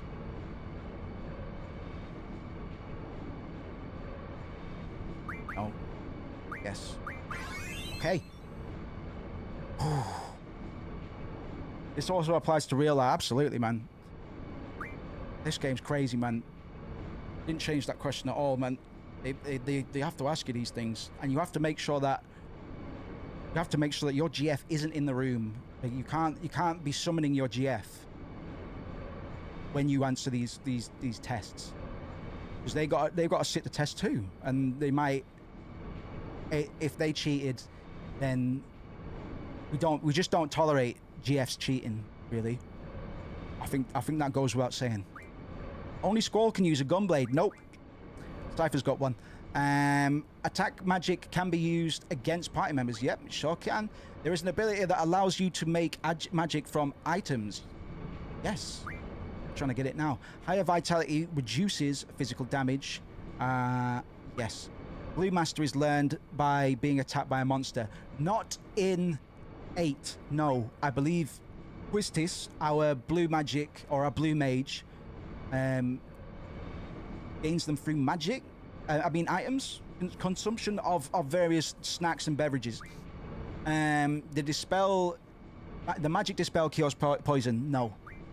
If you are KO'd with status change, but are revived after battle, the status change is removed. Yes. T-Rexor is a monster that lives in Balam Gardens Training Center. Yeah, we killed it. Squall's Gunblade causes more damage by pressing B7 at the right time.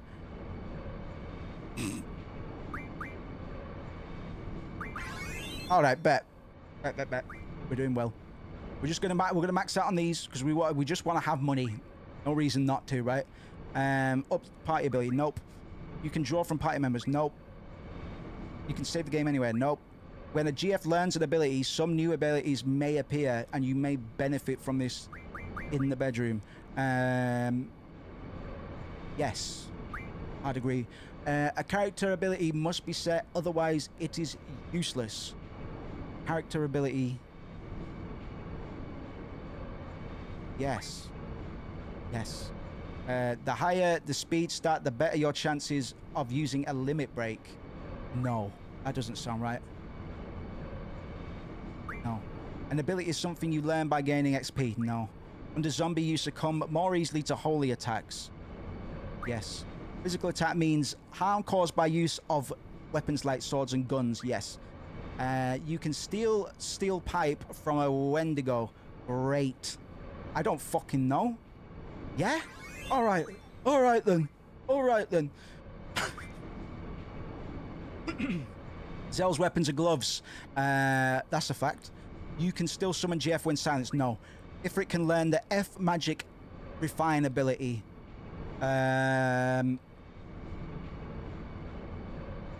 Yeah?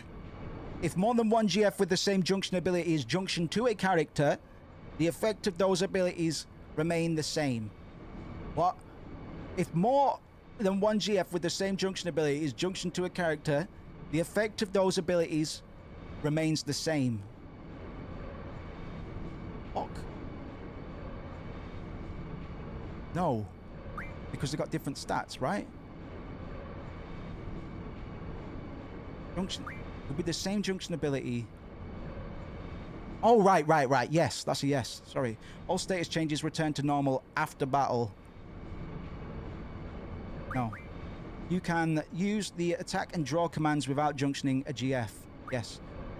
When you set Squall's Gunblade on auto, there is no need to press B6.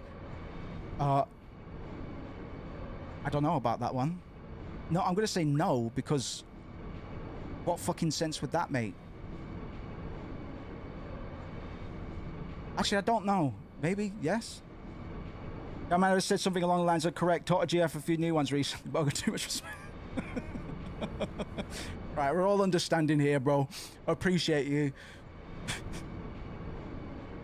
I will occasionally make the odd off-color joke, but do know that I'm a feminist, man, and I do love and respect women, and I do regard them equal human beings. But I will occasionally make the occasional off-color joke. Just know that I don't hate anybody or what they are or what they look like, because that's a waste of time and energy. When you set quote, there's no need to press B6 like a B. Yes. The mag stat determines the strength and effectiveness of magic. Yes. When using auto to junction, you can only choose from attack or defense. Nope. A Grat uses sleep attacks. Yeah. 90. Yeah, get all correct, nerd.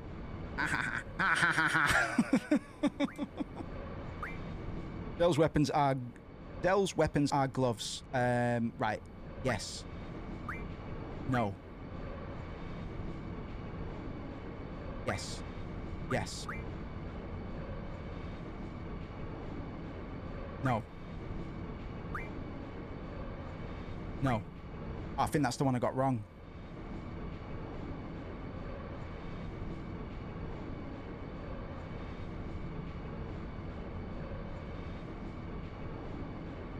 I don't know about this one. Is there anyone who uses the gunblade outside of Final Fantasy VIII? I have seen some camcorder footage of two teenagers, two lads fighting with a couple of and like DIY keyblades in a parking lot somewhere. So I'm gonna say at least two people, probably two people. Now the gunblade is regarded as hell. I think we can all agree it is a bit of a regarded idea for a weapon, but it's still stylistically really fucking cool. But it doesn't make sense. It doesn't really make sense. It's not really a gun. It doesn't fire things. No, not in real life. In fact, I'm just kidding. Cypher uses one. He's the only other known gunblade user. Gunblades, funnily enough, are said to be quite hard to use, and I can only imagine because they don't work. Like, it's a bit silly to use that over a normal sword because your wrist is going to get obliterated. Oh shit, what am I doing? Oh, I nearly got it right anyway. Fucking hell. Right, let's drill through this. We're on... Your test level is now 5. Will you take the level 6 test? Yes. Yes. No. Yes. Yes. No. No. Yes. Yes. No. Yes. Motherfucker. Level 7. Right, I'll stop in a minute, I swear. Evade indicates how well you can evade physical attacks. Higher either stat reduces hits from physical attacks. Yes. Using fire against enemies that absorb fire raises their HP. Yes. Squall's finishing blow is different depending on the type of gunblade he uses. Yes. By using F Magic Refine, you can refine 5 fires from 1 magic stone stone piece. Oh yes. Yes. Only 1 rare card exists in the whole world. What? What do you mean only 1 rare card? What the fuck do you mean?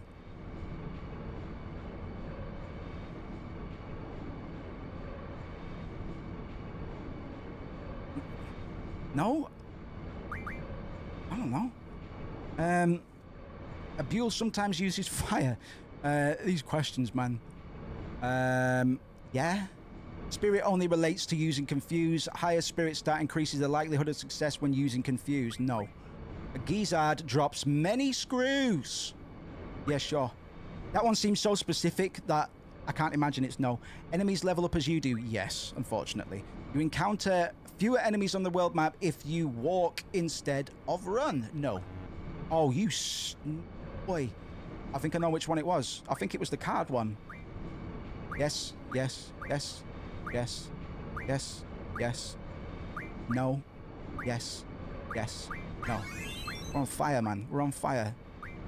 Galbadian soldiers don't use magic. No. Poppycock.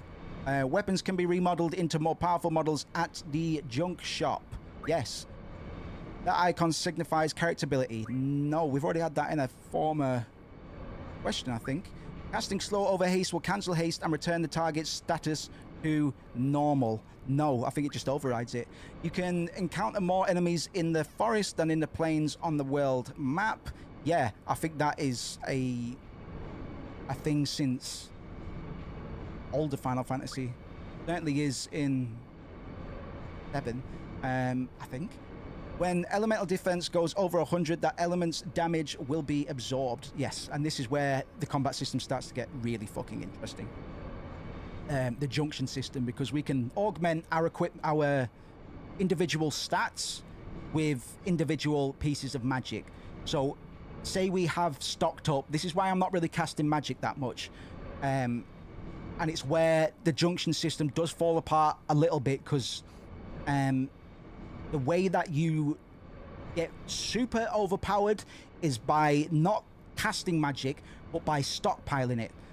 It's not a infinite pool that you need MP to cast from. There is no MP in Final Fantasy VIII. Instead, you have a stack that goes up to 100, so you can have anywhere between 1 and 100 fire magics.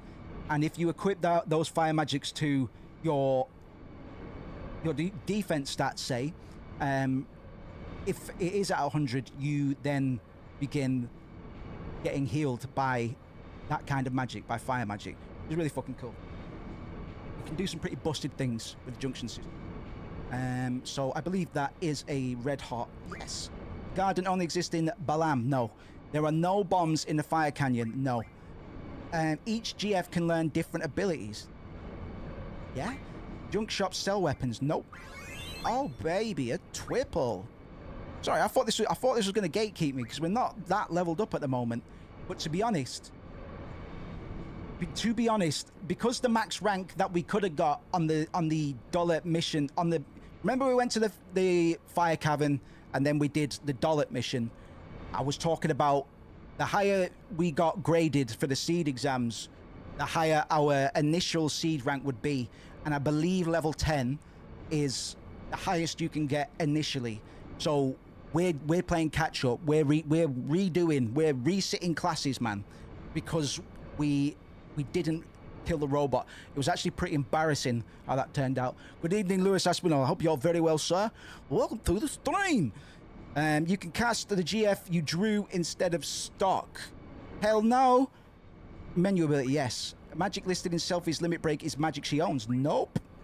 If a GF is hardly used or has low capacity or low compatibility with party members, it may leave your party. Nope. Party abilities can be used without setting them as abilities. Big fat no. GF left KO'd too long, perish and cannot be revived. No.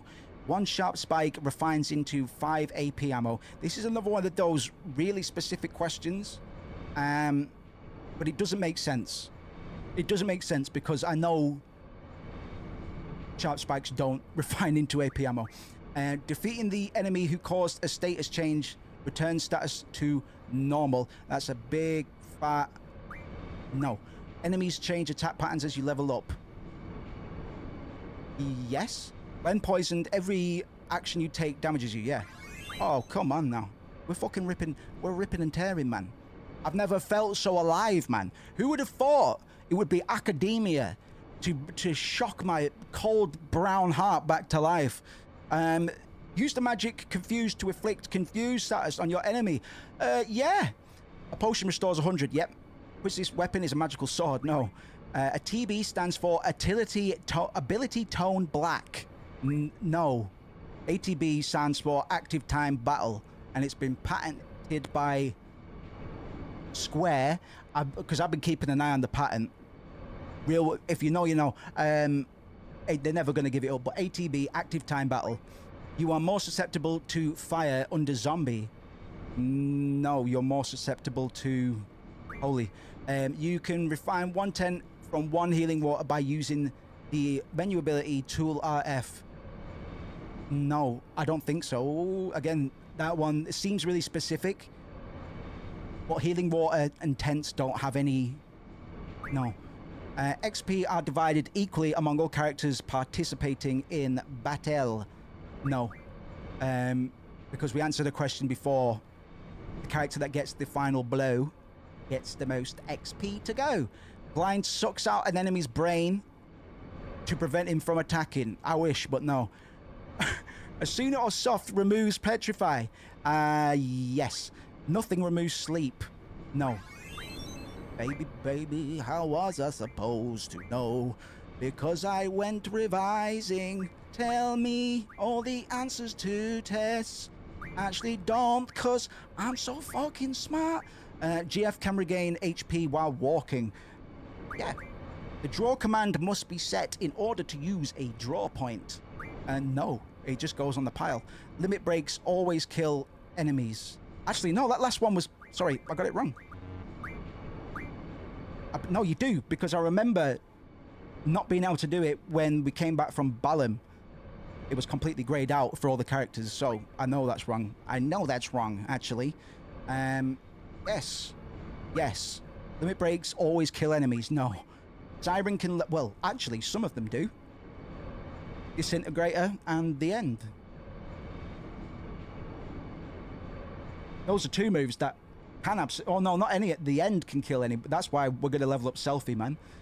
Siren can learn the ability... Well, we don't really need to level up. We just need to get certain things.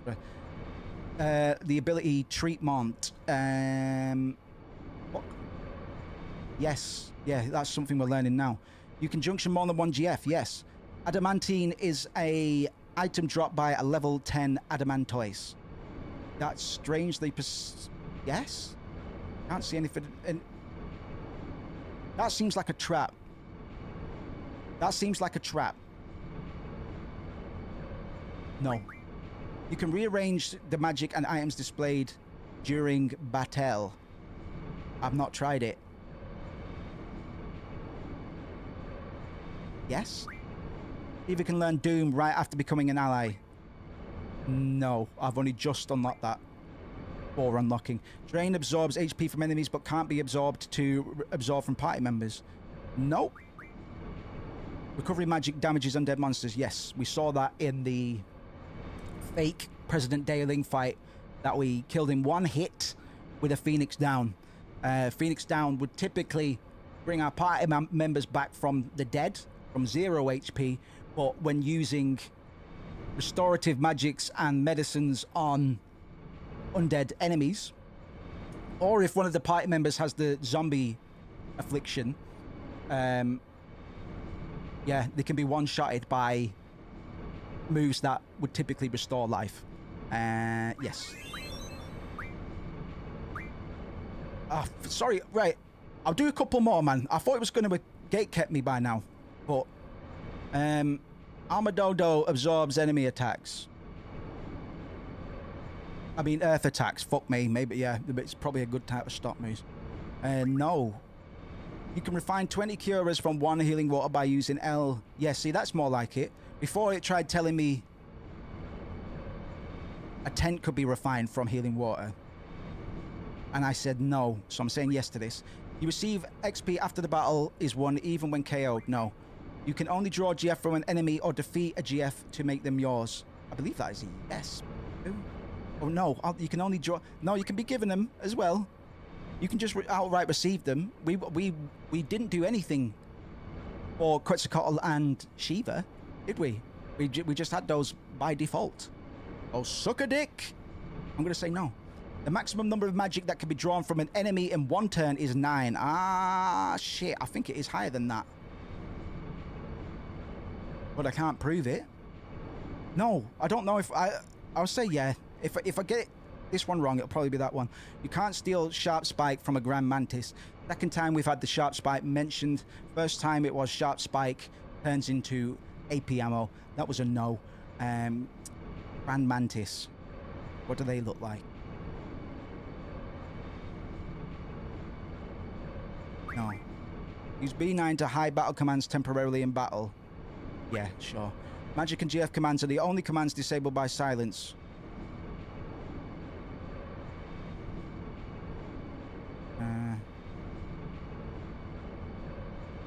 No. You can use scan and party members. Yeah. Sure. Why wouldn't you be able to? You set poison magic 100% to status defense junction. You don't receive damage from poisonous physical attacks. No, I think you still receive damage. You just don't get poison affliction. Oh God. Right, we'll stop there for now. Fuck it. We can do a few more, but fuck it. We just increased our salary by 10,000 gil. Well, that's pretty good going for now. But I want to keep the plot under in hand, man, if we can. Have a chat to ourself. I love trains. Train, train, take us far away. Take us away, far away. To the future we will go. Where it leads, nobody knows. Beautiful. Anything else, Self? I'm gonna hang out here for a bit. All right. Here you go. I'm gonna go have a wank in the toilets. All right, girls. Don't mind me. All right, Zell. They put. How you feeling, Zell? Given that you put us in a bastard of a position. Zell's not really said anything yet. He must know that he fucked up. In fact, it kind of looks like he's. I'm excited to see Zell's reaction because I've never really taken that little moment this seriously before on my former playthroughs. I always kind of accepted that Zell dobbed us all in, but I've never really concentrated on how he feels about that afterwards because I think generally so much happens in this stretch of the game that I just pile past it and I forget.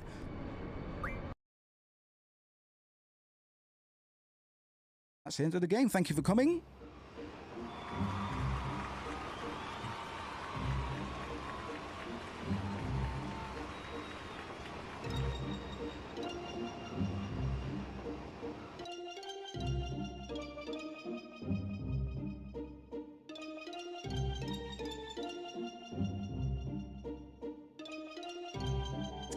We can continue the Queen of Cards quest line, but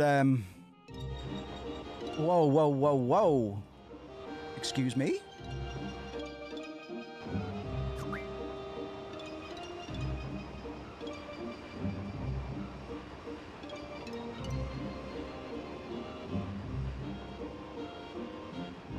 Hope you like train texture maps. This is a very bizarre glitch. I've never seen anything quite like this. I've never seen anything quite like this happen in this game. Can I save?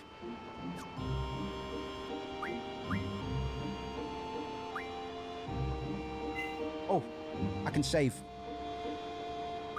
I'm gonna save on the second slot and restart the game. Try load that save. I've never, in all my years.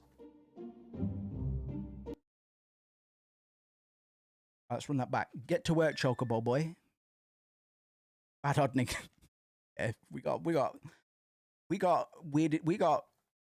weird shit going on right now. Everybody, big swig of water. We're gonna debug the crap out of this shit. That is very interesting. I want to know how that was caused. I did Alt Tab because I was scrolling to where we are in. I was scrolling around on the guide, then I clicked back in, bang, texture maps. Shouts out to Jeffy, man. I hope the fish and chips are good. I hope they satiate you beyond measure.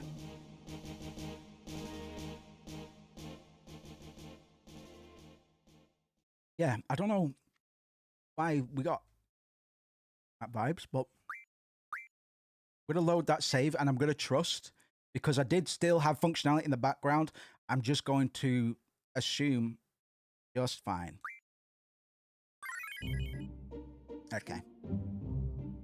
So we were talking about the train system in the first session on Final Fantasy VIII, and I was giving it some props because of the way it makes the world feel a bit more alive. It brings this idea of scale to the world, and overall just gives it a bit more, you know what I mean?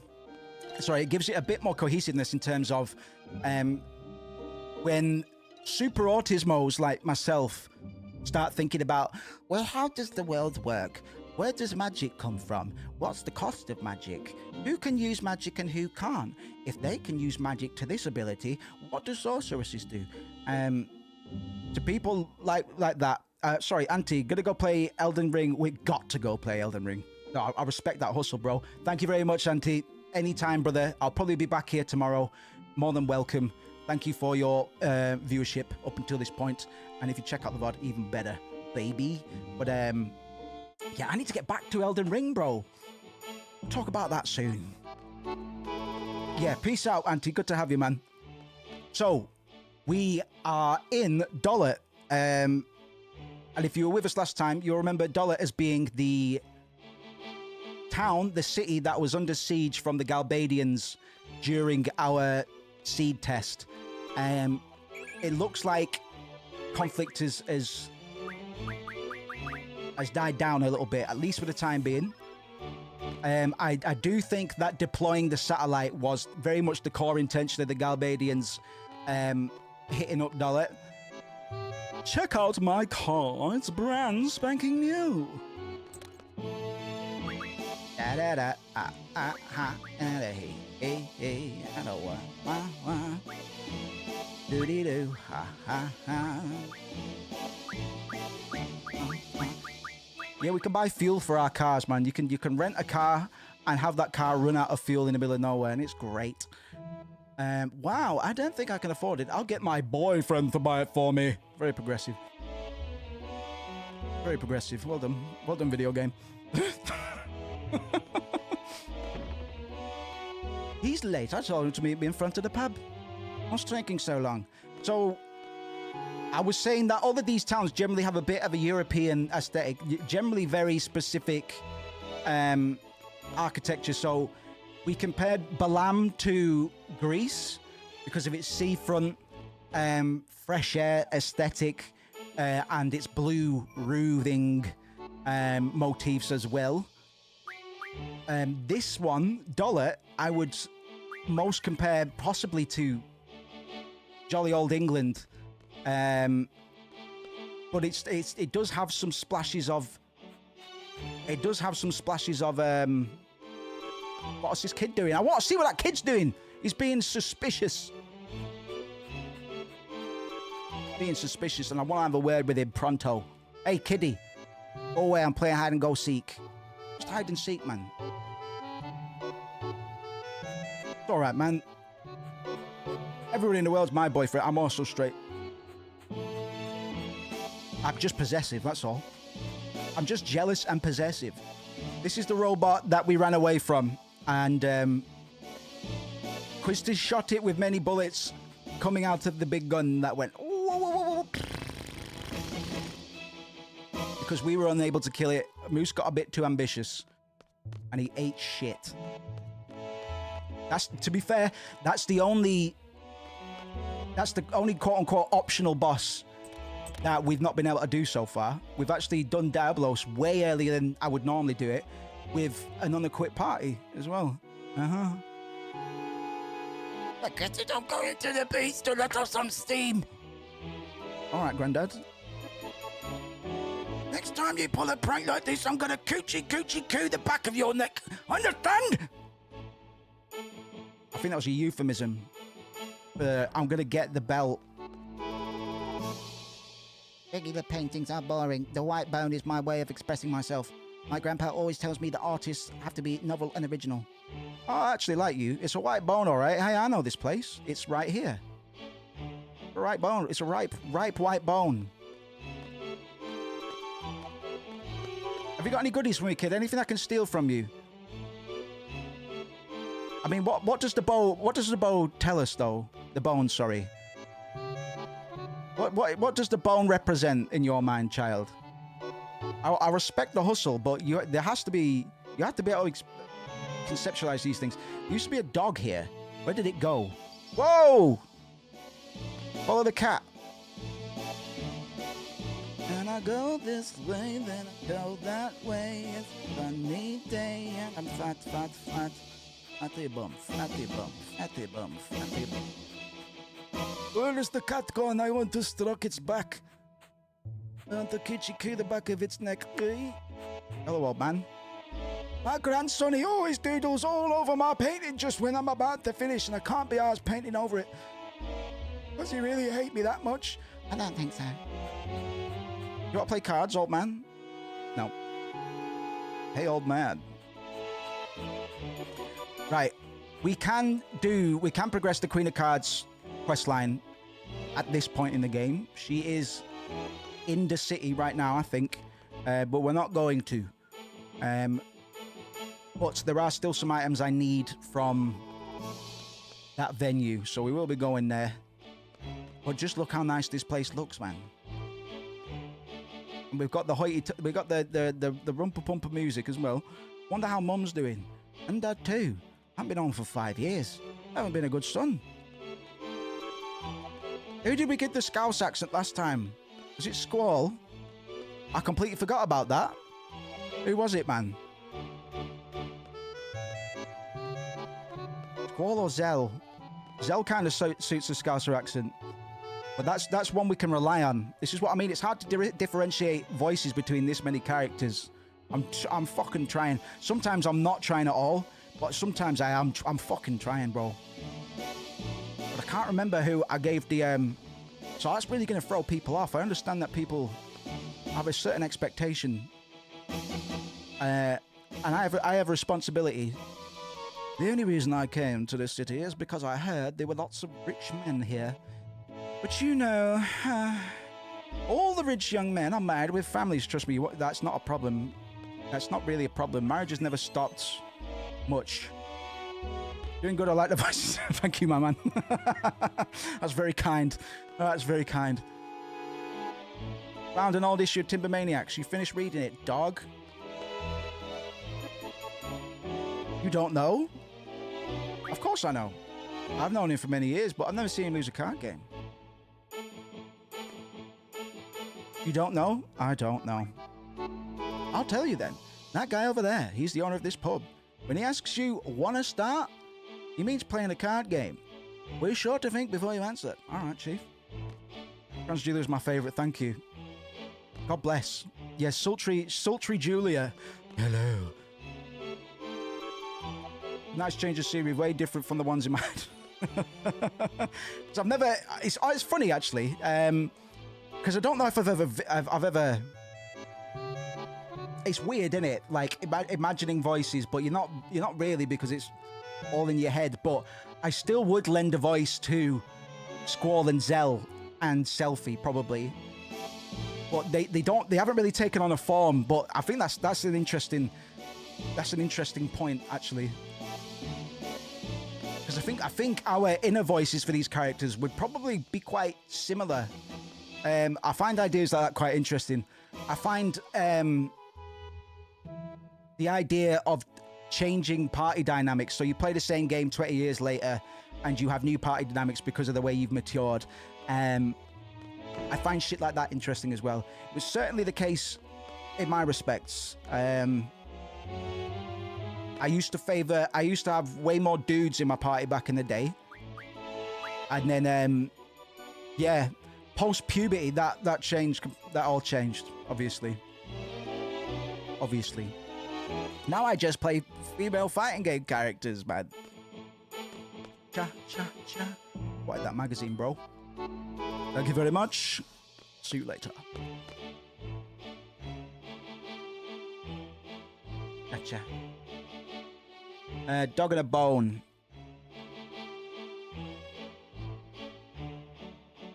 I think if we save that one till later, we get better rewards, man.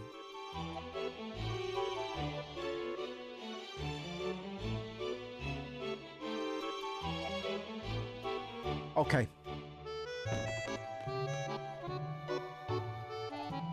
Yeah, I think the voices I'm doing, obviously I'm just fucking around.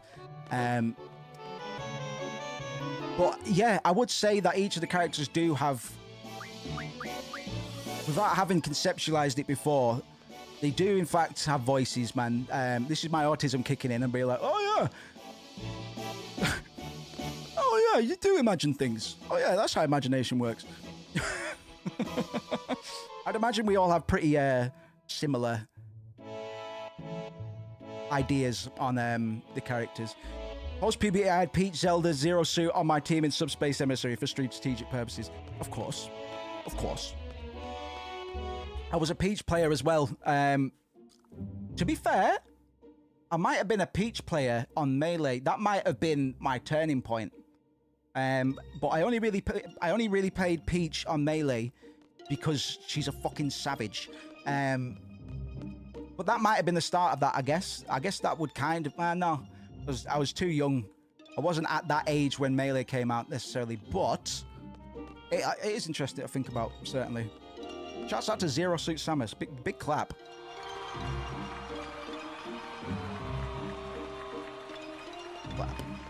Right, we are on our way to Galbadia Garden, but Galbadia, I'll probably interchange. Yeah, man, those ground hovers. This is how I used to play Smash Brothers, man, with the claw grip. Because you need to be a ground hover, man, and it's not easy because Peach can't wave dash, so you got to get that ground hover down, bro. Shouts out to Luigi.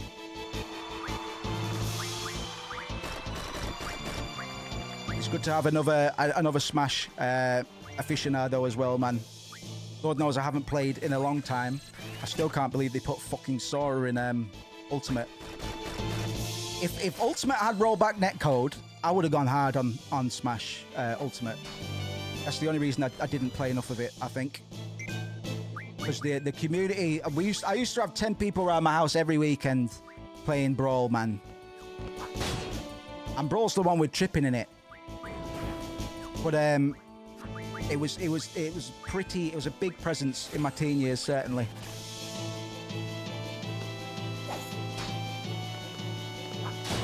Fighting games like MVC3 and Street Fighter 4 have a bit of a higher. Well, it's not even a higher skill ceiling. They've got a lower skill floor, I think. Or no, rather, Smash Brothers has a low skill floor, whereas typical fighting games, your Capcom fighters and your Tekkens and stuff like that have quite a high skill floor. If you want to get anywhere with them, if you don't just want to get pounded into the dirt. But Smash, you don't really have to lab much either, which bodes in its favor, man, because anybody can kind of pick it up, play cheap Pikachu, and just press down B if they really want. And we had somebody that did that, and we're not friends with him anymore. I'm being serious. It's not because of that. It's not because of that, but it's true. There might be some bad news from the Galbadian government. All right, something's about to happen. What if we get caught and then they get broadcast to the whole world? Whatever happens, happens. Now, come on, let's just keep going. I quite like Scouse Zell. If anything happens to Garden, it's all my fault. I'm the one who said we were all from Garden. It's kind of Midland Scout. It's not really Scouse at all, man. I'm not the best accent doer. You think the president will retaliate on Garden? Maybe. Fucking hell, man, figures. Yeah, BB's a Kirby Maxine. She's fucking annoying. She's so annoying to fight against, man. She abuses that down B in the air like no tomorrow, and I get tilted by it, and then it actually works. Do you actually have fun acting so callous towards your comrades? Little bit of friction between Squall and Renoa right now. I like this. I like the fact that they start off not liking each other. Well, initially, I mean, they shared a dance at the seed ceremony. But ever since Squall has been hired by Renoa and is contracted to help her achieve Timber's independence, Squall hasn't really been holding back in terms of shutting Renoa's idealism down. Squall is a pessimist. He doesn't like getting his hopes up. So to see somebody else trying to be hopeful around him doesn't agree with him right now, which is petty, but something a gloomy teenager would probably fucking do. Not again. Zell wants your support. I knew it was going to be something like this. Any kind of encouragement will make... Ease your mind. Am I the only one who thinks that? No, I'm sure Cypher. Don't you ever worry about or even think about the well-being of your comrades? I don't believe in relying on others. Bang, bang, bang, bang, bang, bang. Shots fired. Poignant. Obviously, these themes. I'm not exclaiming myself to be some sort of gaming archaeologist by laying this at your feet, that the idea that Squall has abandonment issues. But they also don't ever say, Squall never comes out and says actually I have abandonment issues and I'm really kind of fucked up by that, and that's the reason I act this way, because he's a teenager and he only knows what he's been taught by the world up until that point. And teenagers generally think they've all got it fucking figured out already. We all know that they're all dickheads, man. They're all emotional. They're all empathy deprived fucking losers. But we love them for it. And we have to respect Squall for that. We can't just say Squall is a negative Nancy.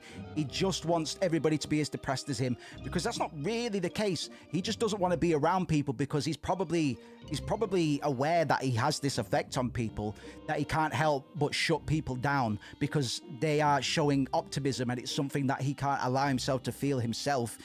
Squall deprives himself of happiness because he won't allow himself to connect with others, whereas Renoa has made big connections with people like Cypher already. Like, we're to believe that Cypher and Renoa have some kind of, like, the dating or something like that. We don't really know the degree to what their relationship is, but we know that they are seeing each other at the moment. Well, not at the moment, because Cypher's doing some shit right now, but it's perfect just how well these characters contrast each other at this stage in the game. They're on the box, man. These two are sharing an embrace on the box, so it's not too much of a spoiler for me to say that their relationship is going to get better than this. But I really like starting characters that are bound to be together in some capacity. I like it when they show friction at first, which is something that love stories like Twilight do, but only for like 5 minutes. Shouts out to Twilight, man. I've got a lot of love for Twilight. I think it's hilarious. Me and BB will rewatch Twilight on occasion, and I say that with no shame. Those movies are hilarious, and if you haven't seen them, you should watch them. That's my moose take.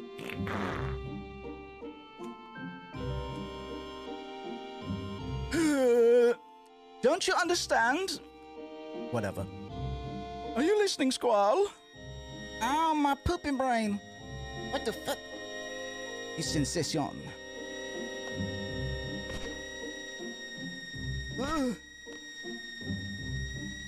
Bro, I love hate watching Twilight. Good for you, man. Oh, man, I watched Twilight again recently. Age Like Mill. Absolutely, man. They are fucking terrible movies. And they just look disgusting as well. Like, they are disgusting looking movies. Like, I actually mean they instill a sense of get the fuck away from me. It's like seeing a poisonous toad. You know, it's like, all right, it's black and it's got yellow spots on it. I'm not gonna go near it. The color grading on the Twilight movies looks, it's like physically ill. It makes everybody look physically ill in this weird little green glow. It's such a disgusting trilogy of movies, man. But really worth watching. Unironically invested. It's fucking great, man. Written by a Mormon, and you can tell. Then you get to the abortion stuff, and it's just the best. It's just so fucking funny, man. It's so funny. It's so fucking funny. We have to get rid of it. We have to get rid of it. It's like, fucking hell. Teenage girls are watching this.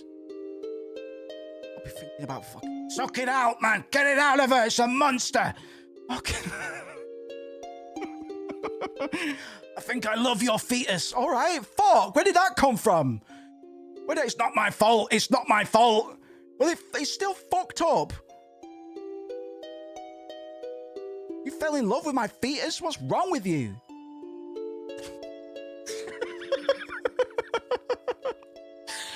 The Jack Cullen lad walks into the canteen carrying a plastic bowl full of peeled boiled eggs. Yeah. Oh, it's so fucking weird, man. Stephanie Meyer's off her nut, man. Crazy. Oh, man. Right. We're having a dream sequence, by the way. The dream sequence. Oh, those movies, man. We got some hotties in it, though, which is all right.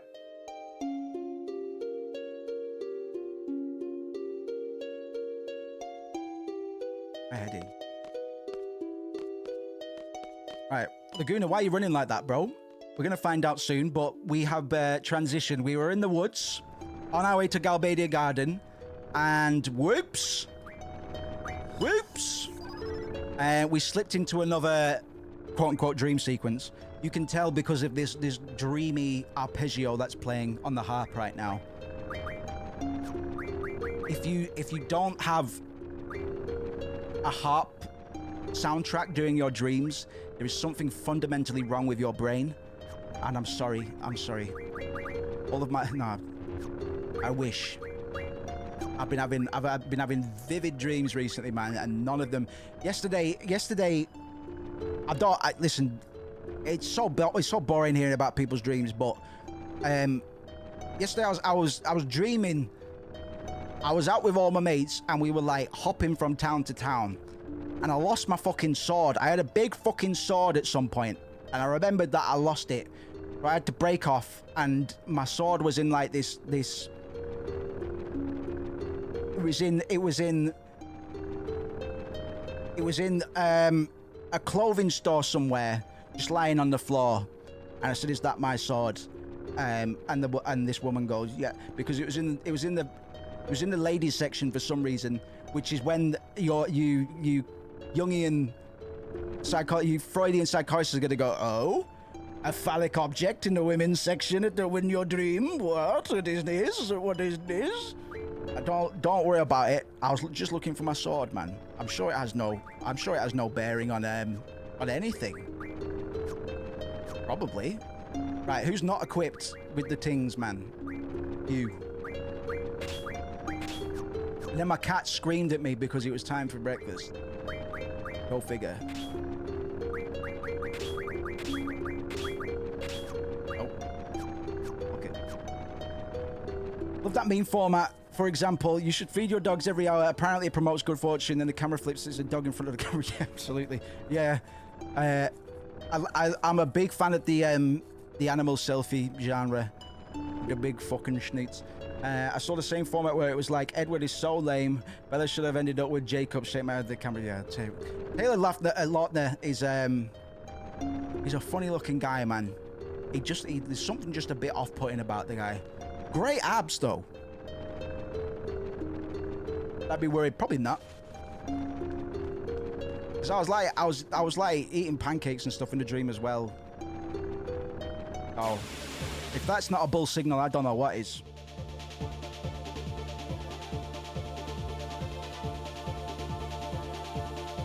Can we do the running trick in this one? Oh my god, never gonna guess what has happened. All right, okay. So now my remember how? Oh, you know what? I can't even be asked. Runaway is on R2 and L2 again now, as it should be. I give up. I give up. I give up.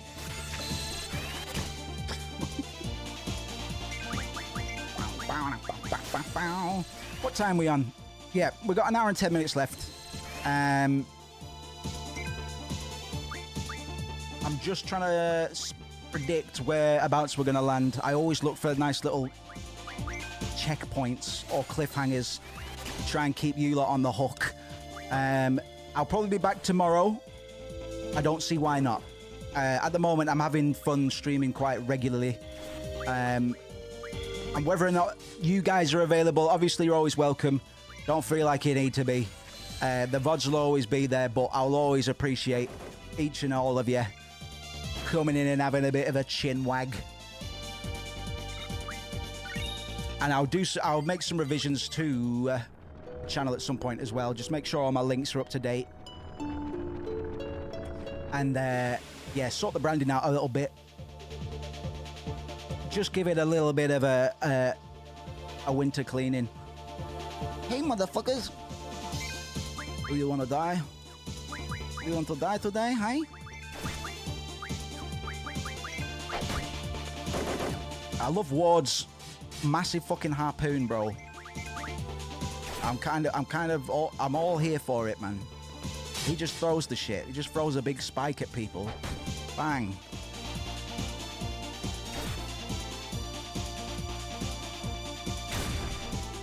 Ow, fucker.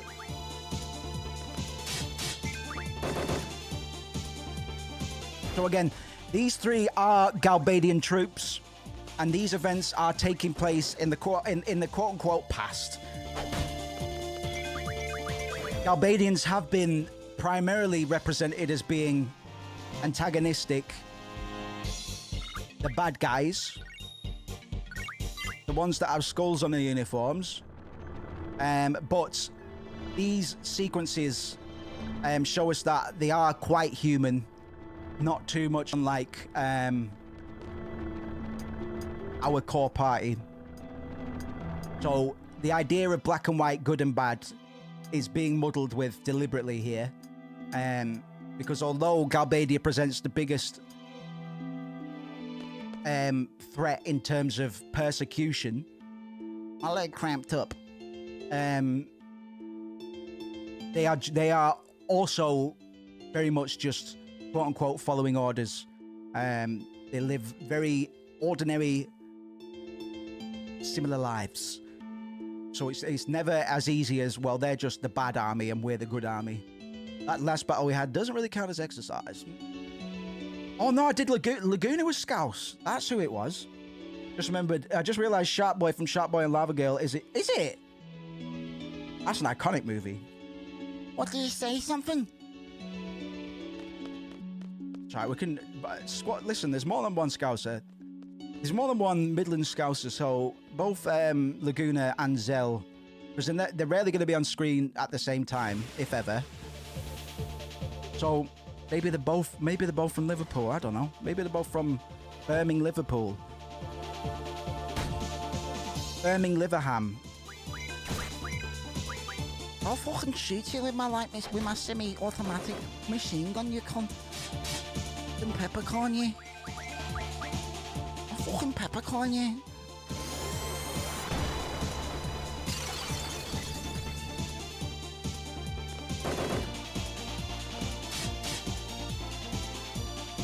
Gadoosh!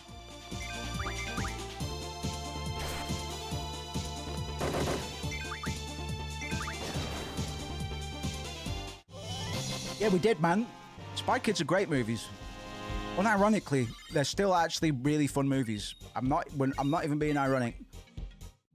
We touched down on a few. We watched Matilda, and just dialed back into some 90s movie content, and it was a good time, man. They hold up.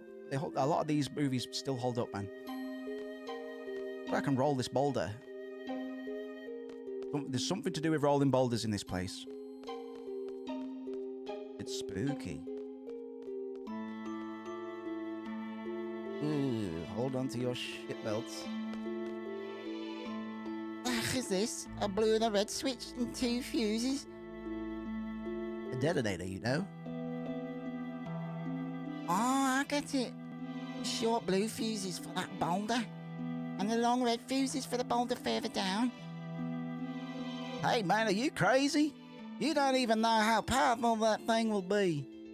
I bet it's not all that. The detonator's right here, so as long as we stay behind, we'll be alright. Well, I guess so. Let's see. What to do, what to do. Let's go red switch.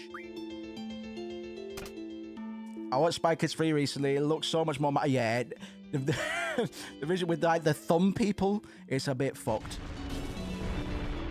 Yeah, I think anybody who watched Spy Kids 3 3D back in the day, everybody has very strong and positive opinions of it. I will agree that it hasn't quite held up quite as well as we imagined it to have. But I remember watching that in the movies with the 3D glasses, man. It was a good fucking time. That's what I told you before. You should always check how powerful I think could be.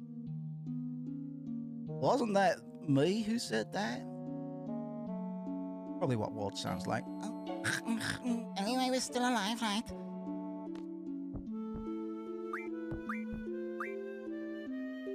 Beep, beep.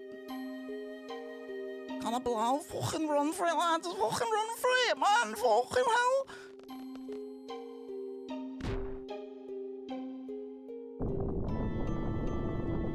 The Metaverse. Spy Kids 3D. The Metaverse.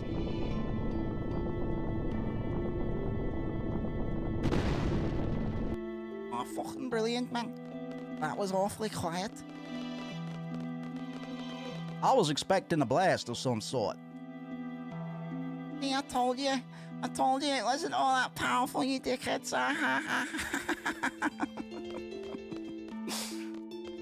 You wankers, man. I'm looking at blow, Bang, bang. Best battle music maybe ever? I don't know. Nah, probably not. I think those who fight and the other bullshit from Final Fantasy VII probably takes the cake. Probably takes the crown cake. Everybody would watch that, man. You could put Zucks in it. You could put Zuckers in it, man. Hey, Spy Kids. Check out my great new... Oh, we haven't got time, Zuckerberg. Fuck off. Yeah, fuck off, Zuckerberg. Fuck off. And the kids just start going... Sorry, man. My brain is fucking mush today. You're just going to have to put up with me. You cunt. Fuck off. Fuck off, Mark Zuckerberg. And they're all Scouts now as well. Look, he pissed his pants, man. No, I didn't. The game made me do that. The Metaverse made me do that. You did that.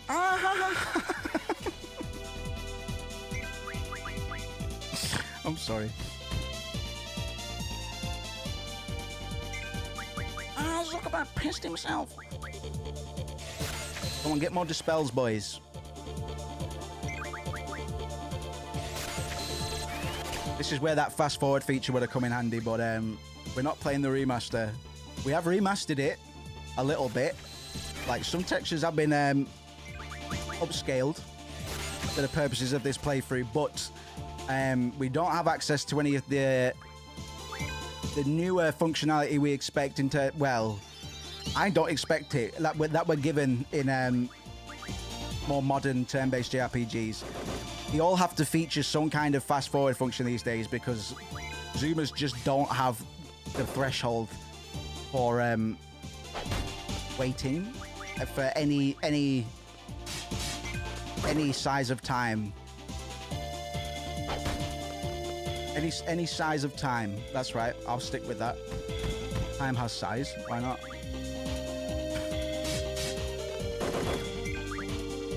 I remember Einstein's theory of size.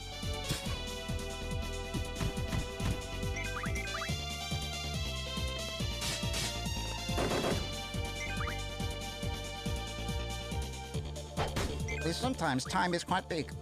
Other times it's quite small. You can fit it in your pocket with a little, or inside a little locket.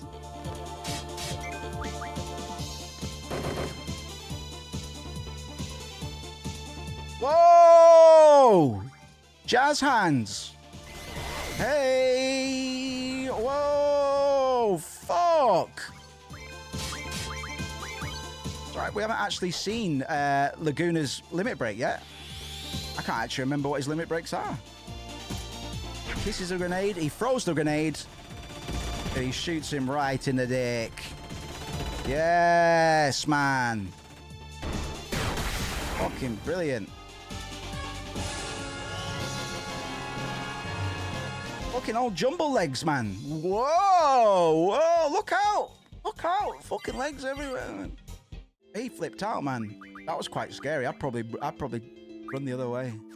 I'd probably turn around. If that happened to me, I'd turn around. Making okay progress today. Just came back to teabag attack. Oh yes, man. Keep the teabag loud and proud. I'm currently holding some of the MLG meme coin, and they're doing great things for the culture, man. There's a lot of very negative things to say about crypto communities, but the MLG community cracks me up, bro.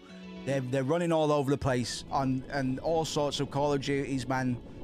On some of them are back on Halo, and they're just making dumb content, man, and reminding me of old content like Rooster Teeth back when I was young enough to find them funny. It's a good time, man. It's that era that we're talking about, just before the advent of League of Legends and stuff like that. We had Xbox Live and all that good shit, and it's very much supporting the aesthetic and the traditions of the time. So there's a lot of respectful teabagging going about. A new wave of teabaggers, a new generation of teabaggers, which I'm here for, man. Listen, man, if you want to play competitive games, you're just gonna have to put up with it, man. Don't be so soft. This is culture. That is legitimate culture, man. Can't take that away from us. It's like trying to take the N-word out of hip-hop, man. You don't even present it as a problem. It's here to stay, man. I still get teabagged on fighting games, bro. Before I come in with the wrecker combos, man. Command grab.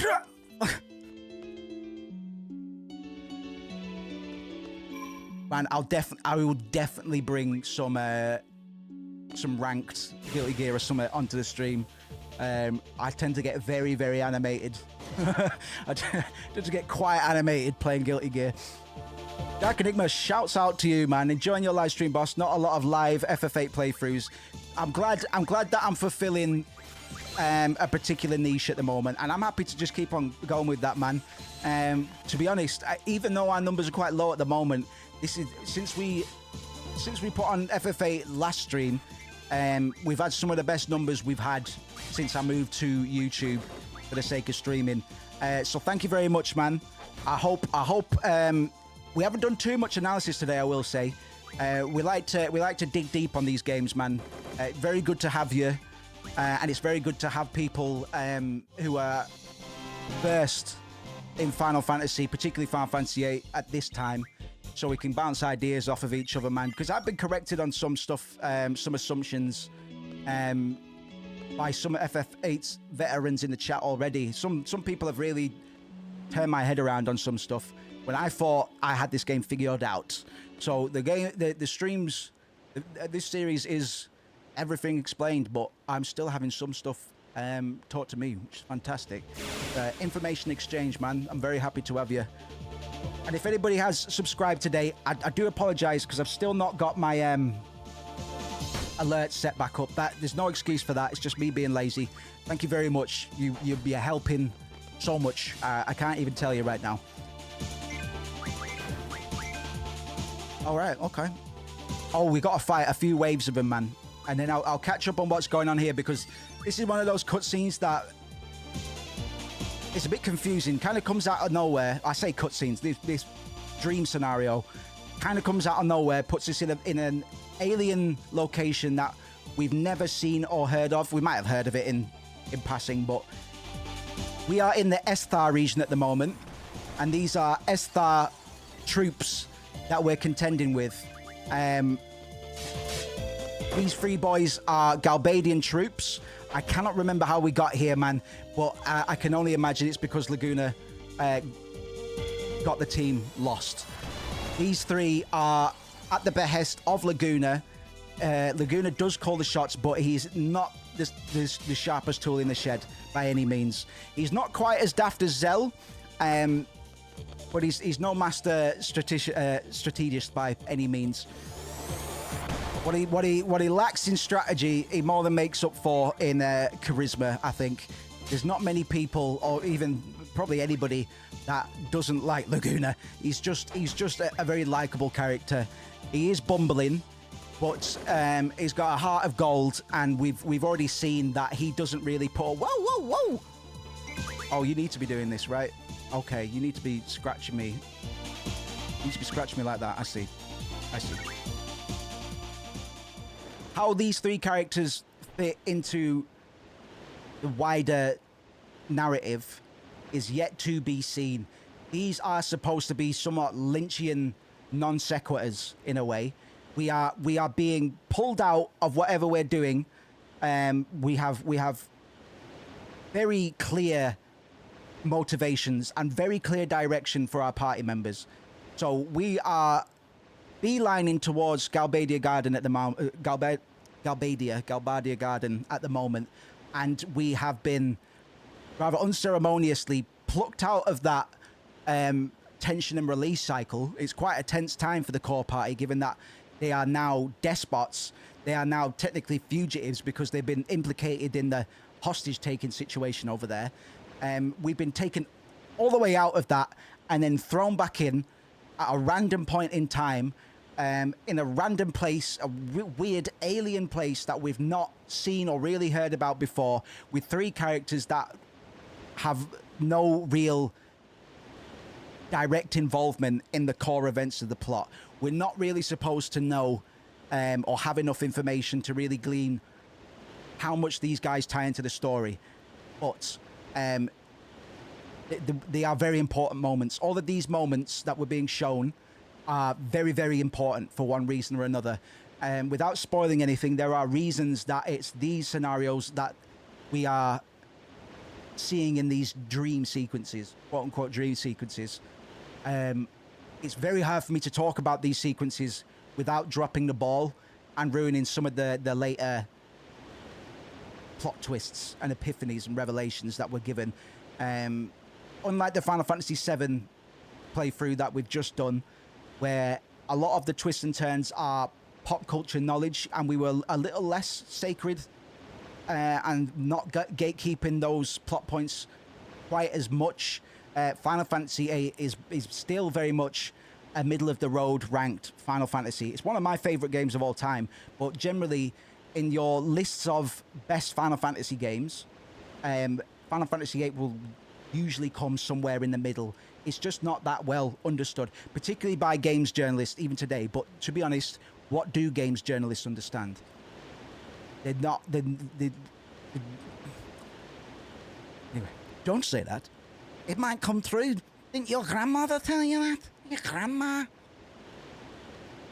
If you say something bad, it will come true. Yeah, I think she did. What did you say? I think his throat was injured. He lost his voice. Yeah, we actually won't hear Ward speak ever again. And you'll hear some comments on how the characters of Kirsten Ward still know how to communicate with him. I won't spoil that because even though it's quite a short, it's a quick mention, but it goes to show the extent to which these guys, their relationship has developed. These guys have a very tight bond with each other. Even though we've not really seen much of them yet, we have to appreciate the fact that these guys are still following Laguna, despite the fact he is constantly getting them into trouble. What can you say again? It was fun, you guys. Laguna heroes. It was fun. Oh, that's way uncool. It's not cool to say things like that. Just for that, you're getting the coochie treatment. Come here, you. Come here, you. How's that, huh? Want more, eh? Whoa, Christ fucking hell, man. Check it out, the boat. We're getting on, boys. A vessel. They'd normally call it boat, vessel, whatever. We're going back to Albania. You can't. I love this. He just throws motherfuckers off the cliff. That's a big clap moment. How's my cam doing? Get a little bit. I've been slacking on the whole stream production front. Whilst my activity's been pretty good of late, I'm leaving a bit to be, even like, because I've no problem making stream overlays and stuff like that. I generally don't want too much on screen at any one time. So for the most part, gameplay will always be like this. But things like missing alerts and possibly some other engagement things I might be able to do through integrations on YouTube. I need to look into both of those because moving over from Twitch, things are a little bit different. But alas, I would far rather be on here than Twitch. Oh, bitch. It's the same fucking texture.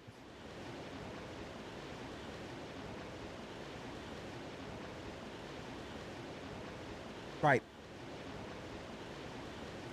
This cutscene's finishing. I'm going to let it try and load out of it. I don't think it's going to. If not, I'm going to have to fucking load a save.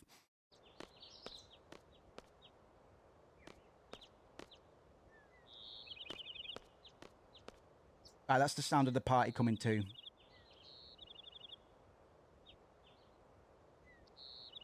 No, right. Sorry about this, folks.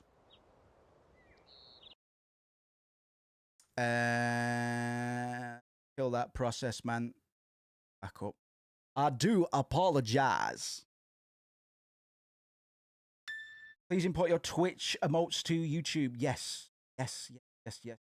I'll make a note to. I didn't have the most productive day today, to be honest. So, I ought to have. In moments like that, that's the time that I ought to be updating the stream and stuff. Don't want an overload of information because focus is on the game, man. Really, I'm only really sat here, for branding purposes, because for the most part, I'm usually a little bit funny when my cam isn't, for whatever reason. Not that these streams are all about being funny, but there's definite benefits to using cam and not using cam. I think for the most part, I don't mind having a bit of an upper front presence, especially because music videos and stuff. I think it's easier to relate that way, but this is pretty much all I want on screen, apart from the alerts. We need the alerts. But I will look into some engagement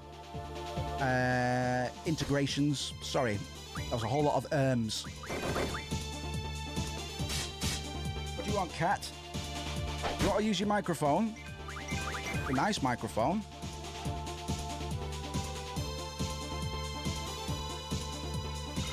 Want to play? You probably can.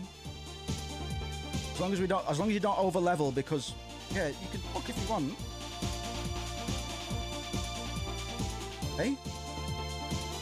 Okay, I have to. I just thought you might want to. You like talking to me, not like talking to someone else. Let's see you later then. Don't say I never tried, man. At this rate, I'll die before you. Don't say I never tried. 18 years of hate and cynicism, this cat.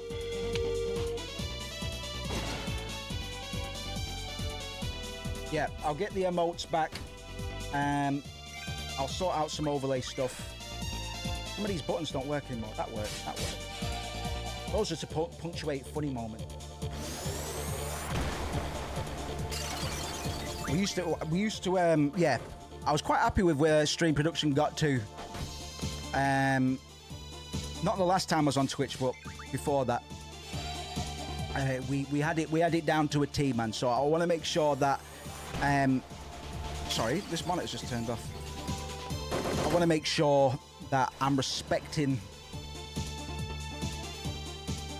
the channel as much as possible going forward. Where's my fucking screen gone?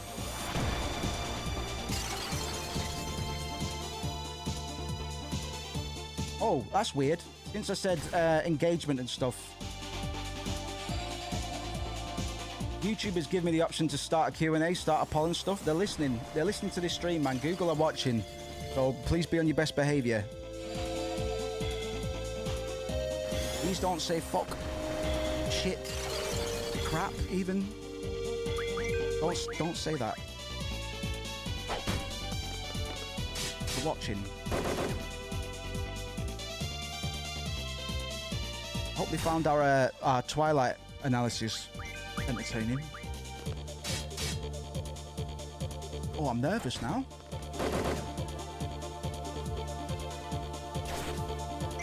Kill you! I'm going to kill this cat live on stream, YouTube! I'm going to kill this cat live on stream, YouTubes! I'll fucking do it, YouTubes!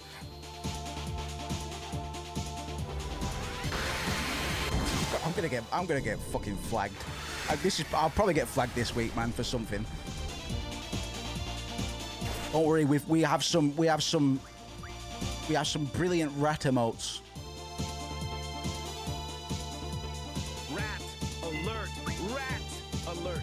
We have a new snitch. We'll get some new ones as well. Maybe we'll get a nice squall and cloud emoji going. That's if YouTube even handles the emote. I would be very upset if they didn't. Right, that run back wasn't that bad, to be honest. I forgot that I saved 5 minutes ago, but apologies for that. That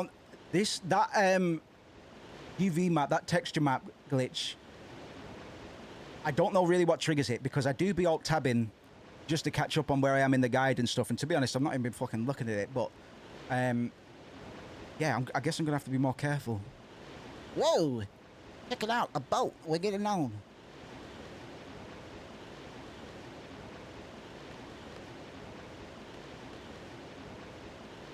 Throw your mates off the cliff, bro.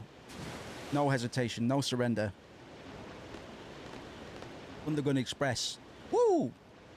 If I could have named Ward, I would have called him Thundergun. Even though he doesn't have a gun or a voice. You guys sure have guts. You know how high this cliff is? Fucking hell, man. Oh. Ah, this makes my stomach. Oh! Oh, shit! bit of comedy relief, man. I think we needed it. We're shortly going to meet our final party member, believe it or not.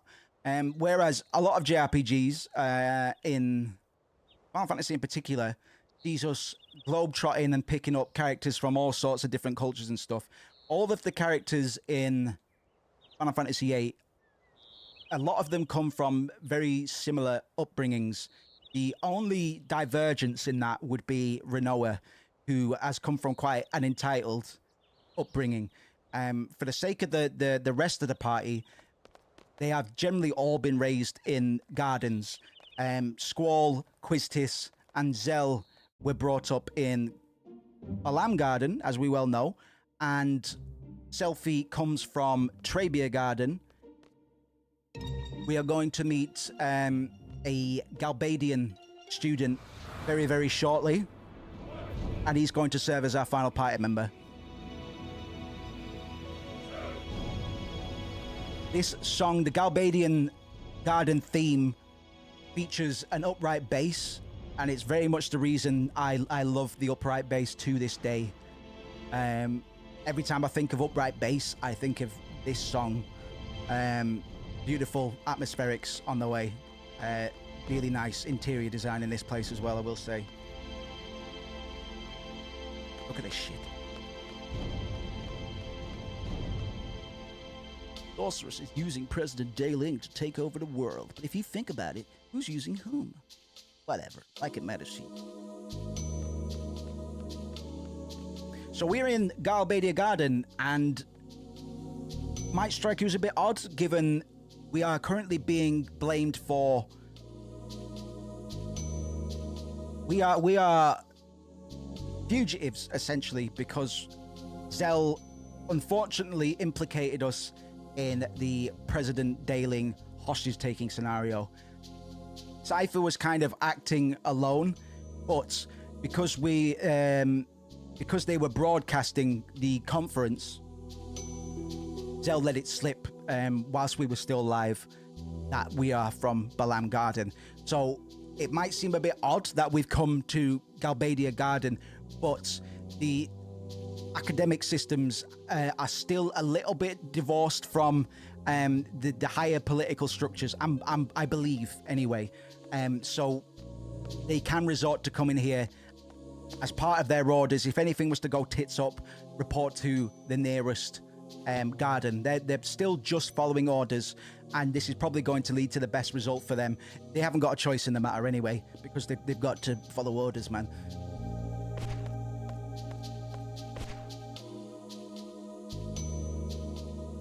My notes at, man. I've got some stuff to say. I've got some things to say about gardens.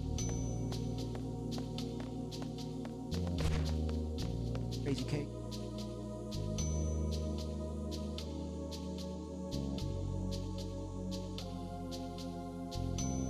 Attention seed party, please go to the second room, second floor, and talk to the man.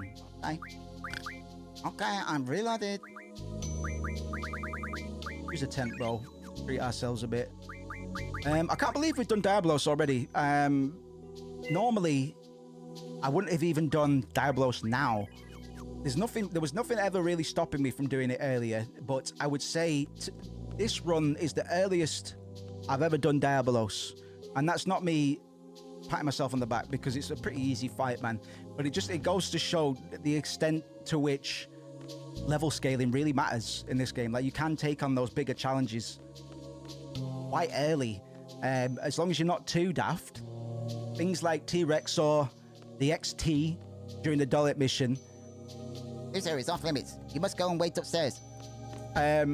You know, we've confronted every optional boss we've been given so far, and I dropped the ball on XT because I completely forgot whether or not you had to kill it in one screen or if you could run away. I think I fucked up by running away. I think you are supposed to just kill it in one screen. But we lost Squall anyway. It was all a bit of a mess. Look at Mr. Shoulder Pads, man. Whoa. I want to look around. So Galbadia Garden already looking a bit stricter than Balam Garden. You've got these big meathead coach / professors, if you can stretch it that far. You've got wee lads literally doing press-ups in the goddamn hallways, man. Just going for this draw point. Healthy. I stuck 10 shells. We're making good progress, bro, actually. To be honest, we are not too far away from the end of disc 1. I don't know if we'll hit it today. I'm going to be about half an hour today, but I'm going to be back tomorrow, man, because I really enjoy this time we get to spend with each other. And ultimately, I really enjoy revisiting Final Fantasy VIII after about... when was the last time I played it, man?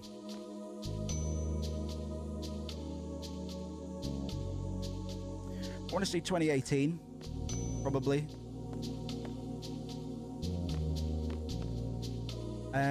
Like every 5 years, I'll return to an OG Final Fantasy, man. I've been getting cravings to do 9 again as well, but it was 8 that I was having the biggest cravings to play. And I think the way we've sandwiched this between remake and Steam release of Rebirth, it's going to work out really well. I think we might have a little bit of time to spare, man. So if there's anything anybody would like to see, do let me know.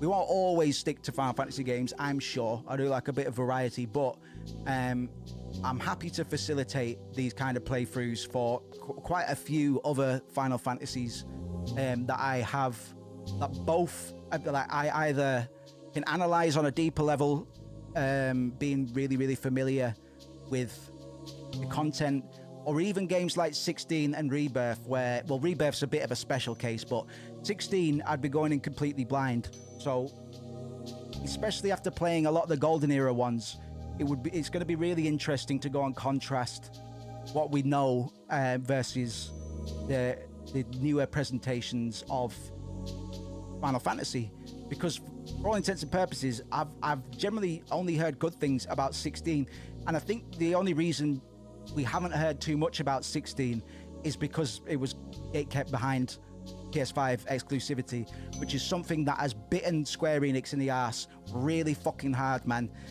They've lost a lot of money because of the PS5 and because of console exclusives. Sorry, Quistis just dropped the bomb. Cypher has apparently been executed. It has been understood that he was acting alone, and Quistis has come in and dropped the bomb that Cypher is said to have been executed for his part in the Vinzadaling kidnapping scenario. Rinoa's going to feel some kind of way about this. To be honest, all of them will. But we're going to see the most dynamic reactions come from Rinoa and Squall for very different reasons. Rinoa having somewhat of a romantic relationship, we're led to believe.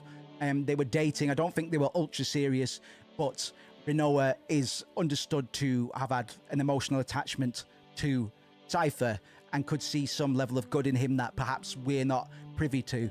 Again, just because Cypher presents himself as being a bit of a lug and a dickhead to us doesn't mean that's the only side of him in totality. He is very much of the mold of these young characters that haven't had the smoothest of upbringings, presenting a bit of a front in order to navigate through the trials of life.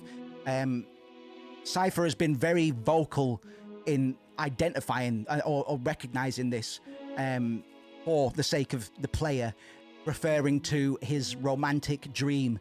So Cypher is already following a bit of a narrative that his poor psyche has developed as a way to kind of pull him up from whatever insecurities or neuroticisms that he might experience as a result of a tumultuous upbringing, as part of being part of this institutionalized, militarized education system, and perhaps some stuff even before that.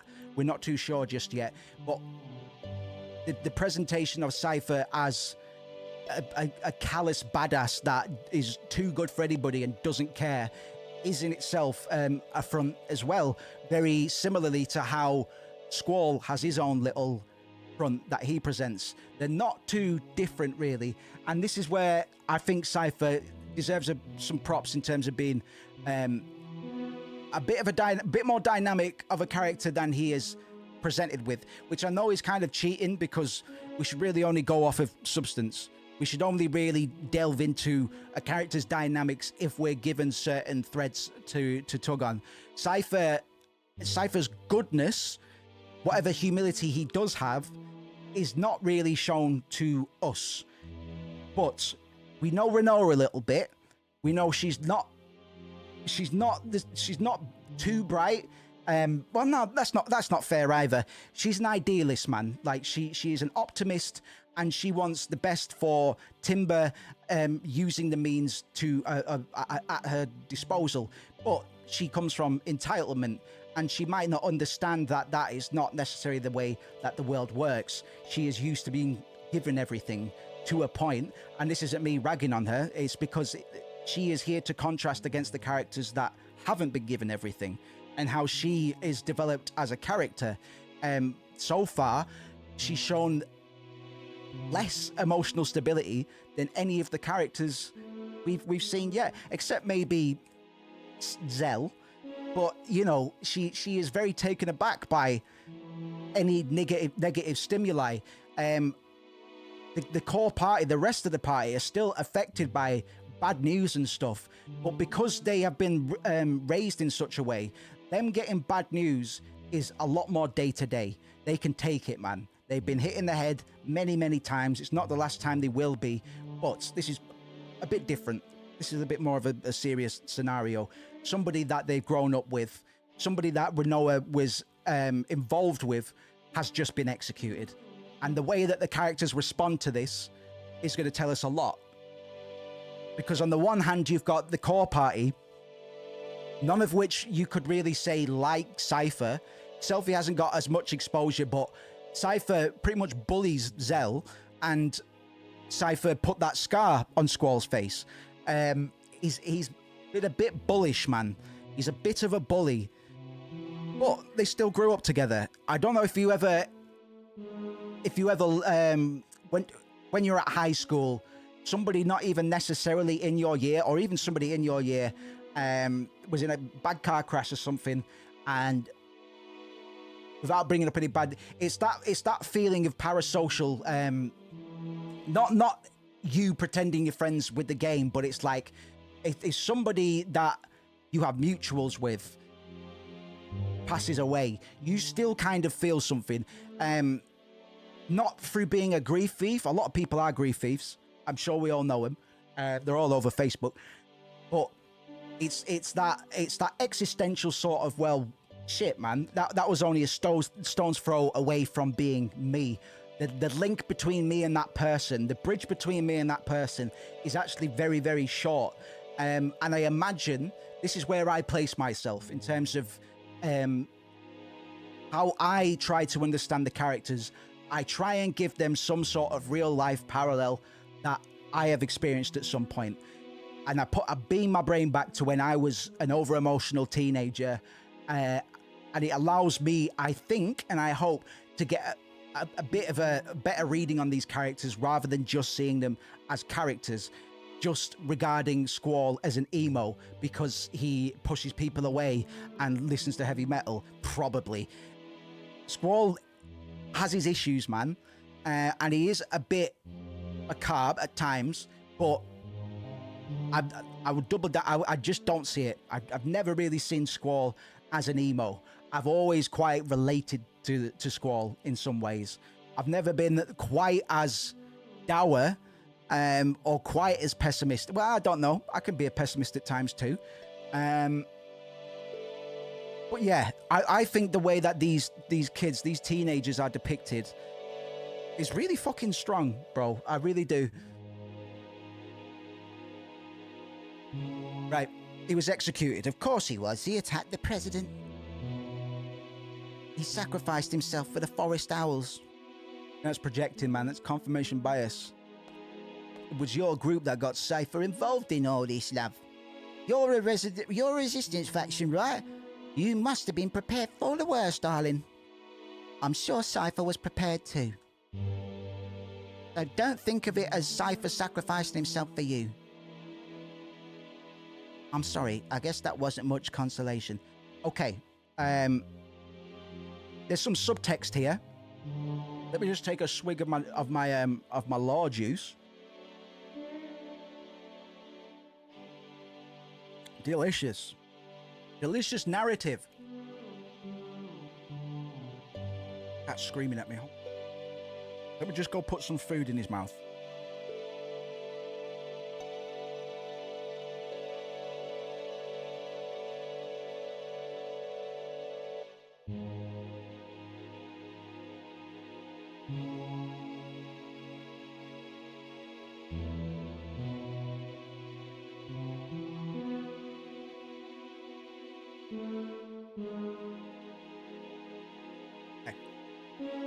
Sorry, we'll move on. To be honest, me kind of stalling right now is kind of a perfect time to be stalling. I'm not really stalling. I'm pausing so I can extrapolate. After the dance at the seed ceremony, when Rinoa and Squall shared a brief moment, Betty Disco Toes, they had a little shimmy and a shake. Squall goes out to a balcony to get away from the crowd, man. He's always stimming hard. He's had too much exposure to this social situation. So he's standing on the balcony. It's then that Quistis approaches and states, she says, I believe in a bitter way, wow, even the way that you dance is perfect. Quistis is jealous somewhat. She's trying to hide it. She's a bit jealous of Rinoa already because she witnessed Squall and Renoa shimmy and shake, and we are to believe that Quistis has some, or had some, inappropriate romantic feelings towards Squall, which she couldn't act on, and maybe one of the reasons she failed as an instructor. But there's a little bit of subtext in this cutscene and in a few cutscenes where Quistis is kind of trying to shut Renoa down, and it shows some of Quistis's own insecurities, because for the most part we're to believe that Quistis kind of has it together. She's the oldest, she was the youngest instructor in Balam Garden history. She should be organized, collected, and strategic in all manner of scenarios, be it battle or dialogue. But here she's been a bit bullish, man, and basically just saying, yeah, well, don't think he died for you. Don't think he died for you, bitch. I know what you're like. I know what you're like. But it's done in a very veiled way. It's not the last time we're going to see Quistis take shots at Renoa. But an interesting dynamic that I certainly overlooked the first time through, maybe even the second time through. Right, let's talk to everybody and see what they think about this whole Cypher beheading business. Luffy says, you really hated Cypher, didn't you, Zell? Yeah, but he was from Garden. He was one of us, man. If I can, I want to get revenge. So even though Zell was kind of bullied by Cypher, he still didn't wish death upon him. You know, he was one of us. I wanted the opportunity to have revenge. I didn't like the guy, but executed. I don't have any good memories of him. I've seen some troubled children, but he was beyond troubled. Well, wasn't really a bad guy. And Renoa. I really liked him. He's always full of confidence. Just by talking, I felt like I could... Your boyfriend? I don't really know. I think I was in love. I felt... These faces, bro. Derpy faces. You still like him? If I didn't, I wouldn't be... Last summer, I was 16. Lots of fun memories. Ooh, Squall is in a monologue in. He goes, I liked him. Wasn't really a bad guy. He was one of us. I like that. Squall starts with, he doesn't say it out loud, but he did have a respect for Cypher, and I imagine it was kind of a mutual respect. There's a reason that those two use gunblades and nobody else does. I know the reason Cypher uses a gunblade, and I can get into that later. It's too early to talk about that. And I kind of have a theory that Squall started using the Keyblade because of Cypher. I think some part of Squall does actually look up to Cypher. It's kind of a chicken and the egg thing, right? But I have very solid evidence that kind of makes the point that Cypher was the first to use the gunblade, and Squall second. And I think the only reason Squall would take on the gunblade, being that it is typically unwieldy and quite a hard weapon to master, is because he was influenced or inspired to do so by Cypher. I don't think I can prove that, but later on, the reason Cypher uses a gunblade is quite interesting, and it's something that people can miss. But it's fantastic. It really is, man. I'll keep on mentioning it before it comes up. I'll try not to, but I do really like it. Cypher, you've become just a memory, my guy. Will they talk about me this way if I die too? Yes, man. Existential dread. Always this and that, using past tense, saying whatever they want. So this is what death is all about. This is where my eyes widen, man. I'm like, death, yeah, death. Yes, death is fascinating, man. Existential dread. Ah, ha, ha, ha. That's the Final Fantasy stuff I like. Not for me. I won't have it. I won't have it. Whisper shout. Mum's gone to bed. I won't have it. What's wrong, Squall? I won't have it, bro. What? Are you mad? I'm not having anyone talk about me in the past tense. Dickhead. Jesus. Flipping out a bit, man. This is what I mean. Squall's emotional detachment and his fear of connection can easily be interpreted as a rejection of his existential responsibility, a refusal to engage with others or confront his role in shaping the future, his future rather, but yeah, because it's a JRPG, the future, he's going to be very resistant to this, but in finding acceptance and learning to connect with other people, Squall is going to become in every way the leader he needs to become. Spoilers, but not really. It's a JRPG. You all knew that these characters were going to grow, and Squall probably receives the most development, which you all probably already knew, because he is the protagonist. It's going to be checking out little corners of the Galbadian Skull, man. This area that I just left in particular harbors a great deal of emotional resonance for people that are familiar with Final Fantasy VIII, but we'll get to that later on. We will be returning to Galbadia Garden later in the game, well after this little outing. Oh, Dell's getting involved. Go on, lad. Love to see.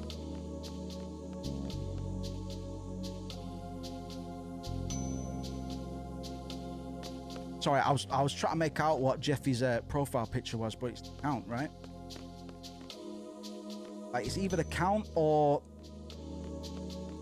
No, it's the count.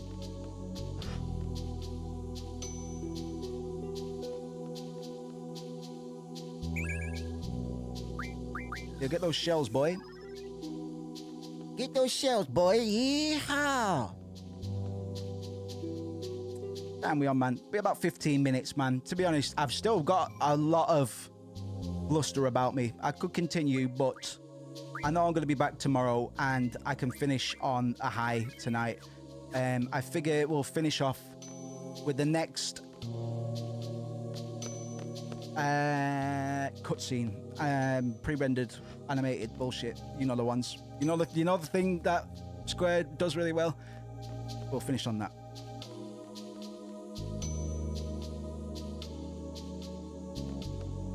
There's a lot of post-modern themes as well, and postmodernism is a movement that I used to kind of dislike, but I've really come to kind of embrace it, and what it represents with technology and storytelling in particular. Final Fantasy VIII has a lot of let me start that again. Final Fantasy VIII incorporates several elements of postmodern storytelling, which is one of the reasons it really is this right for literary and cultural analysis. When talking about the dream sequences, the disjointed narrative interspersed with jumps between different points in time, things regarding memory and alternate perspectives by way of Laguna, does a lot to kind of reflect postmodernism's rejection of linearity and absolute truth.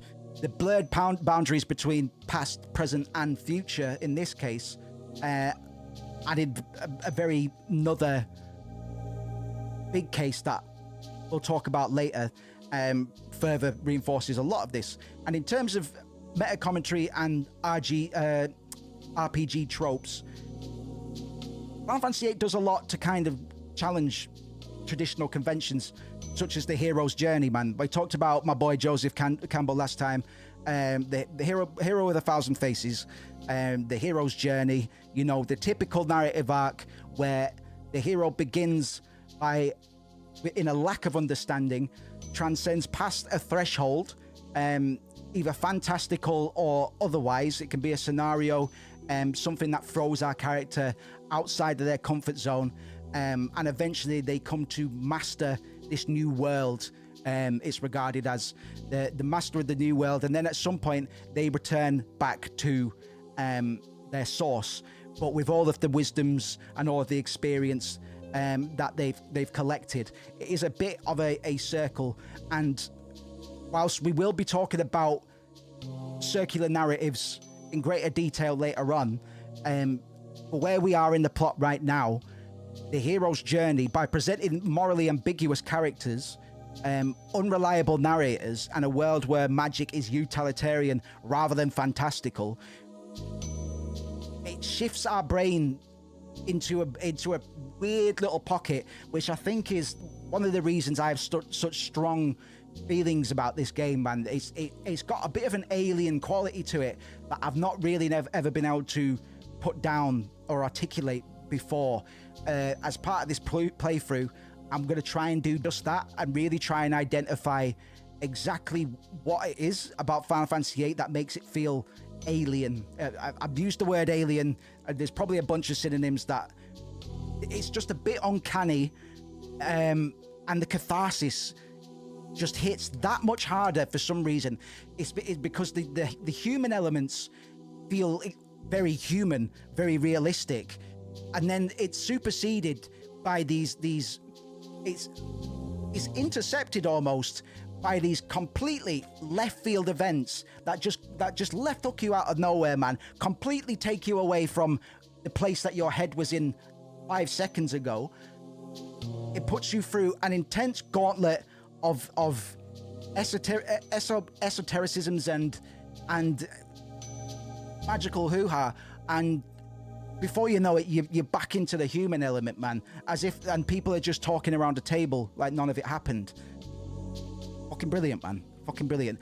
Next time, we're going to talk a lot more about the sorceresses as well, and that's where we're going to be exploring the themes of succession of witches and love. We all know this is going to be a love story, but how does the succession of witches factor into what we're talking about? Next session, we're going to learn a lot more about sorceresses, so I'll be able to go in on that. But for now, Raging, one of Cypher's only friends that we've ever seen him with, is at Galbadia as well. And he's going to have a chat. What are you doing here, Eyes? What am I doing? I'm a messenger, you know? Brought you a new order from Headmaster Sid, you know? Hey, baby. What kind of order?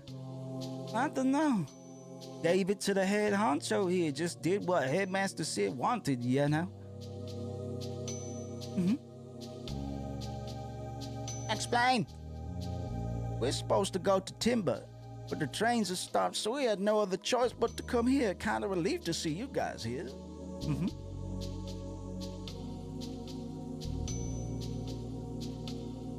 Cypher? Oh yeah, it wasn't Cypher with you? I believe Cypher may be dead.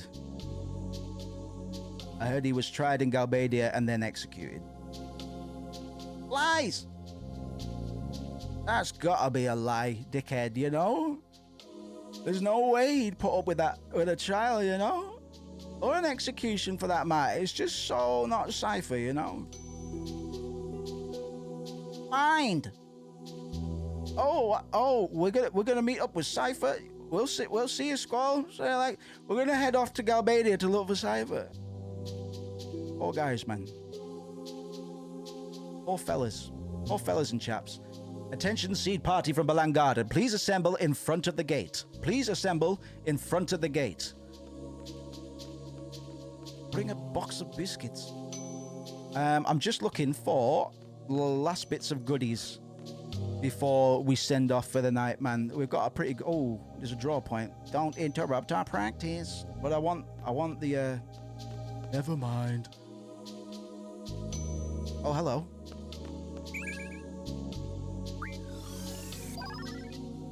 Oh, it's Beatbox Bert, man. What's going on? What's going on?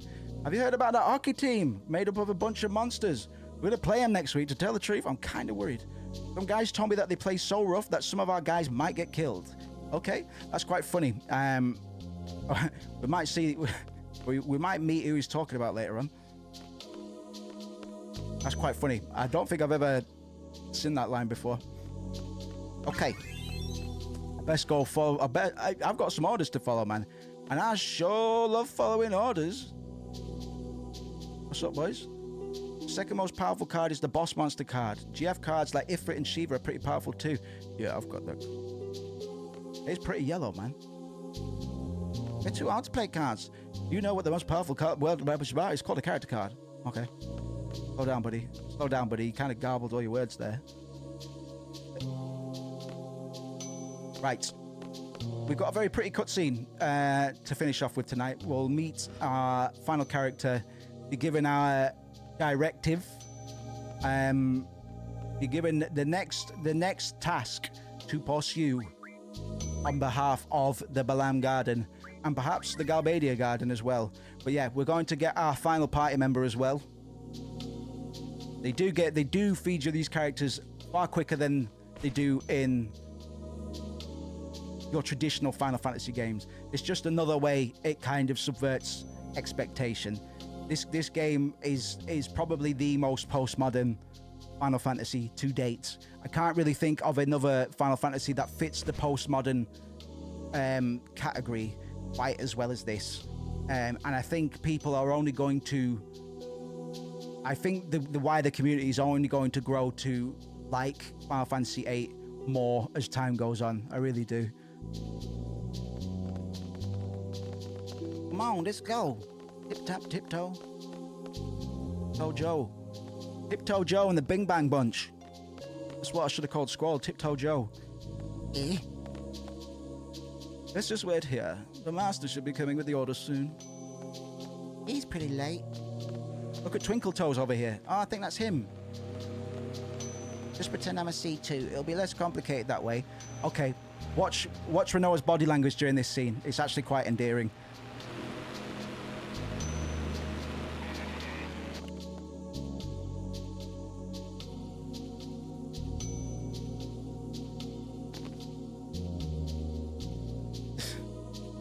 Notice how she stood a bit too far away from everybody else as well. She really is the outsider in this diverse little party of white people. Good day, Headmaster Martine. I have official orders from Headmaster Sid addressed to you. Following regulations, I have gone over these orders. After careful consideration of our options, we have decided to fully assist and cooperate with Headmaster Sid. Actually, we too have been planning for this for quite some time now. In order to stress the importance of this mission, I must first brief you on the current situation. At ease. they didn't do anything. They didn't really change the posture at all. You all know about the sorceress being appointed as the peace ambassador for the Galbadian government. However, this ambassador thing is just a cover-up. There will be no peace talks, only threats. The sorceress creates fear among people, therefore peace talks are impossible. Beginning to see the first signs of discrimination against sorceresses. We're going to see this exemplified as we learn more about sorceresses on the whole, what position they generally take up in the world, in governments, and generally the public's common fear of sorceresses. Yeah, lots to talk about, but I'm just letting the game kind of, because it really does drip feed you details on sorceresses. They do a very good job of creating this mystique about around these characters, and if anybody deserves mystique in Final Fantasy VIII, it is sorceresses, man. The succession. The earliest we can learn about sorceresses is on the student computer at the very start of the game, but even then, we don't get too much information on who the sorceresses are and what they're responsible for.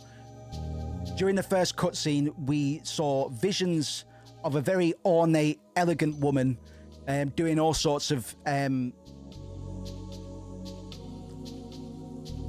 she was voguing out, man. And she was presented in a way where she was kind of overlaid against the sky above the fight that Cypher and Squall were having during the intro cutscene. So she is presented very much as being a larger-than-life presence, something not too unlike a god, really, something that is looking down on these puny humans, as it were. It's not as sticky as that, really. But from the very jump, these sorceresses have been presented with an air of mysticism and mystery and elegance, and I can only applaud the game for not throwing that all at the wall immediately. In contrast to Final Fantasy VII, where 3 screens into the game, Barrett is telling you about Shinra sucking the lifeblood out of the planet, which is very bold, visceral metaphor, really, to really instill in the player what is at stake for the eco-terrorists that you are currently getting to know, or were getting to know as a player at the time. You didn't really know what their motivations were until Barrett said it very, very fucking clearly 3 screens into the game. This is a little bit different. So far, I wouldn't blame anybody that isn't versed in Final Fantasy VIII to really know what the overall, what the critical path is.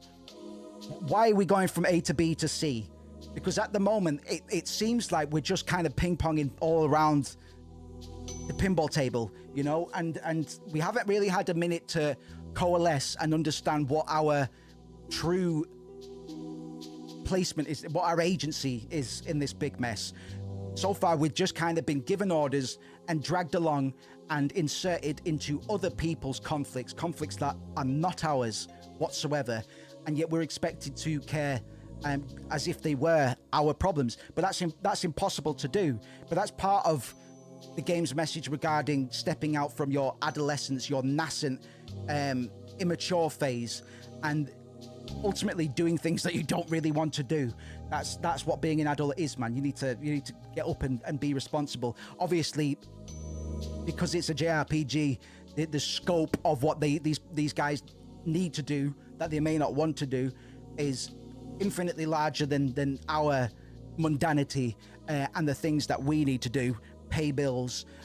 We don't need to save the world necessarily. We all need to do our part, guys. These characters are just being inserted. We don't know what these characters want. We don't know what they want because they've not told us, really. They haven't had opportunity. They've not had the conditioning to. Why would you have ambitions, dreams of your own if you're just on this path? If you've just been given this linear trajectory, salaryman trajectory, even in the sense of the big and fantastical, they are still just salarymen. They have still just been put on that conveyor belt as any other Japanese schoolchild might, you know. Brilliant. It's fucking brilliant. Once you do all of the games, you just start a new series, the universe, everything explained. Man, I was thinking, I've been thinking about editing doing the Final Fantasy VII stuff, and just, I'm scared. I'm like, how long is that video going to be, bro? How long is it going to take me to make? Got an album to release first. The universe might be the thing that makes my beard go white, but we'll do it, bro. We'll finish all the video games at some point. It is clear that Galbadia's ultimate goal is world domination. Martin is no exception either. It is a fact that the sorceress is planning to use this garden as her base. we have very few options available to us. We entrust world peace and the future to you. Hit the nail right on the nose, man. Brilliant. We entrust world peace and the future to you. It's not us adults' responsibility. It's you kids. You need to do it, man. You need to do it. We had cheap housing, sure, but we had it tough, man. We didn't have the internet and all, so you need to do it because we're old now and we can't be asked. So you do it.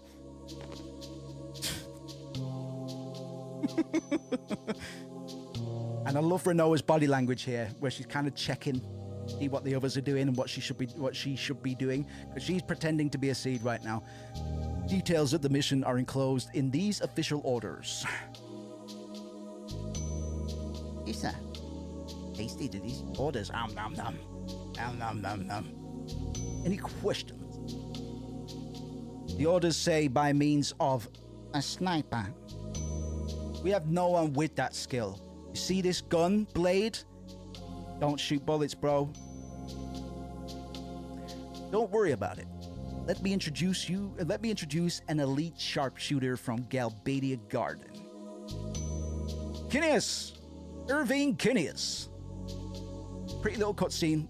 Like I say, all of these characters get an introductory cutscene, and they all do a lot to show us what the characters' personalities are like when we meet them. For Squall, it was the fight against Cypher.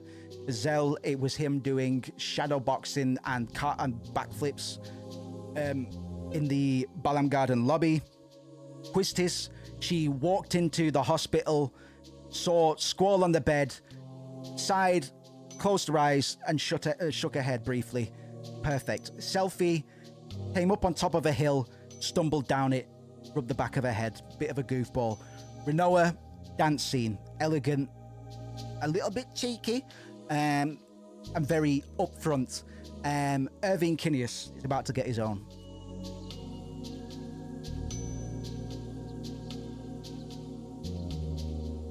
Hair free. Right? Chilled out. Lying in some grass. Smoking butterflies. This is Irving Kinneas. He will be your sharpshooter. Posturing. I like Irving a lot. He's a little bit less likable than the rest of the party so far, but I like Irving a lot. I like all these characters a lot. I don't know if I've said that. I don't know if I've made that clear yet. Failure is not an option. Ooh, bang. Well, obviously I have to do Southern cowboy voice for Irving. Looks like I'm with you, Rubes from Balam. Greetings. You, Rubes. Zell, why do you have to overreact to everything, bro? You cool with me helping you? That depends on your attitude, fam. I say things to get a rise out of some people. Just don't let it bother you and we'll get along just fine. Put him together with Zell. I'll remember that. Nice one. Right, we're good? What's the plan? What kind of orders did we get? Our next mission? This is no ordinary mission. It's a direct order from both Balam and Galbadia Garden. We're to assassinate the sorceress.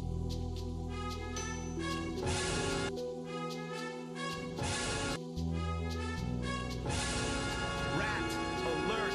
Rat alert! We have a new snitch. Oh my god, what a cliffhanger. We're to shoot her from afar. Oh my god, no, sorry, who am I voicing? We're to shoot it from afar. Kinneas will be our sharpshooter. We're to support Kinneas to our fullest. Should the sniper fail, we are to attack head on. Thanks for the support, but I never miss my target. Eliminate the sources. Eliminate the gold source. Sorry, eliminate source. I'm sorry, I'm so sorry. We're going to head to the capital of Galbadia, Daling City. There we'll meet up with General Caraway to go over the details for the plan. Let's get going. Well then, we'll need to choose a party for the trip to Dailing City. How's this? Already, we're learning a lot about Irvin. What's he only bloody gone and done? What's he only gone and bloody done? I don't know. We'll have to keep an eye on you, Mr. Kidius. That's no good. I'll decide, bro. I'm the leader of this outfit. What level are you? Irvin's 13. Zell, you're on. I'm taking all the lobies out, man. And I'm going to prioritize Selfie over Renoa for reasons. Oh. No, I don't think that's right. Oh, fuck it. Oh, in a minute. There we go. See, you still get 2 women, bro. It's what you balanced out the party, fam. Quistis is hotter than Selfie anyway. I may need to switch party members off, and let me just confirm how to go about it. Man, you don't have to. You don't have to. You don't have to. Is it? You do know I've just done that. You do know I've just done that, and it's not only have I just done that, I've done it before. I've done it before. I've done it before. I did it 10 minutes ago, probably. Asshole. Fucking patronize me. Right. Okay. Let me make sure I got everybody equipped, but I'm signing off for tonight. I'll be back tomorrow. What a fucking cliffhanger, man. I bet you can't wait to see what happens. Oh, shit. We got to assassinate the sorceress, man. Political intrigue. We got to assess some politics, man.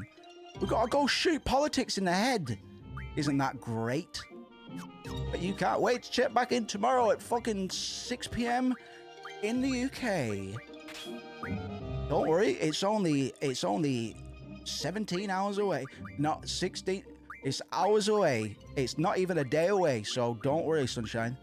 Thank you very much, everybody that plugged in today. I appreciate you. I still need to do my goddamn stream schedule, because at the moment I just get the urge, bro. Like, but I don't want to fizzle out. I have a tendency to burn out on things. It doesn't really happen with streaming too much, but that's not to say I've ever been all too consistent with it either.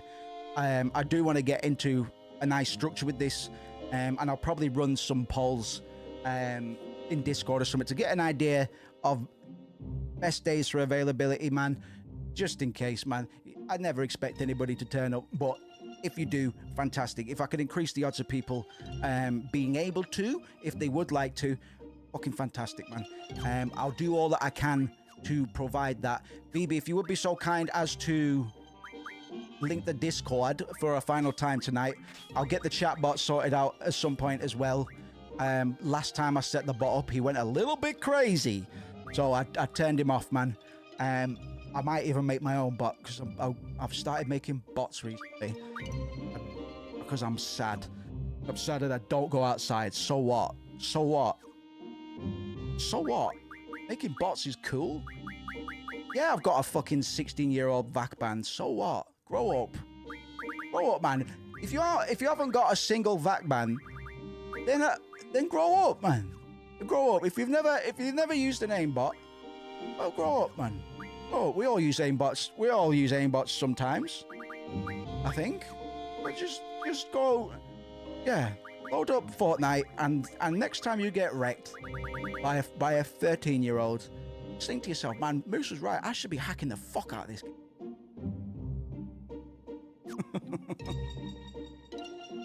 All right, let's see if my setup's all right, man. I'm just checking through all my abilities, making sure these guys are learning the right tricks. I could do a card mod ASAP Rocky, bro. You're very welcome. You are entirely welcome. As I say, I'll be back tomorrow. Thank you to everybody that plugged in today, man. Anybody that joined the Discord, I'll make sure you've got your roles and a warm welcome. just after I finish the stream and get myself some food, motherfuckers. Oh, refined items. Yes, please. But yeah, good point to finish as well. I couldn't really ask for a better point. I think tomorrow we will finish disc 1, bro. Which doesn't feel like a big deal, but it fucking is, bro. I remember when disc changes used to be like, oh my god. But we've actually we've powered through this pretty efficiently so far. Despite the fact I'd be rambling. I always try and keep the rambling moments prudent and relevant to what's going on at the moment. So if anybody ever does get a little bit lost in terms of what's happening in the story's narrative, don't be afraid to ask questions, bro, because it is confusing, to be honest. Thank you very much, BB. The game doesn't make it too easy to understand exactly what the fuck is going on and why the characters are doing the things that they're doing. I think that's kind of the point, in a way, that the characters just kind of whipped around without really much of a say in anything, and they just go with it. Why is Siren at level 15, bro? Where is that? And if I get really bored at some point, I'll run some fucking card game stuff offline, man. Like I say, I'm probably not going to do that too much on stream. But yes, I want to step back in here a sec. Got the cool music. And I'll sign off. I'll sign off right there. I'll have the outro screen coming soon. Still missing quite a lot on my stream implementation, hoo-ha. But yes, thank you very much. And I will see you tomorrow. It's crazy. You come home from work, you see a rat. It could be daylight, you see a rat. I'm a rat, and I need my cheese. It's a nice day to rat. It's always a nice day to rat. There's never not a day to rat. You are now a normal rat. You're ready, man. Word before you came along, I didn't know what love was. What does it mean then, Randy? Huh? What the fuck does it mean? I understand. Oh, you do, do you? No, you don't, because it's fuck. What does it mean then, Randy? Huh?